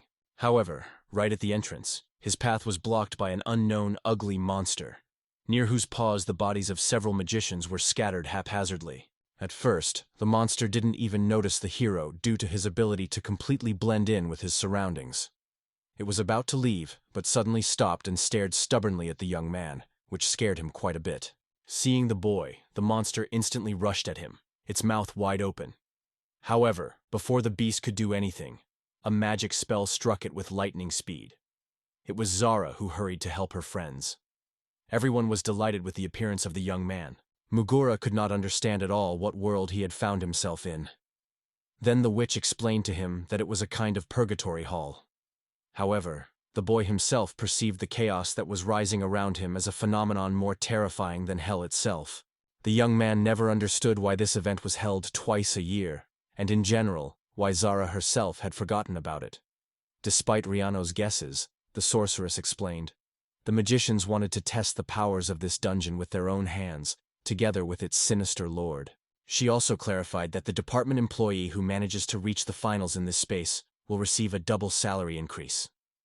By doing so, she made it clear that everyone is participating in this solely for the money. Others also noted that the reason for all this was the desire to strengthen their own magical abilities, and also to obtain a reward for each demon beast they defeated. This was what pushed everyone to a desperate hunt, even though the number of participants was becoming fewer and fewer with each passing day. However, the girl assured them that their lives were in no danger. All the defeated were sent to a separate room, given a handkerchief to comfort them, and animals were created with the help of magic. Having overcome another opponent, Zara added that the event is held exclusively on a voluntary basis, and all participants have consciously agreed to become part of this process. Then Toru wondered if she should really be forced to participate in this event, but the witch explained that she had actually come here at the request of her friends. Moreover, she was eager to get the money herself, and Megura could find no words to object to this. However, Sarah firmly declared that she would not back down from her original goal. Suddenly, a loud, deafening sound was heard very close by. Kara from the Magical Artifact Management Department, who had already collected the most victories that day, had just defeated her opponent again. Speaking of this girl, the witch explained that the magical artifact storage was under their Magical Instruments Department. The employees of this department came here every time to test the magical artifacts they had created, and to examine the ancient relics found during excavations. So now was the perfect time to approach Ankoria and finally talk to her, which was exactly what Zara had intended to do, because she always accomplished her goals on time, without putting things off until later. At that moment, the commentator for the battles in Purgatory loudly announced that Zara from the Magical Crimes Unit had quietly disappeared from sight, and hinted that perhaps this was due to the vacations she had allowed herself. The spectators from the same department who had come to watch the fights began to complain indignantly that the witch seemed to have lost her enthusiasm. They demanded that she try harder, since their prize was at stake. This arrogance really annoyed her. At that moment, she was grumbling about how everything around her was annoying her, dreaming of ending it as soon as possible. After all, she had already defeated several demonic monsters. But suddenly her thoughts were interrupted by the appearance of a girl who quietly approached from behind. Kara, deliberately inciting the conflict, rushed to attack Zara. She boldly declared that this time the magical artifact had surpassed all expectations, and even defeating her was a reason for pride. However, the witch did not agree. For her, defeating such a rival would be an unspeakable shame that would hurt her pride. Tori watched the events in surprise, because at first he did not see the point in their actions. The main goal was to destroy the demonic monsters. However, Rindo explained that the true victory would go to the one who reached the finish line first. This inspired Tori to take up the fight with new ferocity. Zara ordered Rindo to capture Mugura and hide somewhere safe, and he unquestioningly followed her instructions. The boy was also worried about whether the witch would be able to use magic in a difficult moment. But the man who was running away with him reassured him that if she sensed danger, she would be able to retreat in time. Continuing to move away from the scene of the battle, Toru looked anxiously at the girl who remained in the thick of the fight. Suddenly, he stepped on some strange creature and, feeling guilty, hurried to apologize to the stranger, barely recovering from the recent blow. At that moment, the monster pounced on the boy, causing him to cry out of fear. Seeing this out of the corner of his eye, Zara instantly left her opponent and rushed to save the hero. With a light and precise wave of her magic wand, she cut the monster apart. While the young man froze in confusion, she reproached her opponent for frivolously turning away from his enemy, not even realizing what exactly was distracting her. But at that moment Nahuel appeared behind her. Noticing that it was she who had turned her back on the enemy, magical shadows wrapped around Rose's body, bound her hands, and suddenly pressed the girl to the floor. After that, Naku defiantly mocked the defeated one, convinced that she only saw Zara as a rival. She also sarcastically noted that although the magical artifact was indeed powerful, its owner was still far from true mastery. At that moment, the audience erupted in joy at the victory, deciding that Zara's moves were actually a clever decoy in Naku's plan. They enthusiastically praised both witches. However, Nuckwell realized that it was too early to rejoice, because there were only the two of them left, and each hoped that the duel would decide which of them would ultimately win. However, Zara had a completely different vision of the situation. She firmly believed that the fight was already over. After all the witches worked in the same department and would have received a prize anyway, so the point of competing simply disappeared. While Naku was trying to come to her senses, a magician approached them and praised the courage and skill of the Magical Crimes Unit employees. She lightly patted Entra on the shoulder, praised her for a job well done, and promised that next time they would definitely listen to their advice and use their experience as a guide for creating a new magical artifact. Zara took this quite calmly. However, the witch could not afford to wait until the next meeting. She needed to speak immediately, addressing her interlocutor directly, the head of the Larage department. With this proposal, Zara greatly intrigued the head of the Magical Artifact Management Department, while Enra silently sulked, chewing over her defeat with displeasure. Sometime after the events of Purgatory Day, the wizard was walking around the neighborhood, filled with joy that everything was finally over. At this moment, Riendo and Toru stood nearby, huddled against the wall, and sighed in disappointment. The man asked why he was so gloomy, since they had finally gotten out of this stupid adventure. The boy was indeed glad about it, but the reason for his sadness was entirely different. He went with them, hoping to help Zara out if she ever got into trouble. However, when the crucial moment came, past experiences forced him to stand aside. As always, instead of being a support, he became an additional burden for her. At that very moment, The witch suddenly materialized right in front of the boys, frightening them both. She couldn't understand why the hero was so upset, and carelessly advised him not to be disappointed, because she didn't expect help from such a hamster as him. Without delay, Zara switched to much more important matters. When Laraj approached them, she greeted them, introduced herself, and asked which department she was from. Adding that she was the head of the department, the woman clearly did not expect to meet a man there soon. She glanced around, looking for the boy who must have been somewhere nearby, but only noticed him when she suddenly came face to face with him. When she finally saw the hero, she carefully touched his face and hastily apologized for not noticing him until now. The girl added that she had not expected to meet a man in the world of magicians. Curling her fingers in the young man's palm, Laraj quietly admitted that she had noticed people in their world many times, but had never dared to talk to them. That was why she had been so eager to learn more about them last time. At that very moment, Zara decisively intervened. By lightly touching the witch's head, she saved the confused Toraz from the annoying sorceress, who was about to take the boy's blood right here and now. Zara apologized to the head of the magical artifact control department, but noted that she had an important conversation with Megura. She politely asked her interlocutor to wait a moment. Thinking about it, the boy sighed nervously. It seemed to him as if it was a kiss, and now he felt awkward. They had to step back and ask the others to wait. But Toru was well aware of why he was in this world, and understood. It was time to get used to such moments. The couple set foot on one of the neighboring islands, and here the witch turned to Meguru, asked if he had already told the others about their trouble with the curse. It seemed to Tur that the others had suspected the witch's spell for a long time.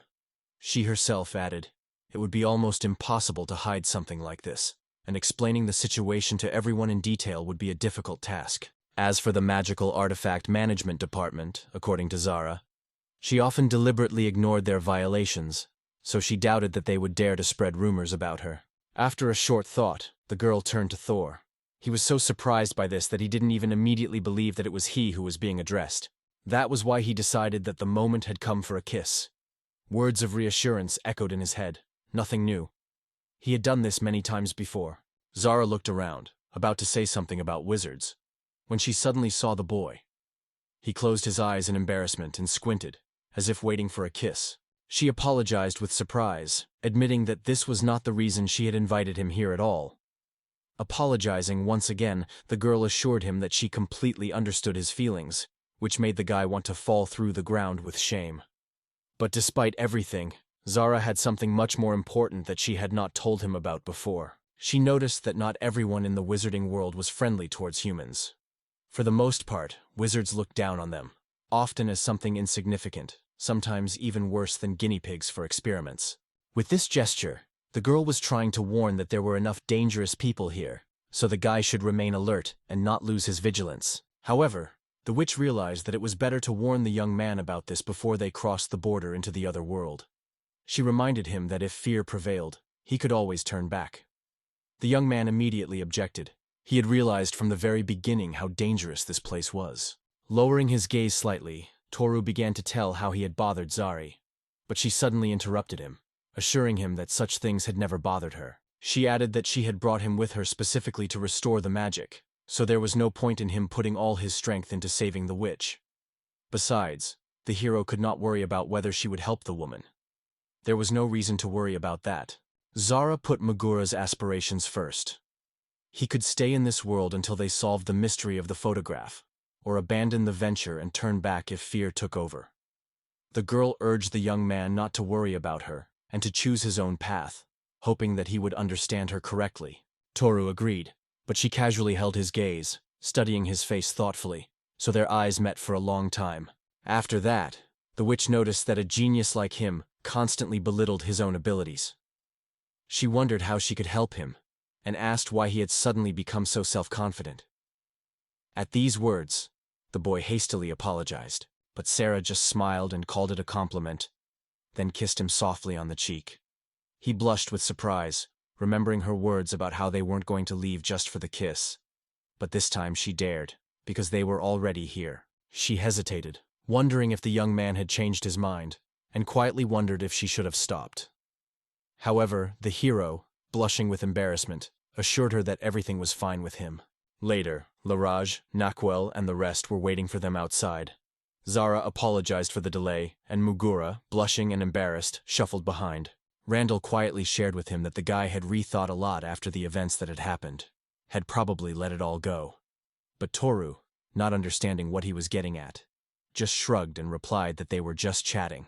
The head of the Department of Magical Artifacts, whistling, quickly realized that the kiss served to restore magical powers, and even sought to witness this act. Zara resolutely stopped her, sternly warning her. Regardless of rank, such jokes could lead to a good beating. They later headed to the Bureau of Magic, headed by Laraj, and it was there that they carefully examined the same photograph. The director discovered that this photograph was anything but ordinary, as it had been created using amnesia magic. This discovery shocked everyone except Zara, who had already suspected a similar development. When Toru asked what this amnesia was, the witch explained. It was not an illness, but the name of a magical artifact. A photograph taken with this instrument imprints a person's memory, while simultaneously erasing from their consciousness the very moment the camera captured. In other words, this photo was sent by a sorcerer or witch who crossed paths with Sumugi long ago. While Mugura was in amazement at this unexpected turn of events, Zara noticed that the appearance of this stranger had made Harunaga forget something important, and now she was fascinated by what it all could mean. Later, in the Magical Artifact Management Department, Leroy found information about amnesia. It turned out that it was a dangerous Class C artifact. Special documents and records were required for its use. However, it wouldn't have been difficult to figure out who took the photo. Just a few minutes would have sufficed. But suddenly, the book the head of the department was holding flashed with a magical light. A photograph burst from its pages, hit her directly, and made everyone present shudder in surprise. Laroche pretended that this blow was fatal to him, and Enkra decided to pick up the game, supporting this deception. While Toru and his friends were confused and wondering what had happened, Nakwel suspected the operation of a magical trap. She then assumed that, like the book, the photograph had also been destroyed, making it impossible to decipher anything on it. However, she said there was a chance the photograph could be restored. Holding a charred piece of the photograph in her hands, Zara said that this was the destruction of evidence. Nakwel reacted particularly sharply to this, not understanding why they would do this to a photo of a little girl. The colleague could not know the exact answer, but suggested that something probably happened. She also noted that this artifact has a questionable past. The same goes for the item in the safe. She showed the same notebook from which the photograph had been taken. As soon as Larray said that thanks to this, they would be able to find out all the details. Someone from the staff forgot this notebook, but the head of the department immediately found out who it belonged to. Namely, it contains the memories of the owner of Magic L. Speaking these words, the girl smiled contentedly. Everyone present was stunned by what they heard, and even Risendo could not contain his surprise. He asked if magic and this person really existed. Laraj only mysteriously remarked that once upon a time, L's magic really existed in the world.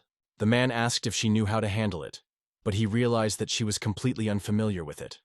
Instead, the girl also wanted to know something important, but the answers remained elusive. According to her, no one is actually capable of mastering the magic of L. It took the boys a while to come to this conclusion, until the head of the department finally remembered that there was a man among the wizards. Then he decided to tell him in detail everything he knew about this mysterious magic. This type of magic did not fit into any of the known categories. Experienced magicians claimed that it was called that, simply because no one dared to use these spells. According to ancient records, L magic had the power to summon hordes of monsters, or even wipe out an entire country. However, this required an incredible amount of energy, and the formulas of the magic circle were so complex that no magician could master them. According to ancient chronicles, this ghostly sorcery was supposed to exist, but no one knew how to master it. On this mysterious note, Laraj ended her story. At that moment, Zara quietly confessed to Rindo that she doubted the existence of anything like that. She did not trust the notebook, and was convinced that all this was more like the fantasies of an avid magician than the truth. However, the sorcerer did not stop and insisted. If there are records from someone who used this magic, then the magic itself is real. The girl objected, saying that this was not entirely true. Laraget's answer chilled him sharply. She explained that this magic was passed down only within their clan.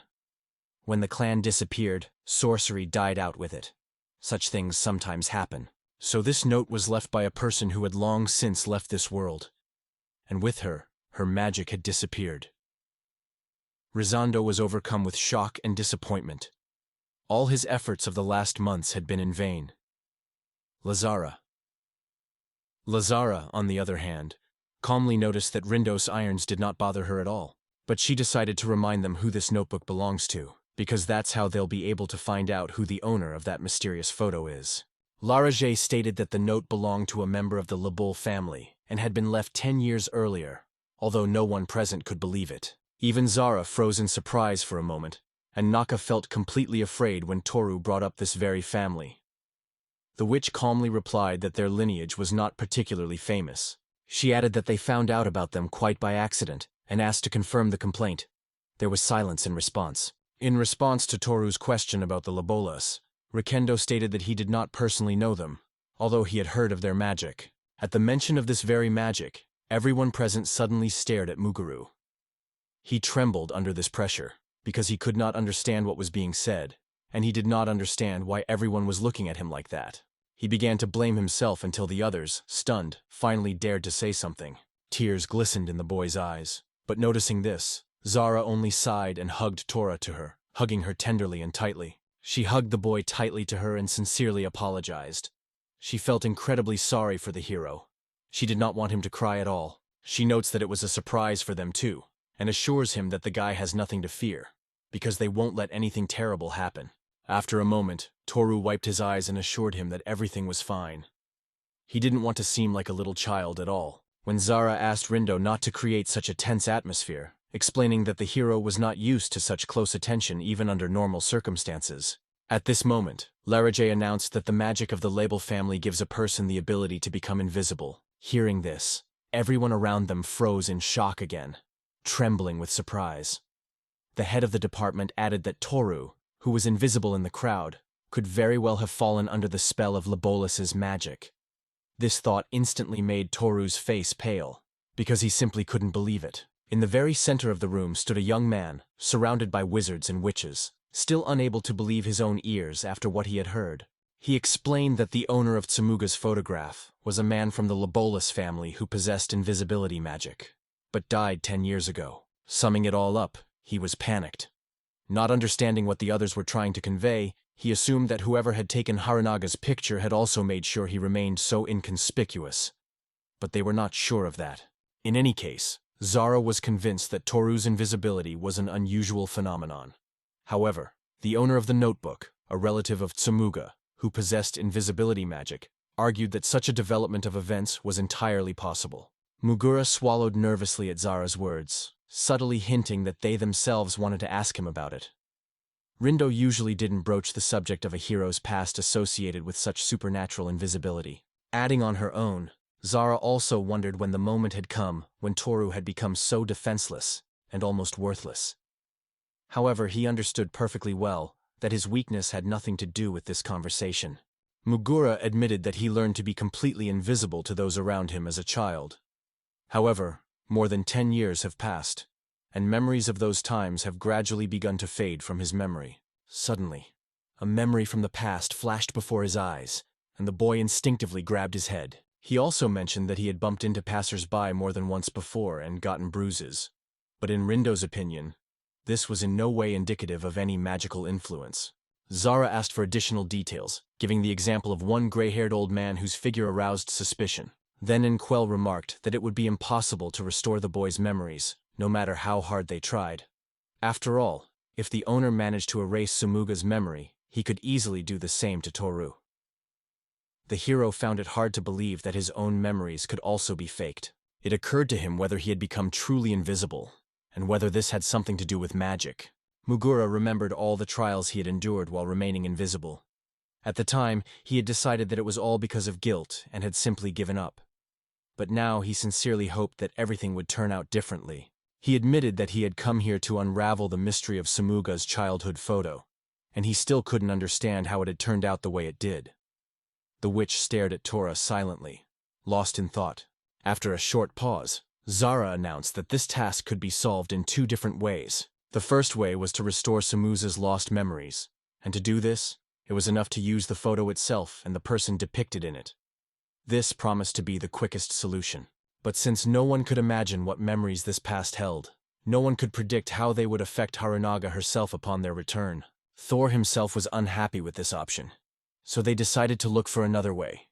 They could go directly to Legolas himself. Putting aside any jokes, the witch said this with such seriousness that the entire room froze in surprise. And when Toru asked how exactly she should be understood, the audience was even more confused, since everyone knew that this person had been dead for a long time. Mugura remarked that there was a spell that could bring back life. However, Rishindo immediately stopped him, emphasizing that magic was not a toy that could accomplish the impossible with a wave of the hand. Instead, Zara noted that there is a separate type of magic, ghost magic. She transformed ordinary mortals into the undead, or her subordinates, so their bodies remained almost as alive as before. However, Nahuel, a true expert in this type of magic, explained that the living dead are just soulless dolls. They have no memories of their past lives, so there's no point in even discussing it. However, her partner noted that the memories should have been preserved if the head had survived, especially in the case of the inanimate Naku, who, at least partially, could still think for herself. I turned for advice to Gilch, who, by the way, also had the surname Labolas. The ghost friend, like the rest, was shocked by what he heard. And Naka, who had barely been able to contain his excitement before, was completely frozen in surprise. Zara added that 10 years ago, one of the members of the Bureau of Magic died tragically and under rather suspicious circumstances.